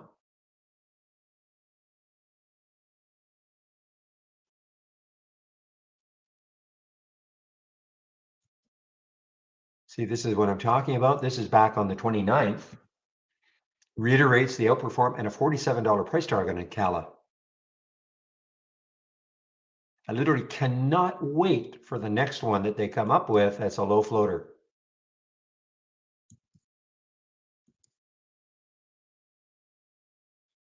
Because, in my opinion, this is how it works. People will remember, Wedbush, they put this huge price target on it when it was at $15 for the Cala. And they'll look to do the same for another one.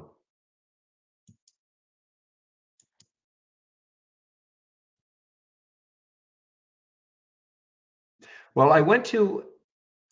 there was a site that I think was Market Watch or something, and it had passed, but a lot of them did not work, but they weren't low floaters. I'm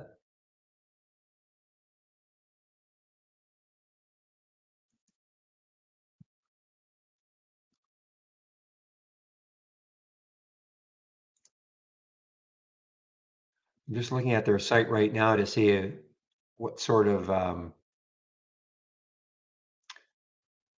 upgrades they've given it in the past. So I would have to be discerning. It would have to be probably a fairly low floater. Would have to have news, of course. Most of the time it'll have some kind of news.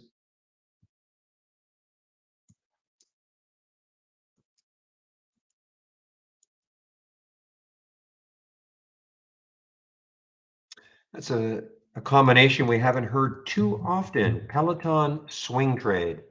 So let's take a look at PTON. Yeah.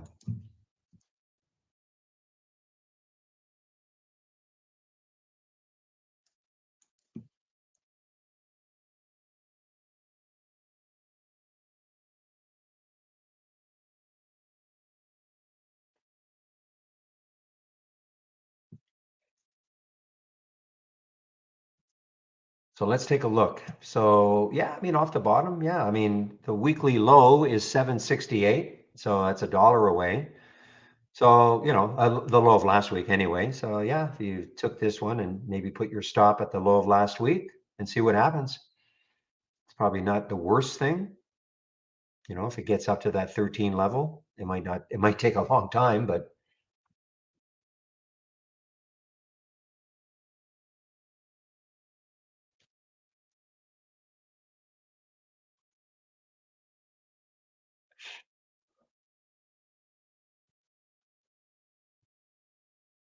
okay. So this is showing up. COLL is showing up in the 10-day daily breakout.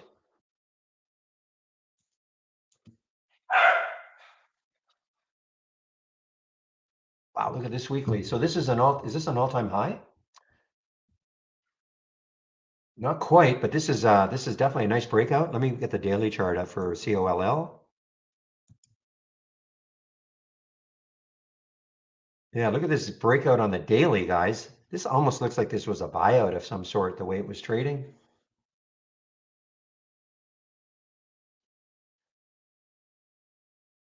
So gains on, so they are going to be releasing earnings on the 23rd of February, but they're giving some financial guidance right now.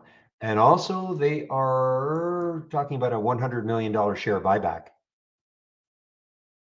Okay, so sort of a double barrel news for COLL. So that caused it to pop and then kind of did nothing for quite a while.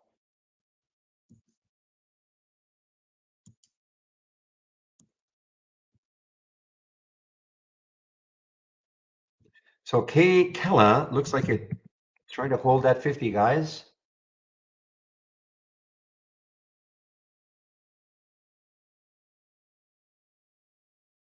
So the low of that candle, the last 15 was 50.50. The low of the previous one was literally 50. So it's trying to hold 50.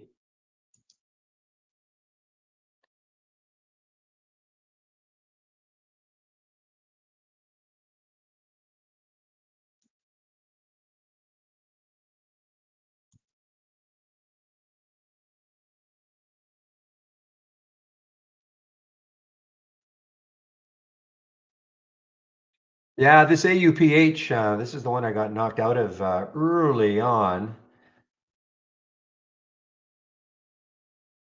I just kind of lost sight of it. And man, did it ever move from 620 all the way up to 688 before it, it's still kind of there. So it was almost straight up from 620 to 688.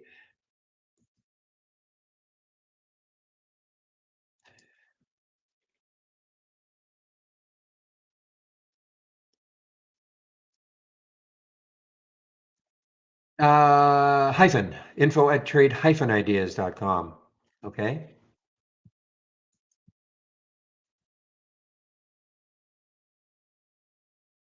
You're talking about the company.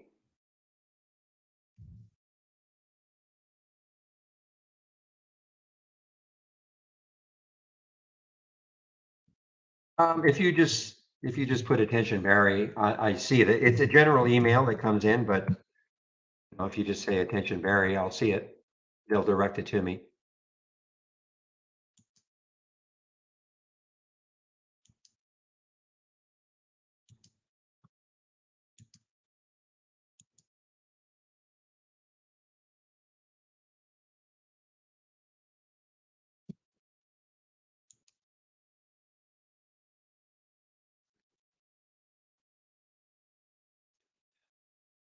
Or I could save you some time and I could just start a private conversation with you if that's what you want, as opposed to sending me an email.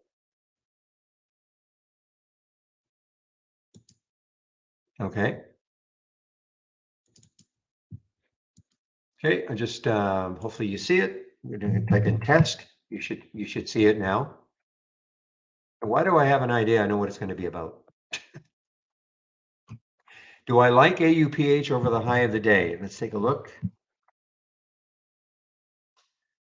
So as always, it's a matter of looking left now on that weekly chart and where is the next area that it could stall at. So yeah, I mean, it still has some room. 840 still has some room.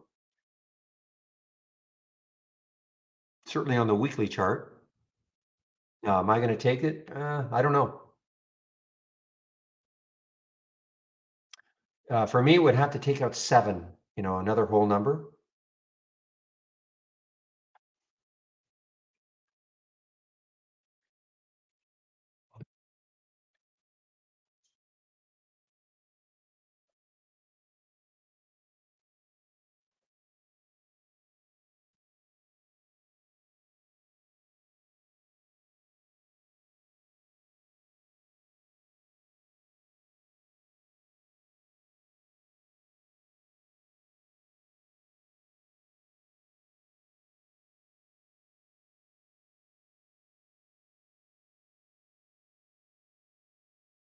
Where that Cala looks, I mean, it's really holding nicely here, guys.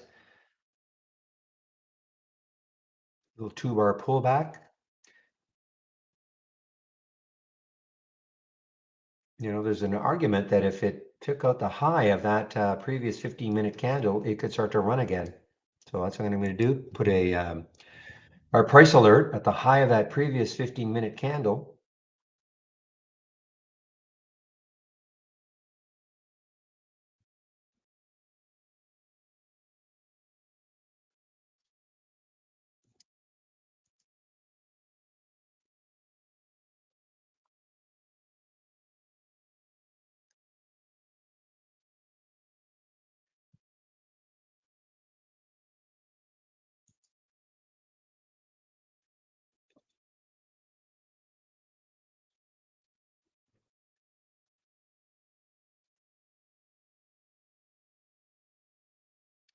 Okay, are you going to write something? Because I can't follow the rest of the posts when I'm in this private chat. So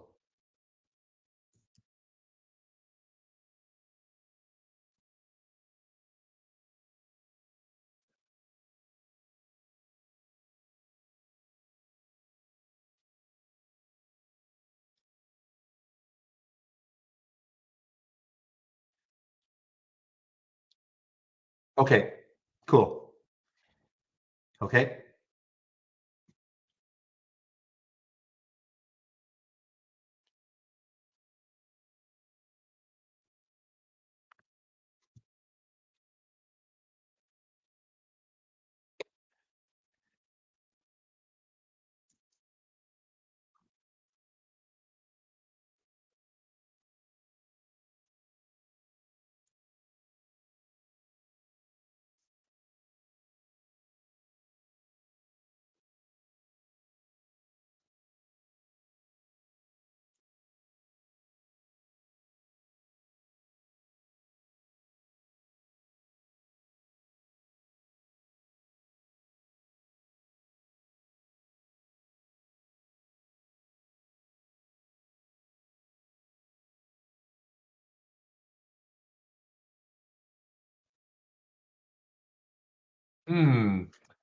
So this Cala got right to the top and it didn't take that out, that 53.64.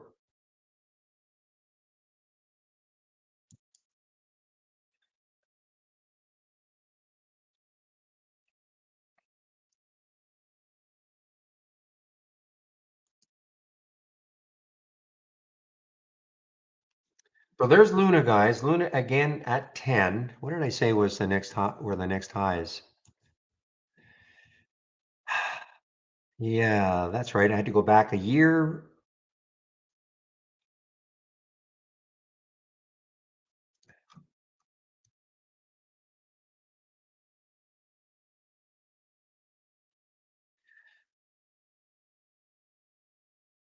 Looks like around 10-11 is are the next highs.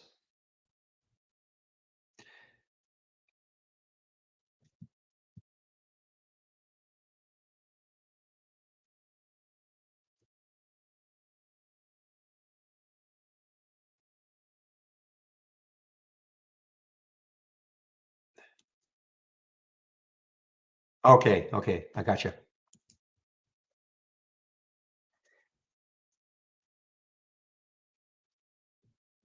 And I'm talking to you. No, no, no, no.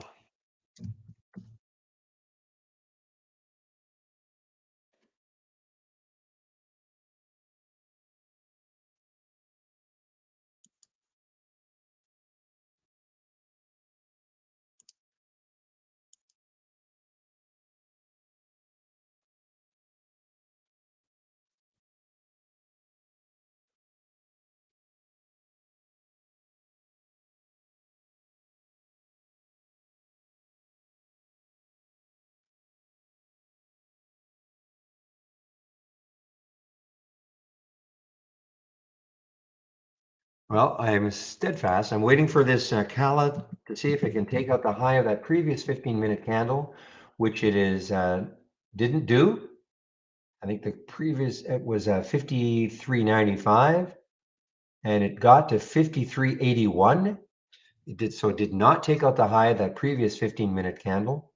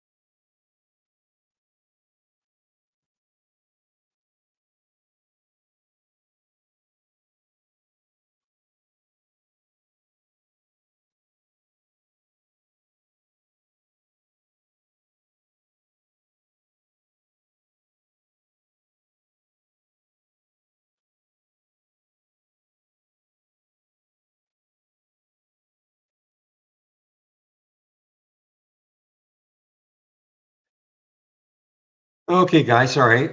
More internal stuff happening. Luna, yeah, Luna, holding 10.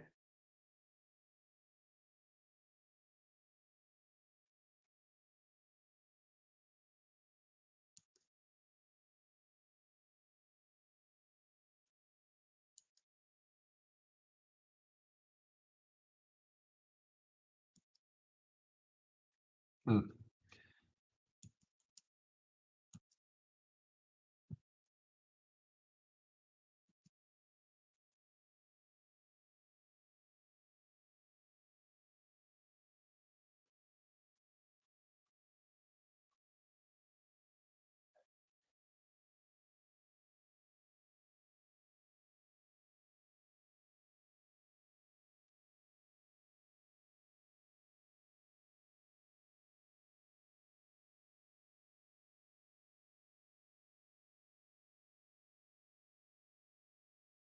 You know what? I'm not in the IMAB anymore, but making another run. There's no way I could have held on though. I mean, it got all the way back down to almost where I bought it, so no way I could hold on.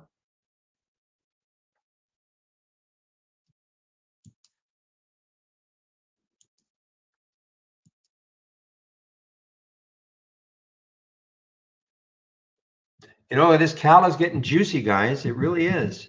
You know, if it takes out that high up here, It's nice base here. Obviously, it's got lots of room to run. Shouldn't say that. Let's take a look at the weekly chart. I haven't really looked at the weekly chart for this.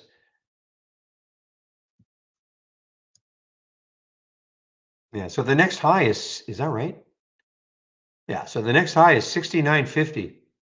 All right, for Kala, Kala, on the weekly chart.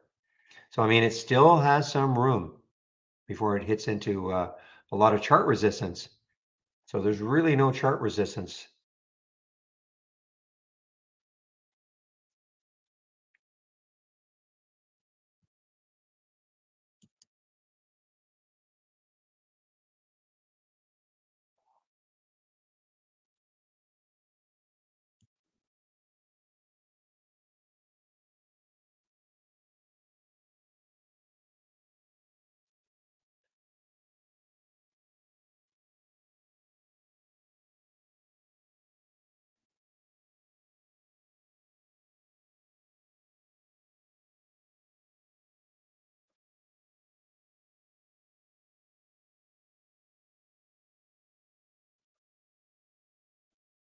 Oh, I thought I closed it out.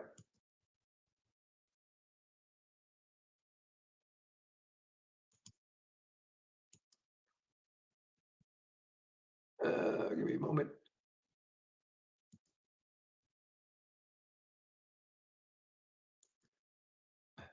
Okay, should be done.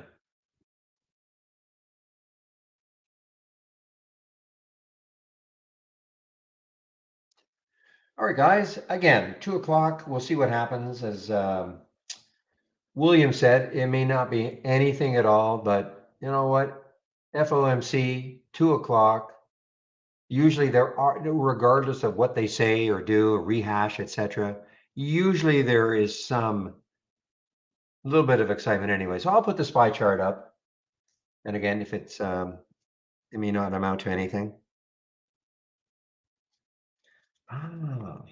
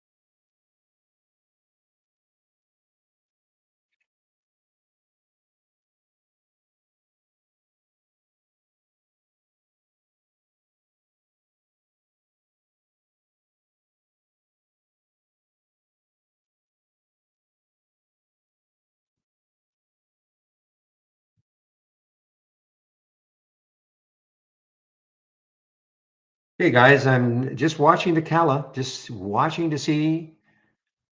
This is not shortable for me, I don't think anyway. If I wanted to, I don't think there are any shorts available. Yeah. If it took out 50, I'd be inclined if it broke down through 50 to maybe short this, but there are no shorts available at Interactive Brokers for Kala, Kala. But I'm still really interested if it takes out this 50, 53.80, 54 mark.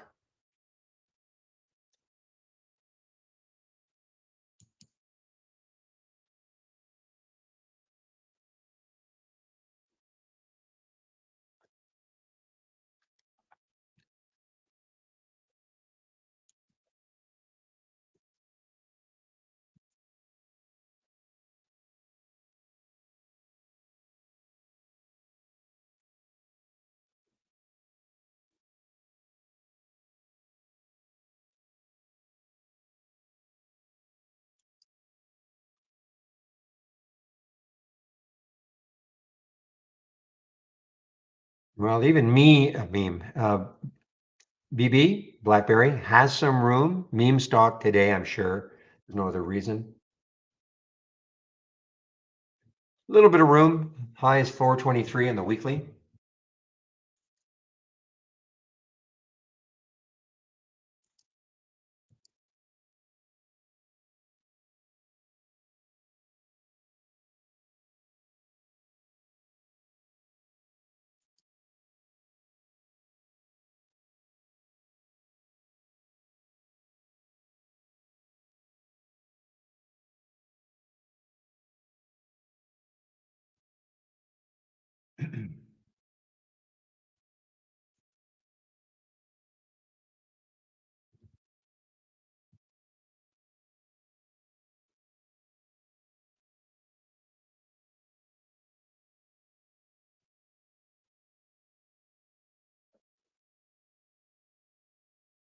You're short of this PCQ.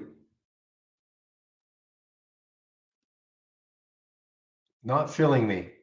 Down to more than 10%. Been hanging in there for about 15, 20 seconds. So they're not filling me because of the uptick rule, I guess. There's shorts available, 48,000. So that's not the issue.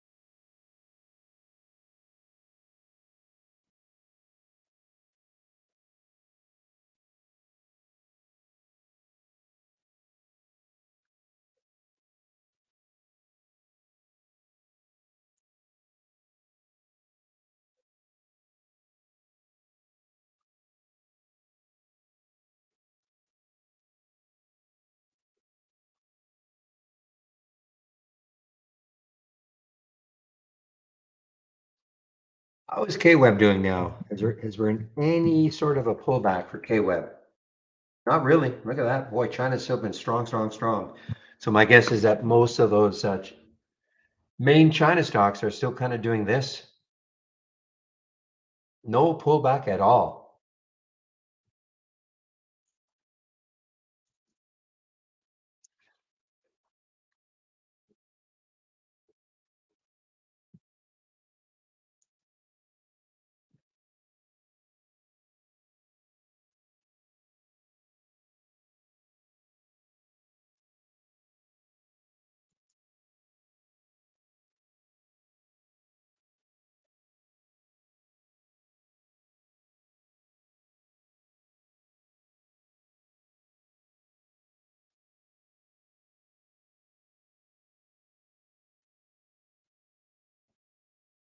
So Jeffries, yeah. So that news about SMFG has really popped this stock, and it hasn't had really any sort of a pullback. I know it's been showing up on Zach's scan, but that started at 35.25, and the last one is at 38.21 in terms of an alert.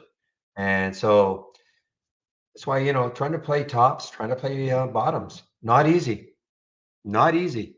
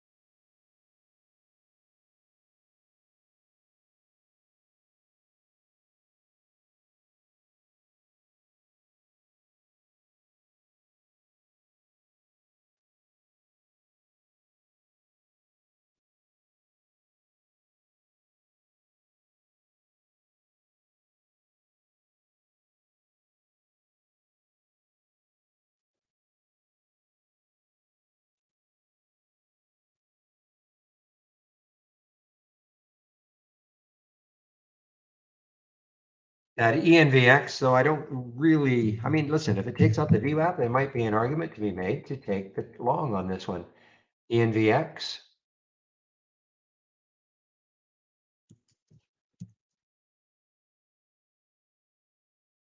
There's the VWAP at 699. It bumped into it earlier on and came back down again. Let's see if it takes it out again though and moves from it. Again, this is an all-time low.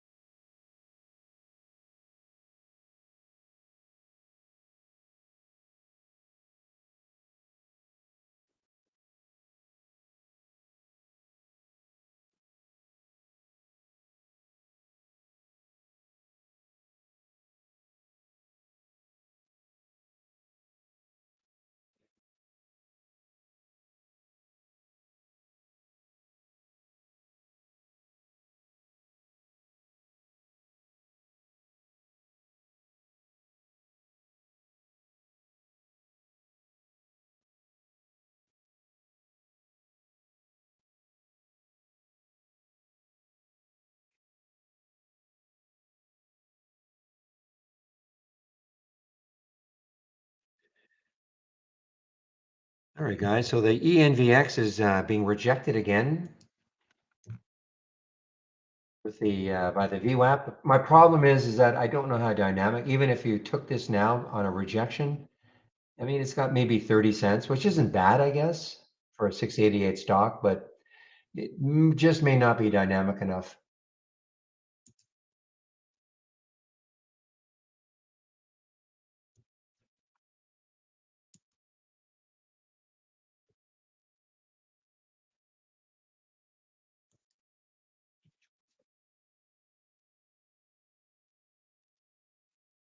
Well, call kept going, guys. I didn't take this one. COLL broke 26 and it kept going.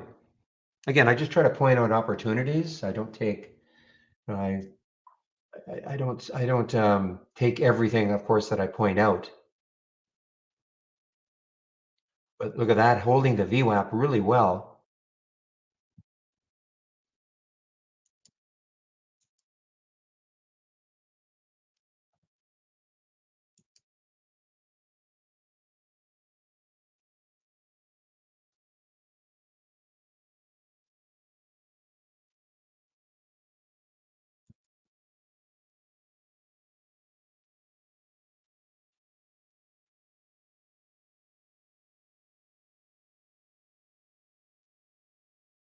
OFIX, OFIX. This is maybe a little interesting. 19 million in the float. It's had a great 3-day run. Started at 1928, so about $3.40, I guess. Run.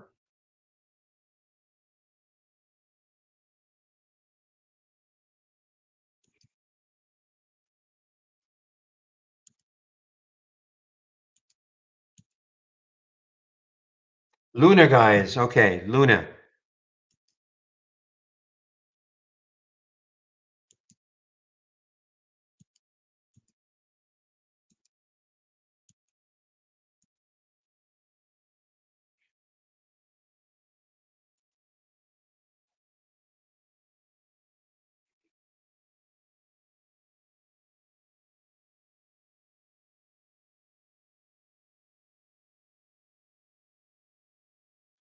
All right, so I'm in at what is it, 1018, I think, 1018. So I'm gonna see what happens. It gets into the 1010s, I'm out. This is gonna be it's either gonna work quickly or it's not for me.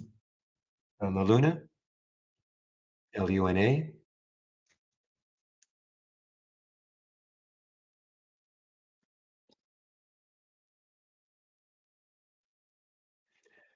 Give me a moment, guys. I'll be right back.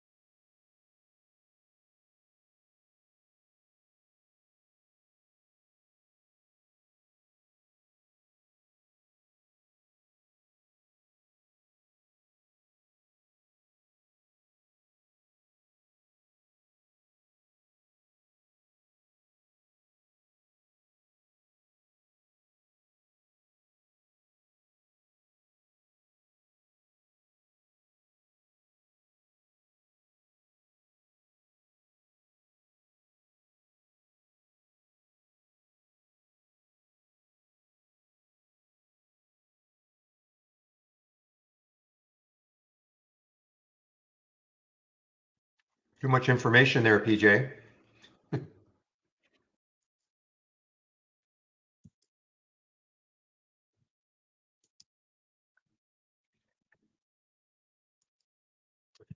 Okay, guys, Kala is still holding that 50 mark, 51.22 right now, so it's still holding that 50. Now, isn't this the one that Ladenburg put a hundred and something dollar price target on it?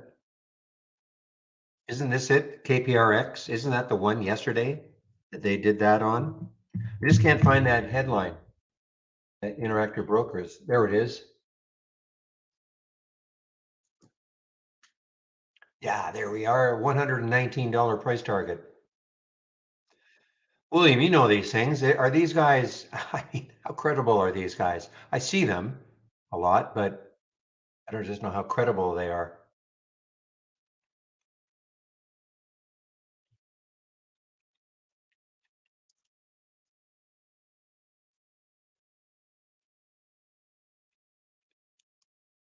And again, I'm not saying that it's going to get to $119. Of course not. But, well, I've seen them. You know where I think I've seen them though? Sorry, guys, I'm just having a little bite here. I think where I've seen them, and Casa or Cam will probably know also. I haven't looked at the IPOs for a long time. Didn't they used to do a lot of this stuff? All these really cheap IPOs? Maybe that's where I've seen them.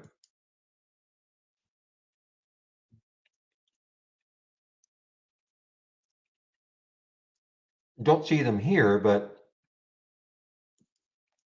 I'm sorry, guys. I'm just having a little bite here. Maybe that's where I've seen them. These really cheap IPOs.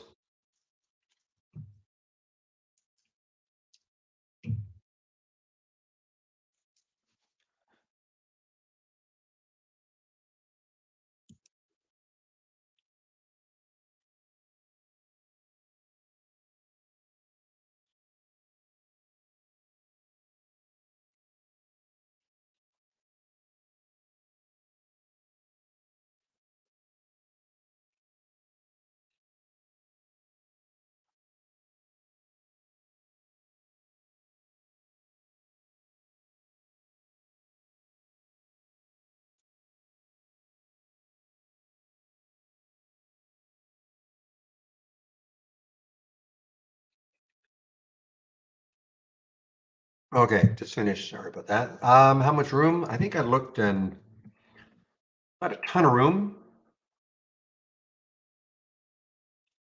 but right now,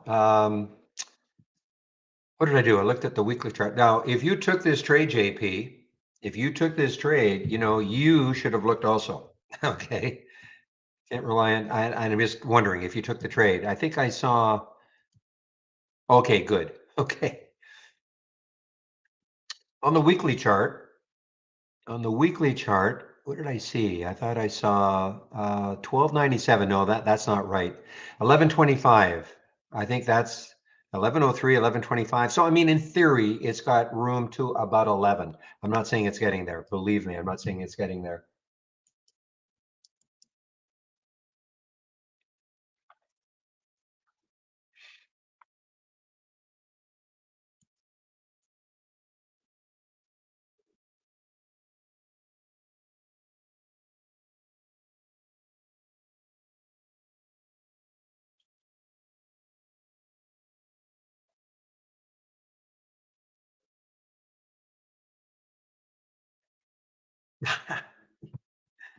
I know you're kidding, snark, but that's okay.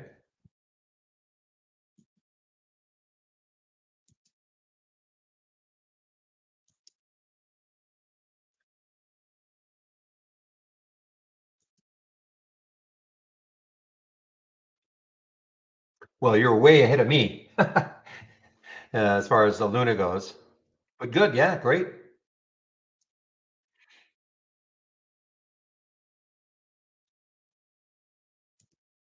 I'm just maybe waiting to see if I can get into the mid 30s.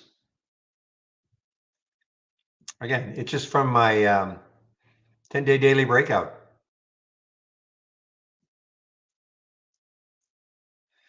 Okay, guys, so we're getting close to 2. I mean, again, I don't know if anything's going to happen.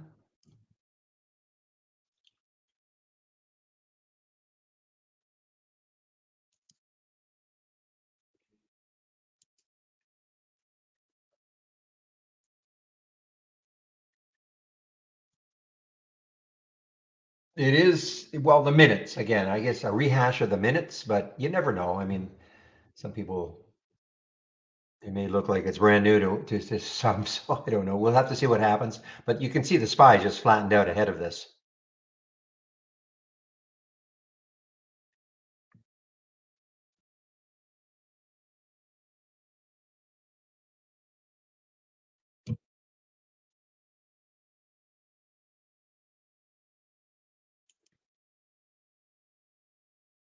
And a halt on the way down for the TCBP.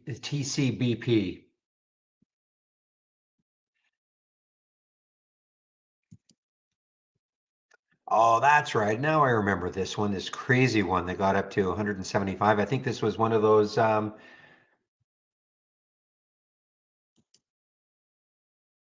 think it was one of those IPOs. I may be wrong.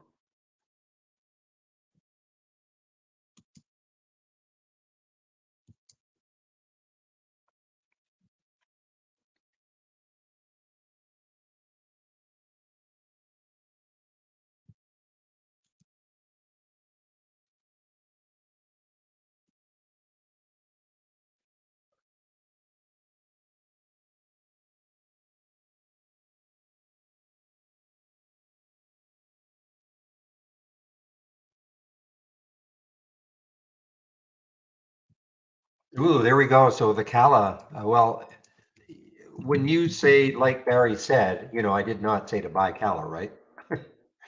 It didn't trigger for me. Maybe I'm misunderstanding what you said there.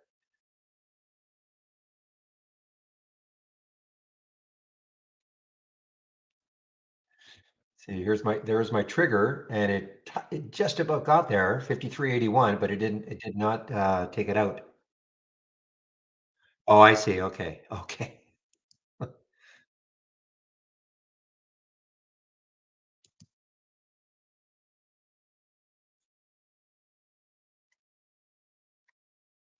Yeah, too bad I don't have shorts available because the 50 break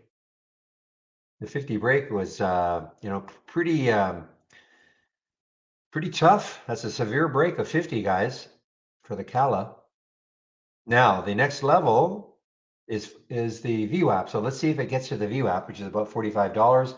Maybe the VWAP holds it, and maybe there's an argument to be made again for taking it if it bounces off the VWAP.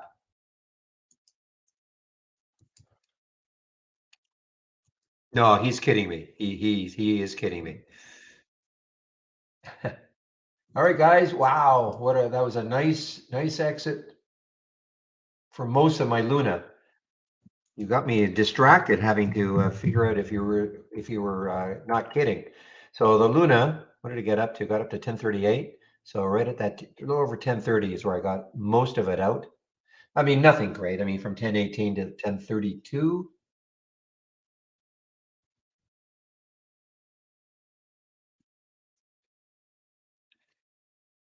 Gotta be so careful when you're trading, you know.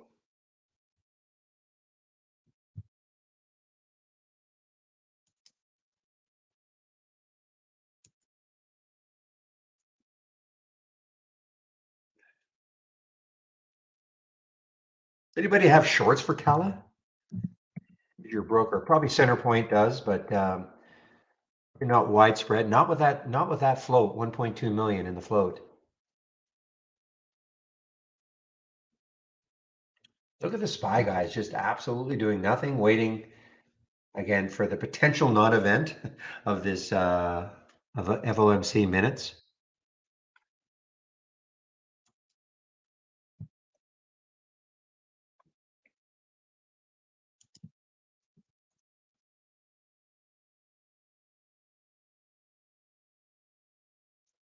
Yeah, so Luna is not a it's super low flow, 31 million, but certainly not high.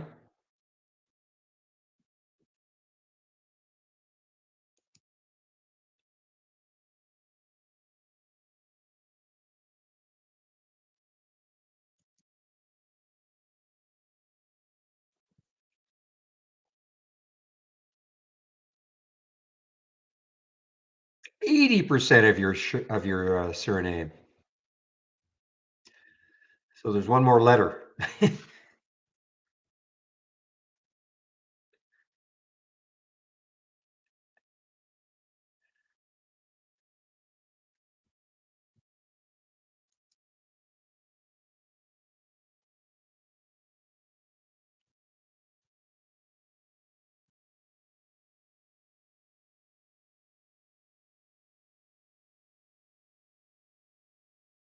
All right, guys, let me get a big SPY chart up just to see if anything cool is going to happen here. So chart window and change it to 1 minute.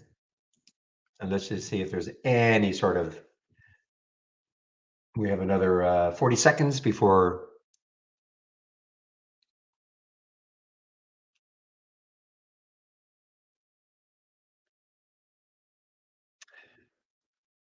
Okay, in our YouTube room, how do I check the increase in volume per minute?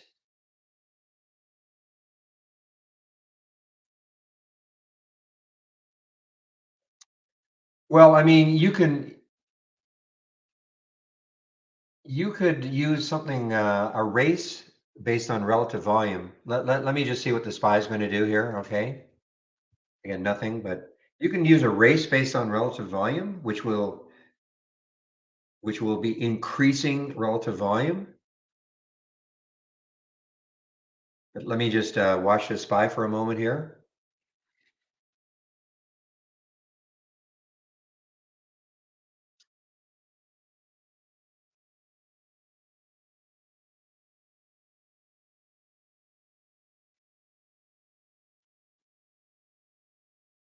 So again, even though it's termed a non-event, I mean something is happening here.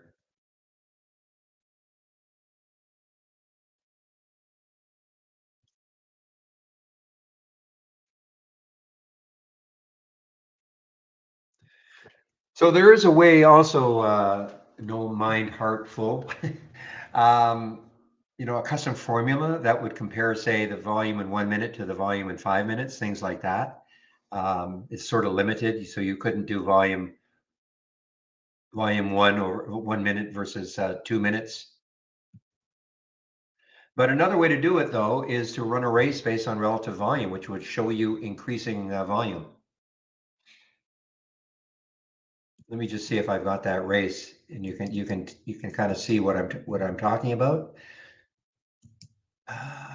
Real-time stock races, increasing relative volume, share it. Okay.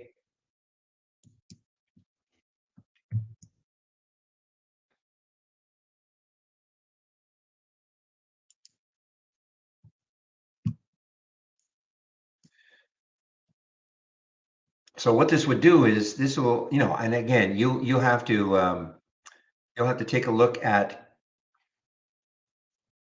the filters I'm using. You might want a different price range and all of that, but what this will do is it shows increasing relative volume. So for instance, here's relative volume. If you can see my single stock window, let me just bring this over here.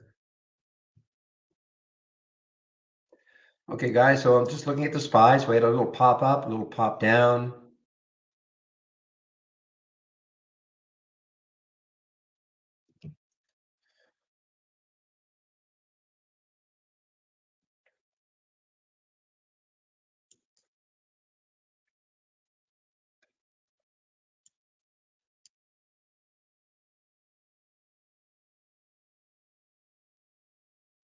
So for instance, here, if you look at this DDL and at the 320 relative volume, so if that went to say 330 and then to 340 very quickly, this race would catch something like that. So an increase in relative volume.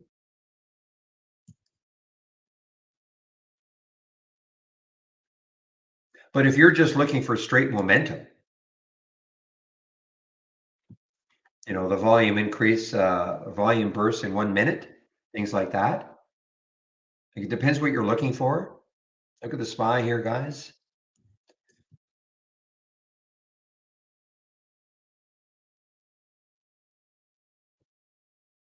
So for instance, if I look at my, if you go to the dock channel bar from new and then click on dock channel bar and you click on momentum as an example, okay? So one of the filters in this alert window here is, loads. So that's old, obviously. That was the last alert that came through at 155 for Luna. But one of the filters used is the volume increase in the last minute is at least 1,000% of normal. Okay.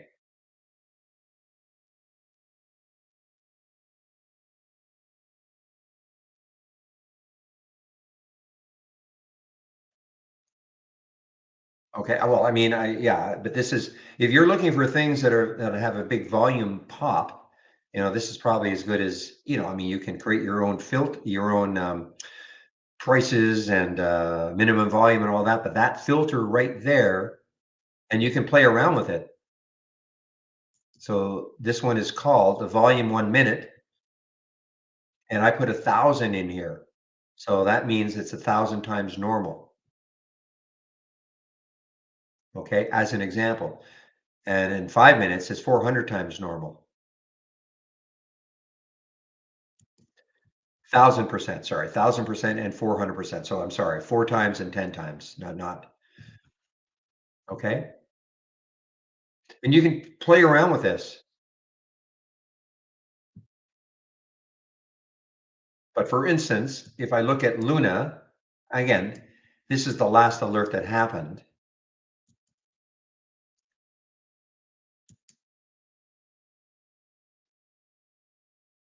Oh, this is surfing. Okay. Stop surfing. I have to cancel out of this. So I have to stop surfing. So when I look at Luna, and you can kind of see, it's hard. Well, I don't have a 5 minute chart or a 1 minute chart, but you can kind of see that, the volume increase right there.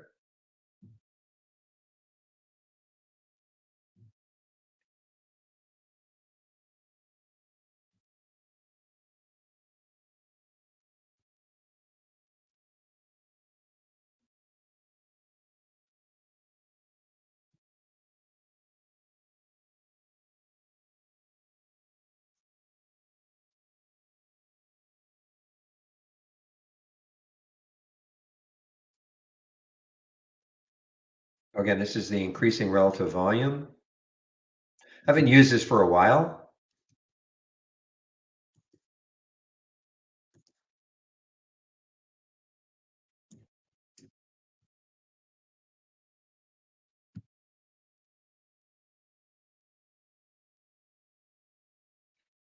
So you can either use this one from the channel, or you can go to my homepage and I've got a momentum scan there.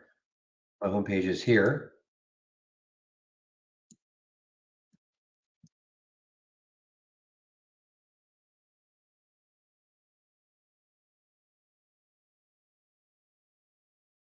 So if you click on my homepage link, you will see at the top right here. So you scroll down until you get to my scans. And one of my scans is the momentum scan, very, very similar to this.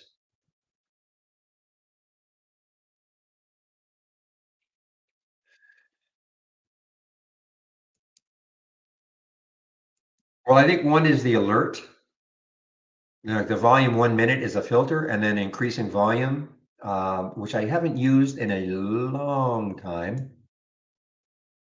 You're talking about this. What is sort of the alert version of that 1 minute?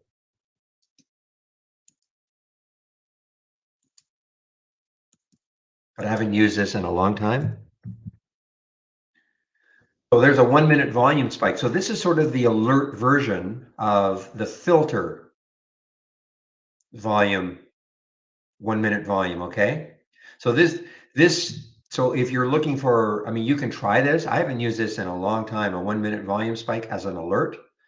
And you can play around with the ratio. All you have to do is click on the help. And hopefully this works. Yes.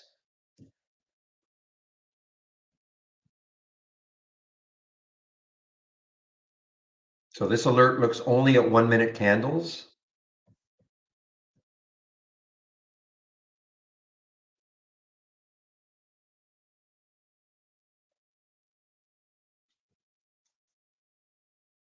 Well, I just used that momentum scan that I showed you, Tiny Tim. Just that momentum scan. This one right here. Because the volume has to be, I mean, it's going to be 1,000% of normal in 1 minute. So typically that you're going to see something that is going to stand out as a volume spike.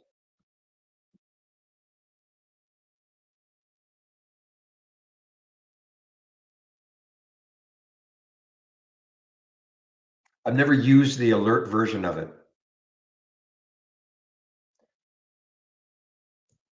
Yeah, it's on my homepage. So I put my homepage link. Okay, Tiny Tim, I put my homepage link. No, you don't have to build it. If you can follow this, I put my homepage, well, I'll do it again. Okay, there's my homepage link again, just underneath. And then if you go to my homepage, okay, you'll start off here and just scroll down until you see my scans. And then one of my scans is like momentum. Okay.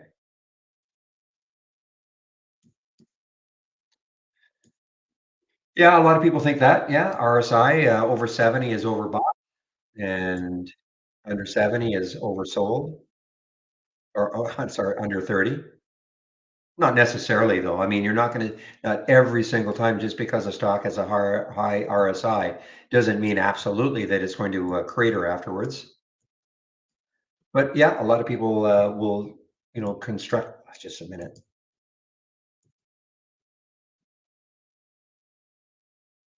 We'll construct a scan based on that. But there's not one indicator out there that's going to say, if it's an RSI over this, and you just short it.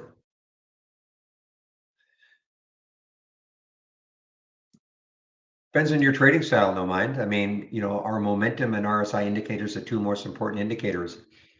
Depends who you ask. I don't use them. I mean, I use the momentum. I don't use RSI though, but that's just me. But you get other people that they could swear by it. All depends on your trading style. I don't use very many indicators at all. But again, that's just me. So, it's impossible to answer a question like that. Are those two the most important? Some people love MACDs, some people like stochastics, some people like all the different types of indicators that we have or are available out there.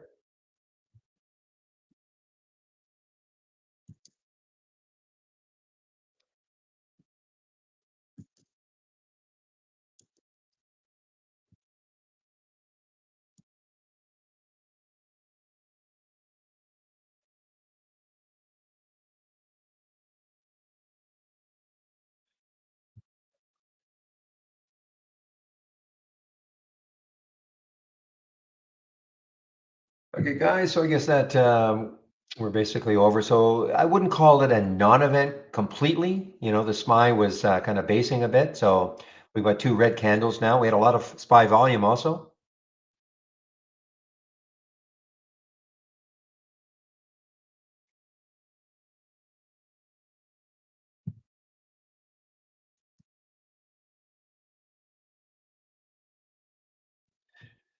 All right, this crazy little one, FWBI, it is now just taking over $1 now, and lots of volume coming in.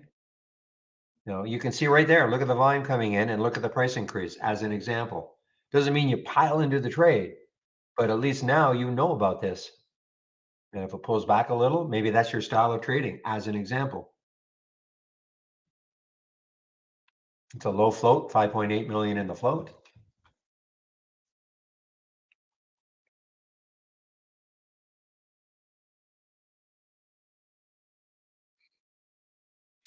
And looking left, the high last week was 107. So it's just a little bit above that high.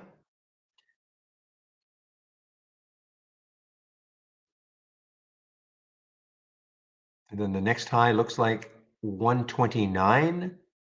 So, there could be a lot of struggle to get from here to 129 for FWBI.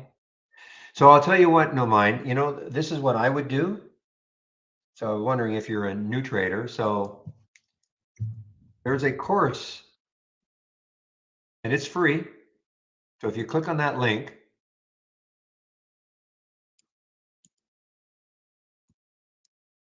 go to the education section. Okay. So again, scroll down until you see the education section.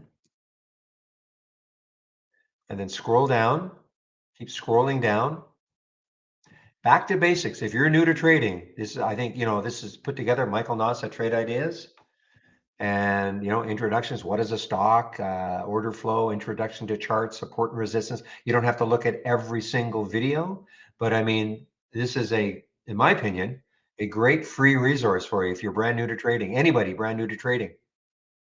Okay. There are a lot of videos here and you can kind of pick and choose maybe what might be interesting.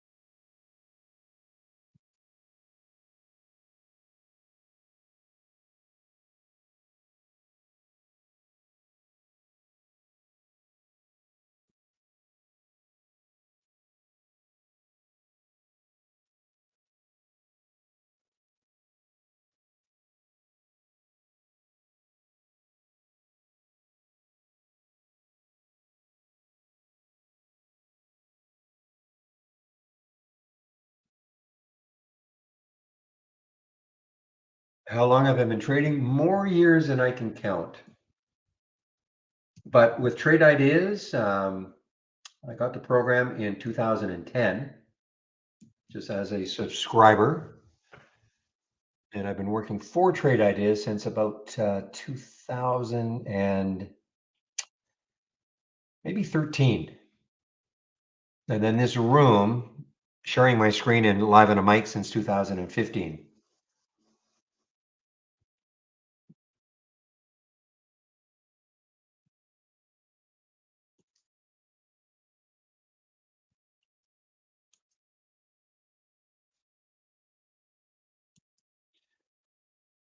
Another sub $1 stock, guys. This is just showing up on my movers to the upside versus movers to the downside.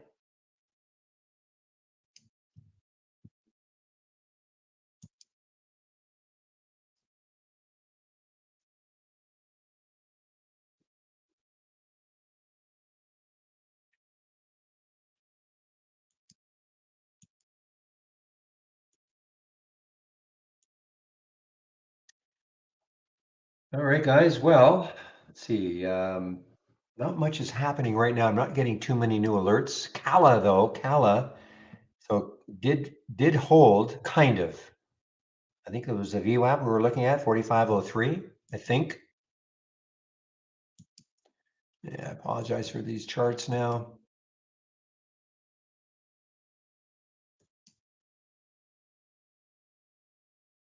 Yeah, I can't really say that it held the VWAP, guys, because I mean there is the VWAP at 4503, but it did get down to 42, so it did break down. It didn't close on the 15 below the VWAP though. So let's see if that VWAP holds.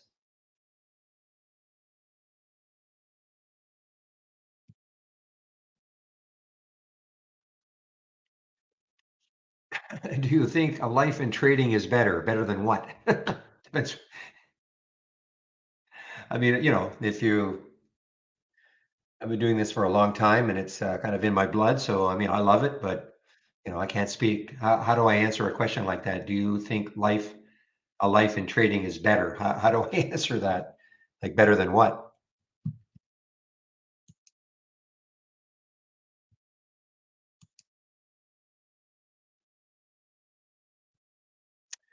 Well, I mean, obviously, if you can make it as a trader, you're your own boss. I mean, that's obviously the attraction if you can do it. Not having to. My commute is about 20 feet, which is really nice.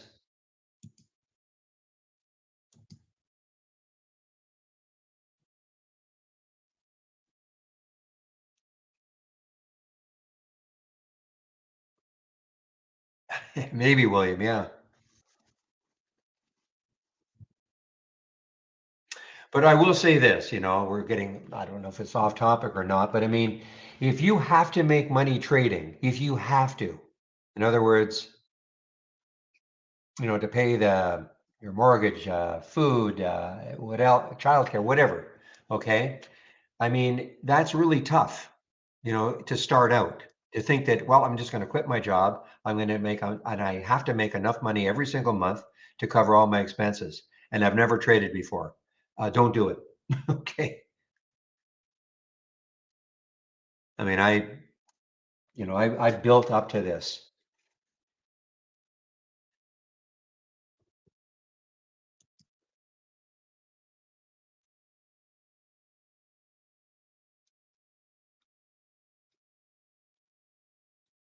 I don't recall that quote from that most awesome series, JK, but sure.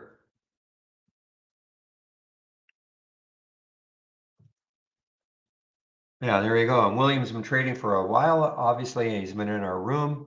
And he says, when I first attempted to trade, I had two small kids, a mortgage, and stay-at-home wife. Worst stress of my life. I mean, I can't imagine it. I mean, I've been very, very fortunate.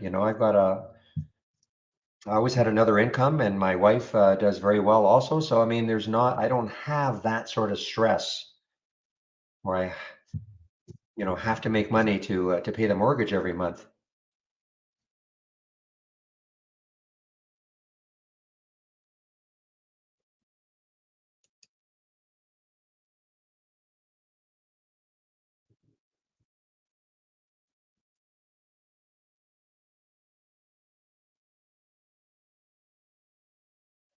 Very tough then, no mind heartful. Very tough.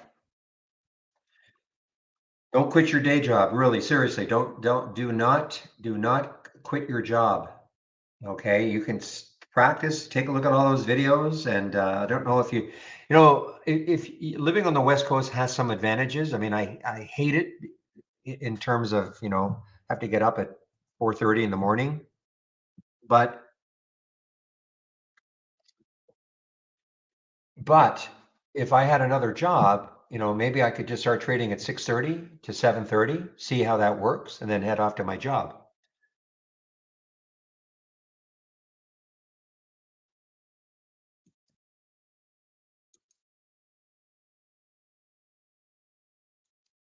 If you're on the East Coast, not as easy to do, obviously.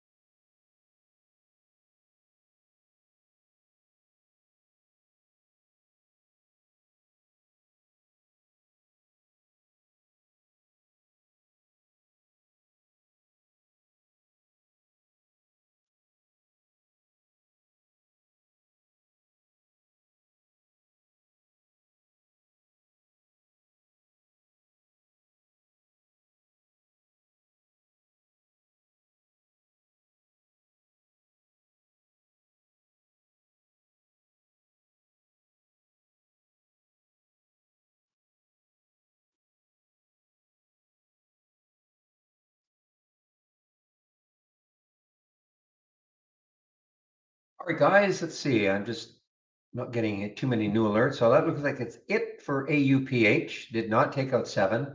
It's the only way I would have got involved in it if it took out 7. So now this is shortable for me. The VWAP might be a little too close. I wish I had been paying just a little more attention to this one, but the VWAP may hold it up, which is only 20 cents away. So that means I can't take the trade. Not that 100% of the time the VWAP is going to hold it up, but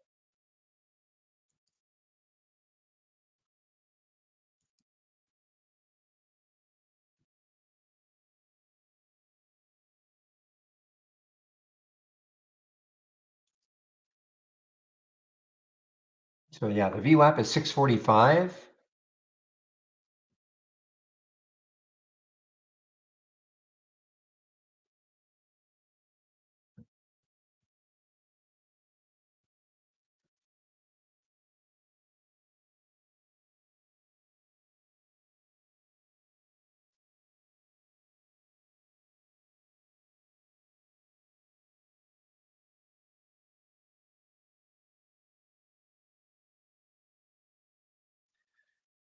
Well, yeah, I mean, there's no question you have more freedom than a 9 to 5 job. There's no question, but you have to also be realistic.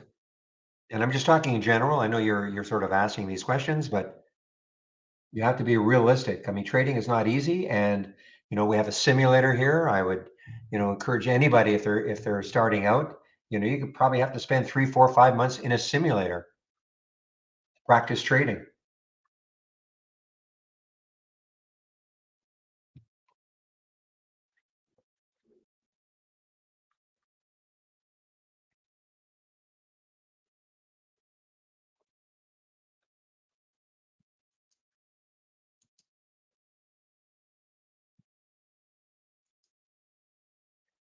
Impact that SPAC that hasn't. Yeah, this is a SPAC that is still not. Remember these spikes up here.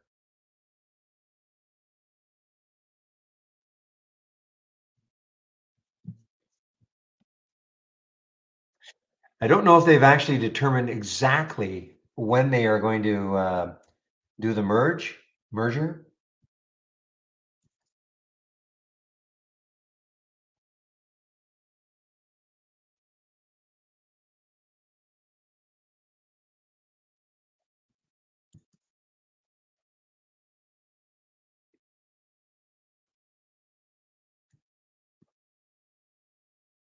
Okay, slid 11% after shareholders approve the proposal at a special meeting. With this reincorporation acquisition proposal. Yeah, so plans to close this business combination transaction as soon as possible. So no date though. No date in which it's going to happen. Can't remember who. I don't think it's a bio that they're merging with.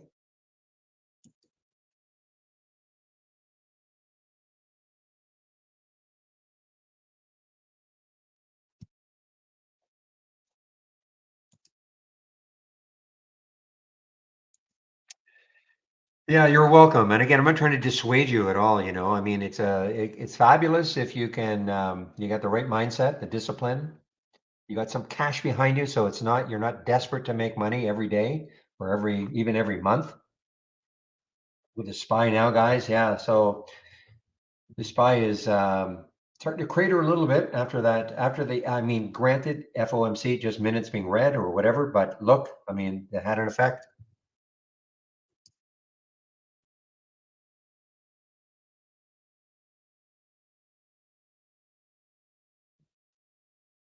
Yeah, so I can't do that. Yes, thank you, William. Point out opportunities. And if it meets your trading plan, then fine. But yeah, you're not going to hear me say, take this trade, guys, and get out right now, guys. Never. Not a financial advisor. And yeah, as William said, I could get sued. The company, that's why we have a big disclaimer.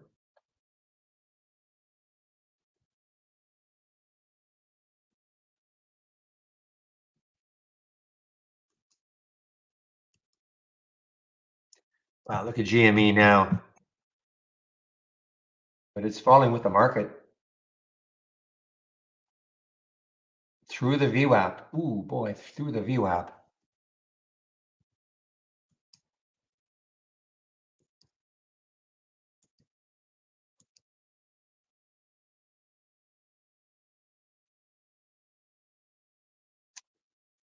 Wow, Mr. Softy, how is Microsoft doing these days? MSFT?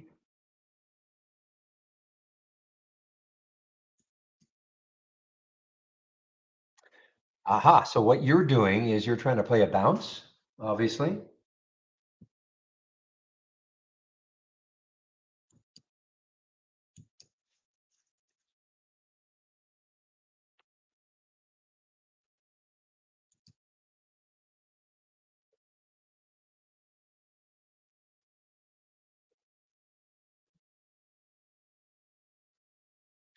A big gap down. That's a big gap down today. For this to move almost 6%, 5.5% with 7 billion in the float, that's a big gap down.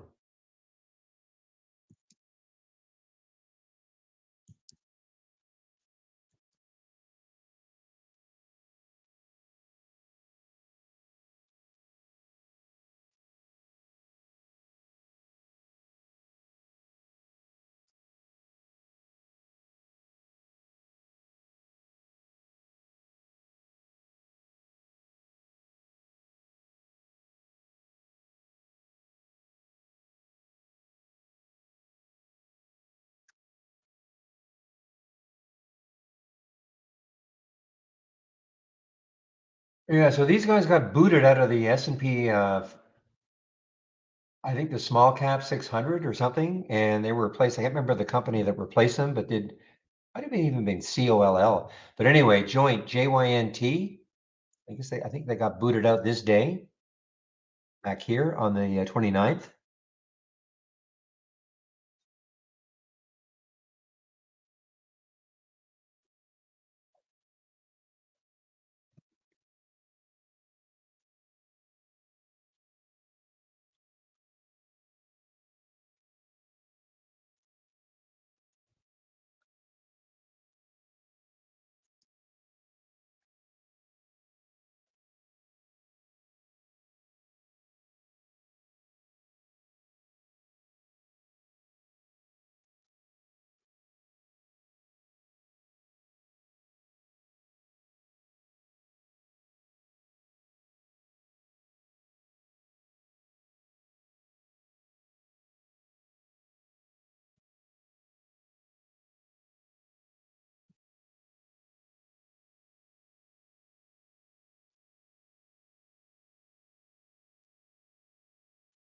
Well, now, guys, SEER, this is a all-time low. SEER is an all-time low now for SEER. SEER, not very much volume, but an all-time low now for SEER.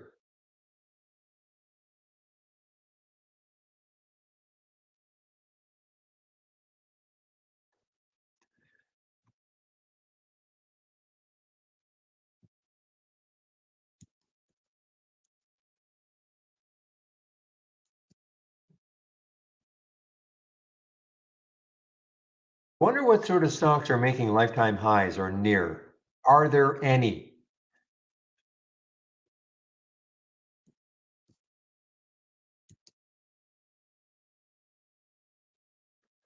The Mitsubishi Financial Group,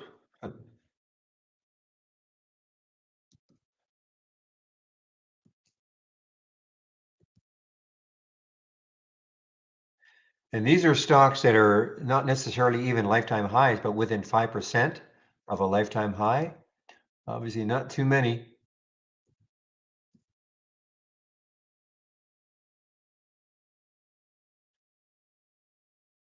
And how about lifetime lows?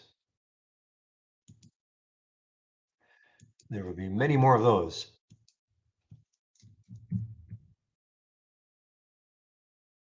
Oops.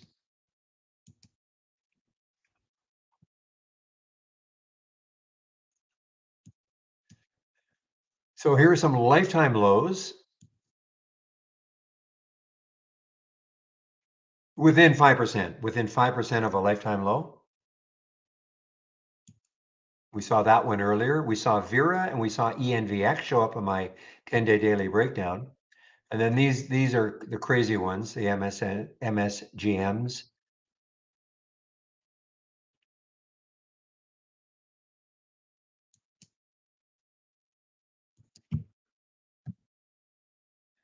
One thing I'm just terrible at, of course, is buying bounces. I'm not a good bounce player at all.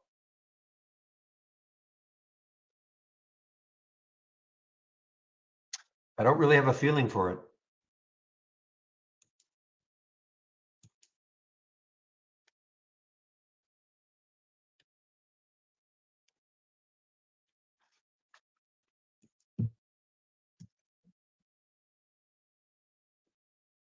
We'll look at industrials. This is the ETF for industrials, XLI.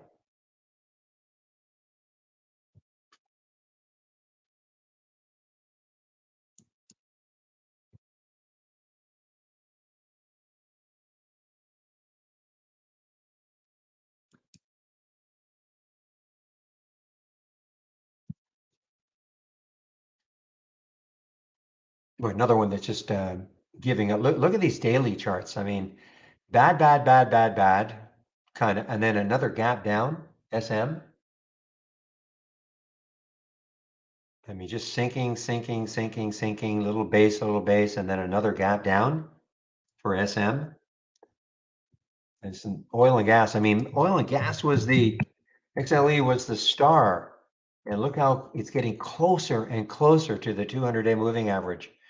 Remember, when the market was really moving down a lot, you know, XLE oil and gas was doing really well, the ETF energy sector for a long time. And all of a sudden we had that day. And ever since then, and now look at this, I mean, getting closer and closer to the 200-day moving average.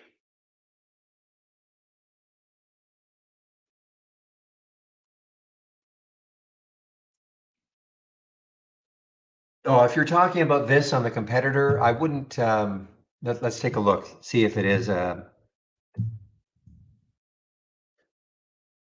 there's some strange symbols that show up.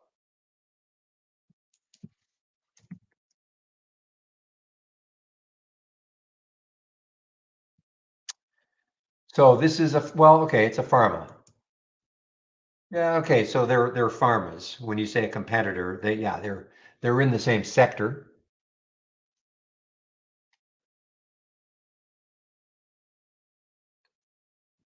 But there are a ton of stocks, of course, that are in that sector.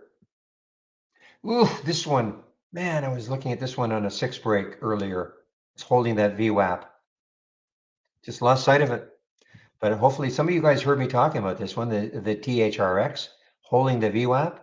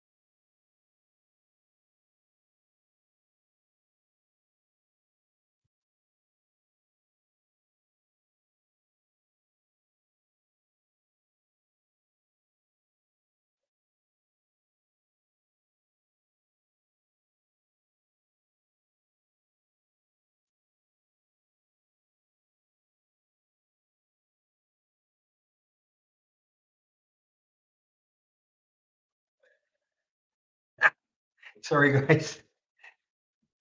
Oh my gosh. There's so much internal stuff happening that.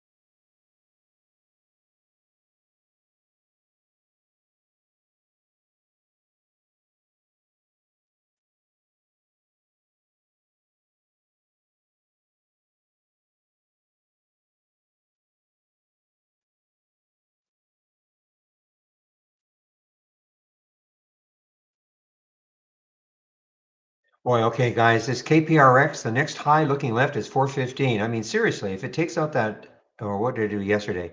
417. If it takes out this 417, 415 area, then the next high is 759. But again, these, Ladenburg has put a ridiculous price target on them. But hey, put a price alert right there. 417, put a price alert. I'll make it at 422. Okay, I'm going to see if it happens tomorrow. I mean, as crazy as it seems, I mean, and Wainwright is also, I don't know if they put a price target in, but so they're weighing in on this one also.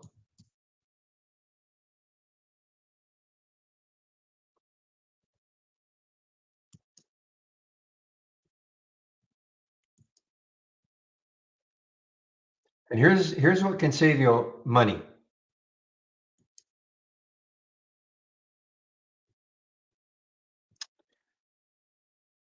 Where is it?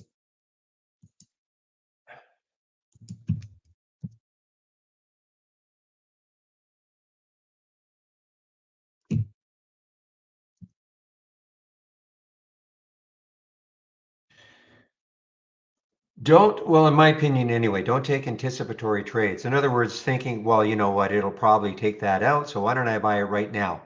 Okay. And so what happens is, I mean, I'm not saying it won't take it out, it won't go straight up and take that 417 out, but what can easily happen is it won't, it'll stall at 4 and maybe it comes back down. And then if you have a stop in place like you should, you're out. Well,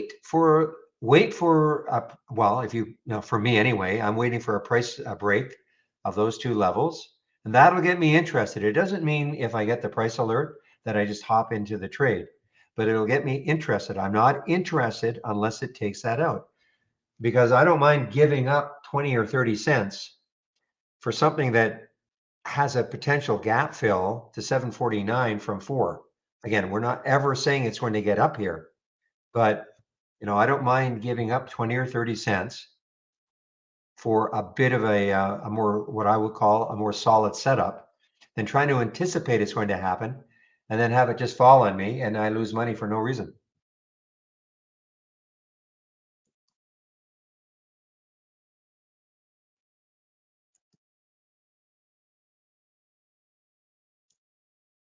Don't ask me, Sam. I don't use the AI. It's a, I mean, I hate to say it like that, but I mean, for me, it's a watch list and that's it. So,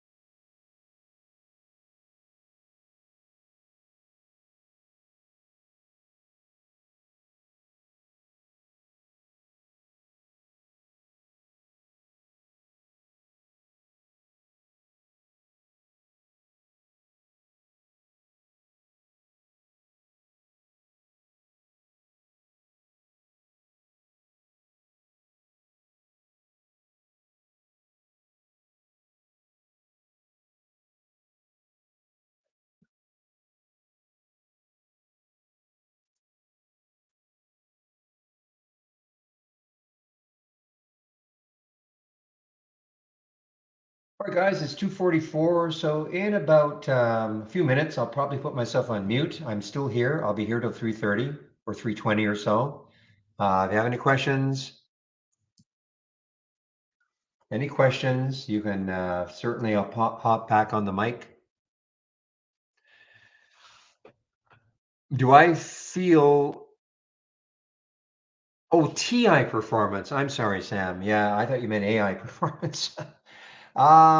Yeah, well, I mean, I have the confidence that it's going to get a lot better now that we're going to this AWS or AWS server. For me, it was fine yesterday. We've regressed. There's no question we've regressed. They're completely aware of it. It's a database, kind of a database fix without getting too technical. But I think going forward, I think the charts will get to the point where we won't even think about it anymore. I mean, that's what I want. I mean, if you think you're frustrated, for me, having to display this all day long is not the nicest thing.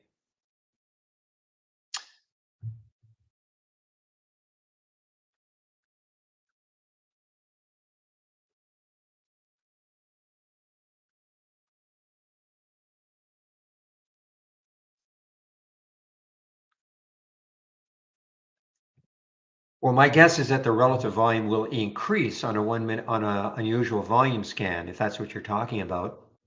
It would almost have to.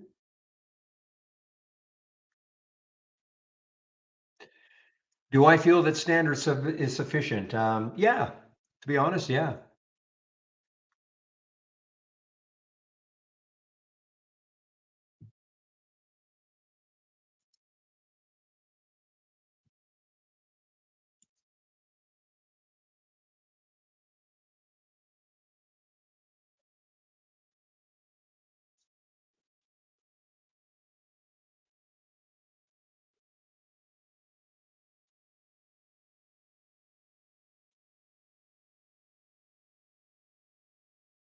The relative volume is a measure. Okay, this you have to look at the definition of the relative volume. Now, this is the relative volume of 4 right there, looking at KPRX as an example, meaning it's trading, and this is a very general definition, okay? There's a little more to it than that. There's an algorithm, etc. But for our purposes, just think of it like this. It's trading 4 times normal up to this point of the day. Okay, so at 2:46 p.m., it's trading on average what it would normally be trading, say over the last, again, this is very general, over the last 10 days, what has it normally traded by 2:47 p.m., okay? It's 4 times that, okay? So it changes all day long.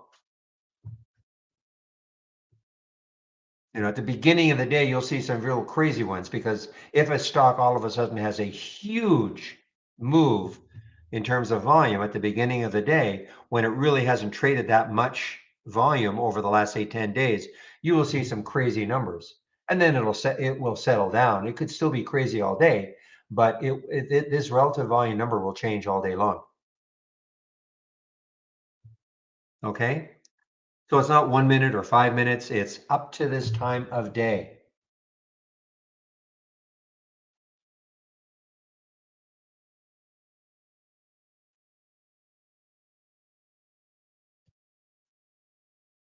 No, not specifically, no.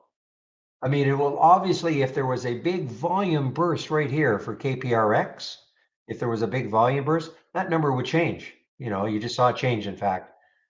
That's right. It was at 4.17, now it's at 4.18. And if it was a huge volume burst, let's say 500,000 shares came in. It's only traded 1.65 million right now. Say 500,000 shares came in, you would see that relative volume would really spike.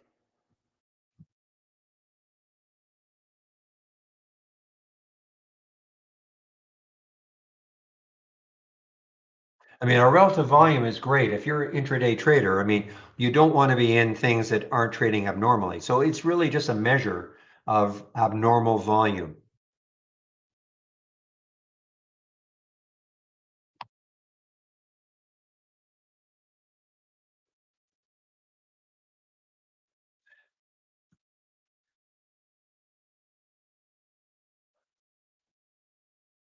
Okay, so my computer is going crazy. Hasn't happened for a while.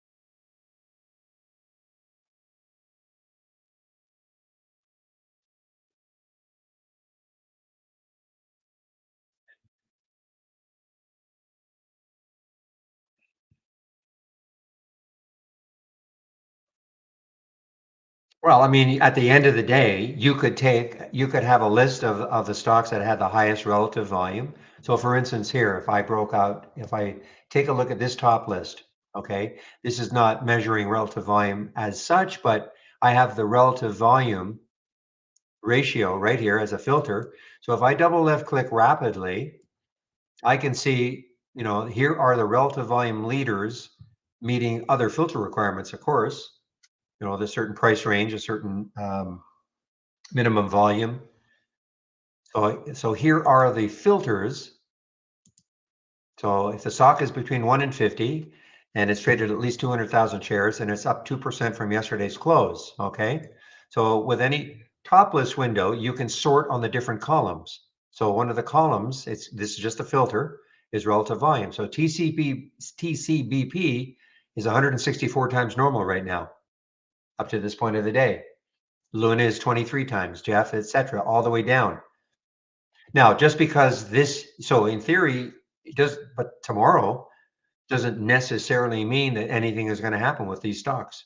Not necessarily, but yeah. Shoot, I didn't get my fill. I was trying to get this at 408, the KPRX. Just looking, I thought maybe I thought I turned my head, I thought I got a fill, but I didn't.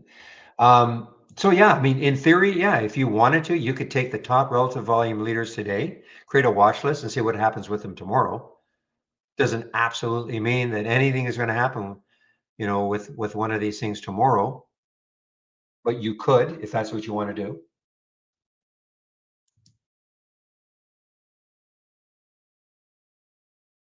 I just put it over I was trying to get it at, I think, 407. And why? Well, I'm a whole number freak. So it was right here. I was trying to get it right here at 407. And it's all because of the craziness, okay, of the price alert, or the price that has been put on this, the price target that's put on this. People will see that. They've seen it yesterday, but I missed out.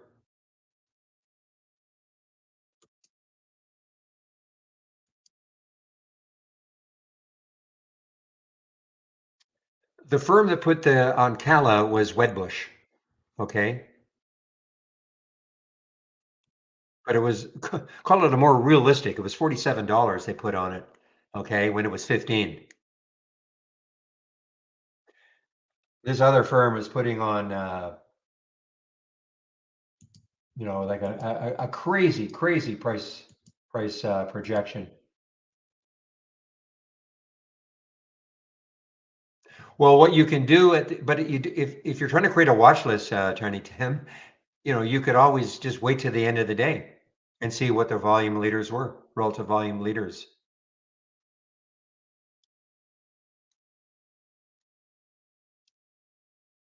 Yeah, it will. Yeah, absolutely, it'll disappear. This number will change all day long. But it sounded to me like you want to create a watch list for the coming days. So you could take at the end of the day, wait till the end of the day, 4 o'clock, and see who the relative volume leaders were. Create a watch list with them and watch it tomorrow, for instance.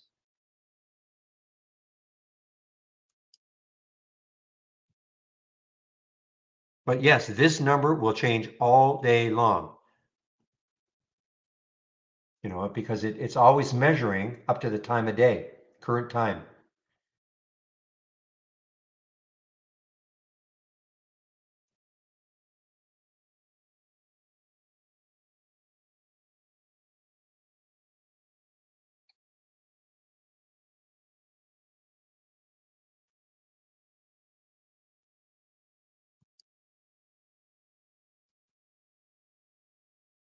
Okay, does that all make sense?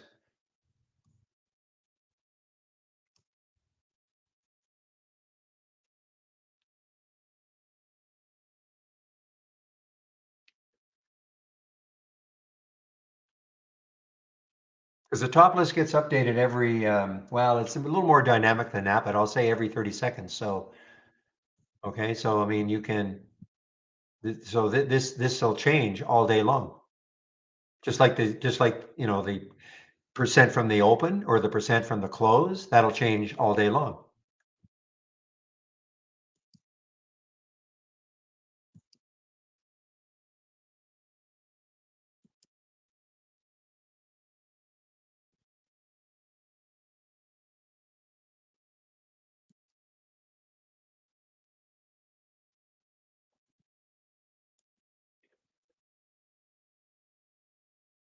Oh, I see why you're looking at this ACIW, William.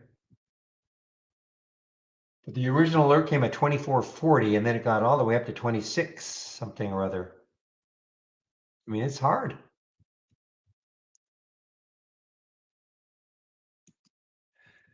Trying to buy top or short tops and buy bounces or buy bottoms or whatever. Not easy. Probably the hardest thing to do. I mean, I don't do many of those. It's got to be one of the hardest things to do, though, to try to predict, when a stock is topped out or when a stock is bottomed out.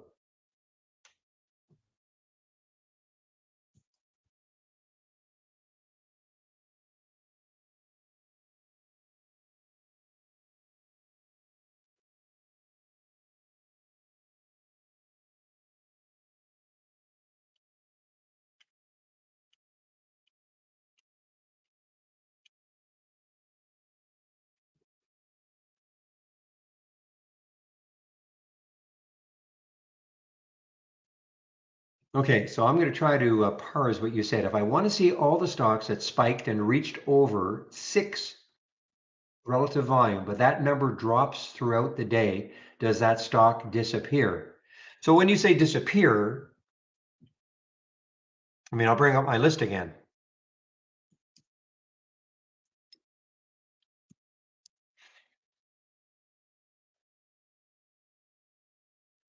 So, I mean, if you put a relative volume minimum of 6 as an example, okay, as a filter, yeah, I mean, the minute it dropped below 6, it would disappear from the list as an example.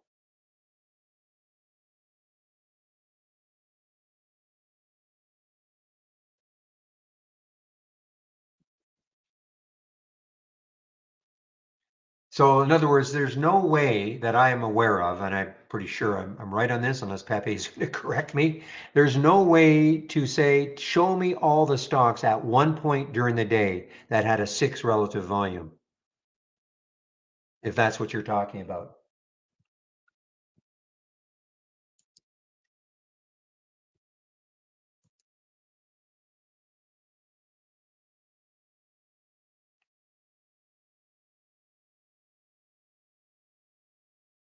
So I think I just answered your question.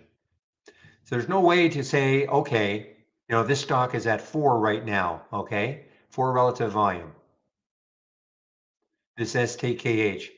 Was at any point during the day it was above 6? There's no way for us to to tell you that.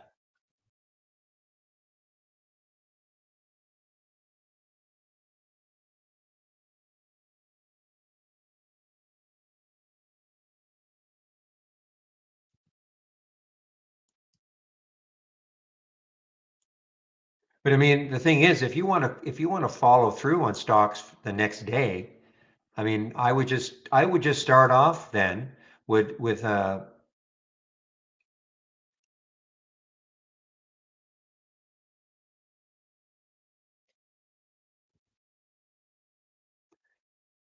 well, if you have an alert window, depending on what your alert is, if it's a new high for the day, you can have a column that's going to show you the relative volume filter and the value.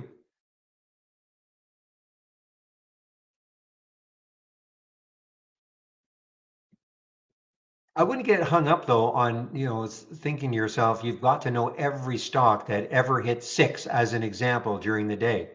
Why not start off with at the end of the day? Okay. Just start off like that. At the end of the day, show the stocks that are, if 6 is your magic number, above 6 and see what they do tomorrow. Rather than trying to catch every single stock that may have been 6 at one point during the day.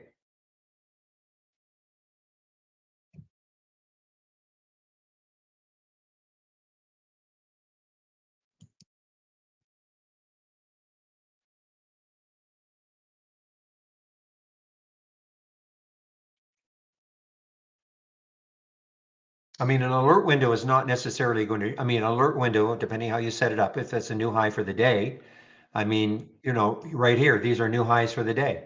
I have no, well, let's take a look. THRX, the relative volume is 11, okay?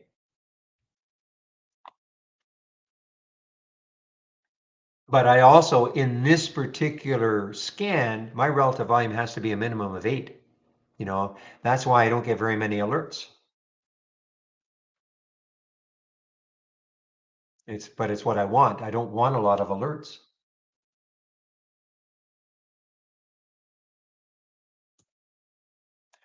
So what you could do then, if that, if you get something you think is interesting, then heart it, okay? And then it'll go into your my liked symbol list, and you can have that my liked symbol list attached to a top list window or something, so you can monitor it the following day.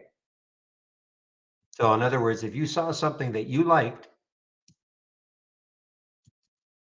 you look at Chris, CHRS as an example, okay? And if you thought that was, it's 4.55, it's not 6, but let's just say it was 6, and you thought, okay, I want it. Click the heart. Now it'll be in your My Like symbol list, and then you can attach that My Like symbol list, which is automatically created for you. to a top list window or an alert window in order to monitor those stocks the next day, if that's what you're trying to do. Does that make sense?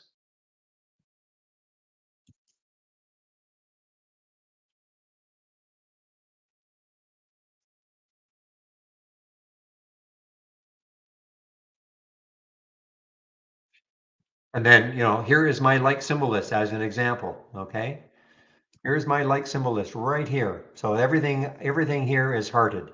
It's got a heart in it. So I can take a look. So if you did the same thing and this was made up of stocks that had at least, say, 6, when you got an alert and you clicked on it and the relative volume was at least 6. The thing is that you could put a minimum relative volume in your alert. So if you have an alert window set up, and kind of like here, okay, here is my alert window for the 10-day daily breakout. Notice what I've got.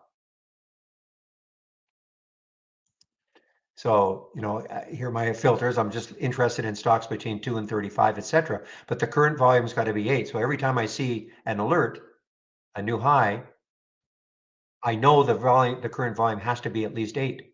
So you could put your current volume has to be at least 6 as an example. So you'll only see stocks in your alert window that hit 6, and then you could heart it, and then you can follow it the next day. At the end of the day, though, the current volume, the relative volume may have dwindled all the way down to 2, depending if the volume just completely falls off. But that'll be up to you. You're not. Oh no, you're not. You're not a pain in the rear end.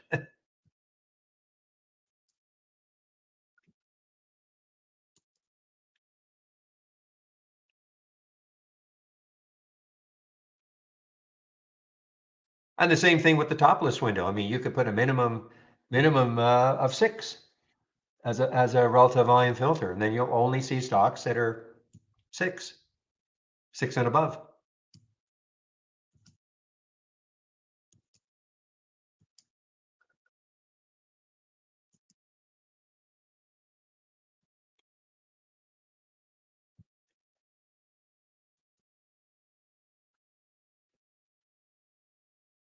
And I've been talking to somebody in our YouTube room, in case you guys are wondering.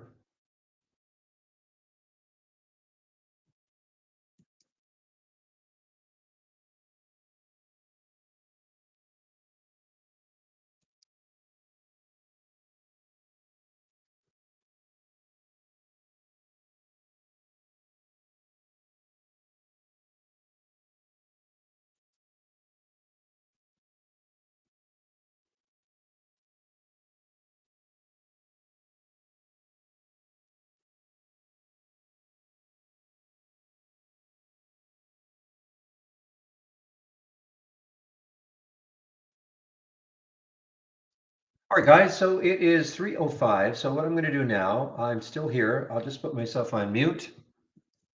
And if there are any questions, I'll hop back on the mic.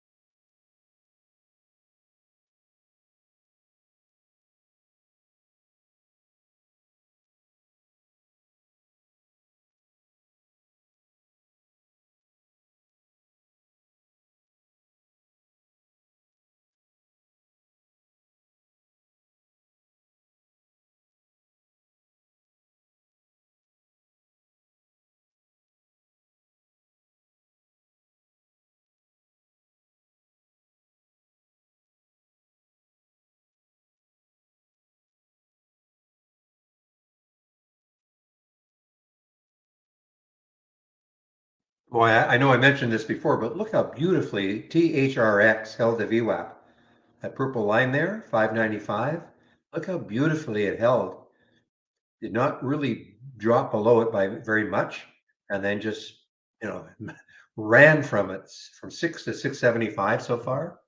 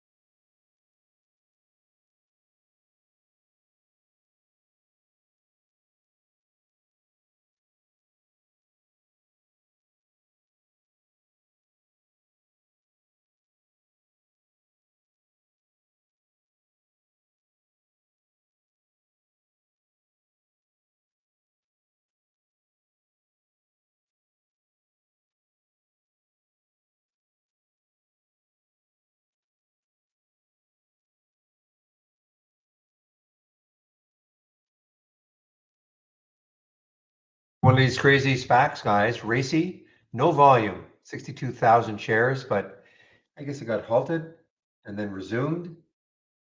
Sorry, it just got halted. And this is one of those crazy SPACs. They must have somebody they know they're going to be.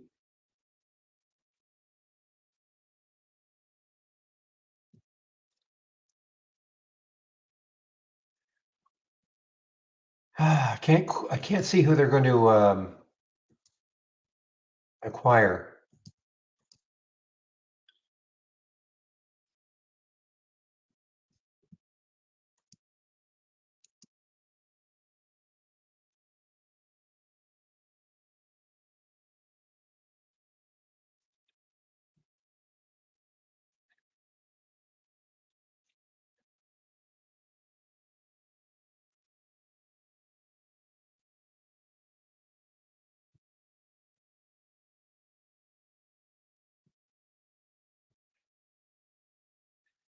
So this looks like actually it got halted on the way down. Yeah, it got up to 22 and dropped to 20, so it got halted on the way down. Racy, but there's just no volume. But I had to click on it because it showed up here. Should add the volume in here.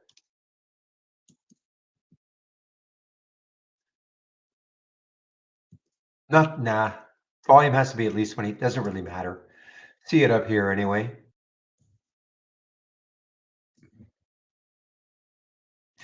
All right, guys. So before I shut down, this promo code, I believe it will probably disappear tonight. Okay. So if you're looking for 25% off,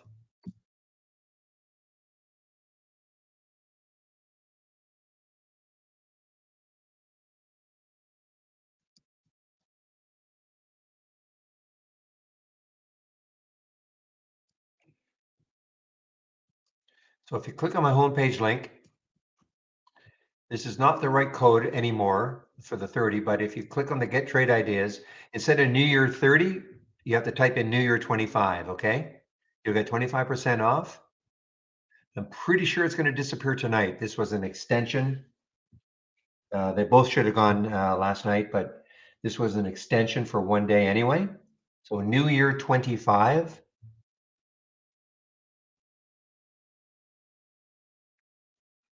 And again, if you're going to take out a subscription, I appreciate it if you use my link and that code. The room gets credit. This is a free room, but also saving my homepage. You'll have access to, of course, the getting started, but the trade of the week, which is sent to you for about an hour before the market opens every Monday morning. My scans that I'm sharing right here, and all the education section right here. Hopefully this gets. I haven't clicked on this. There's still a user error. Yeah, it's still not exactly the same, but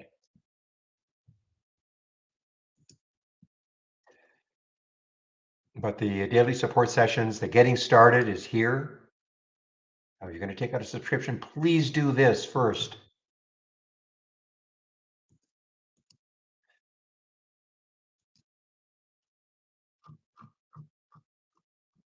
And also, we have more educational videos here and also the back to basics, okay? If you're new to trading, no such thing as a free run. Well, this is free. This is truly free, okay? Michael Nuss has spent a lot of time putting this together. Michael at Trade Ideas. So this is not a third party. You're not going to be inundated with ads or anything like that.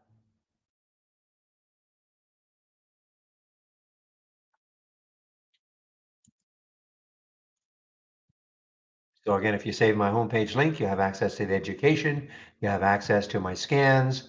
And if you ever do want to take out a subscription, again, it helps out the room, okay?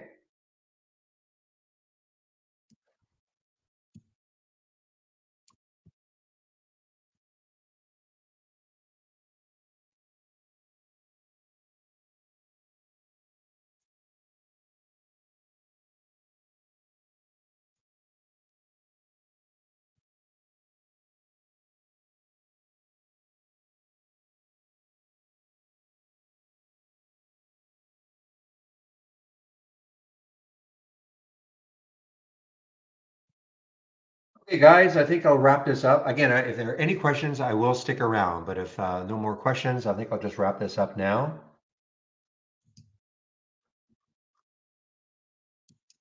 And again, I have no problem sticking around.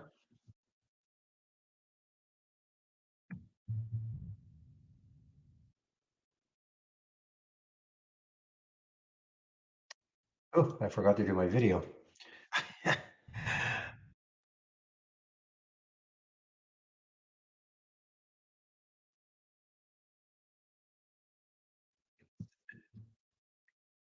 Hey guys, I don't see any other questions. So again, thanks for all the help. We'll open the room tomorrow at 8 o'clock Eastern. Have a great evening and we'll see you then. Bye-bye.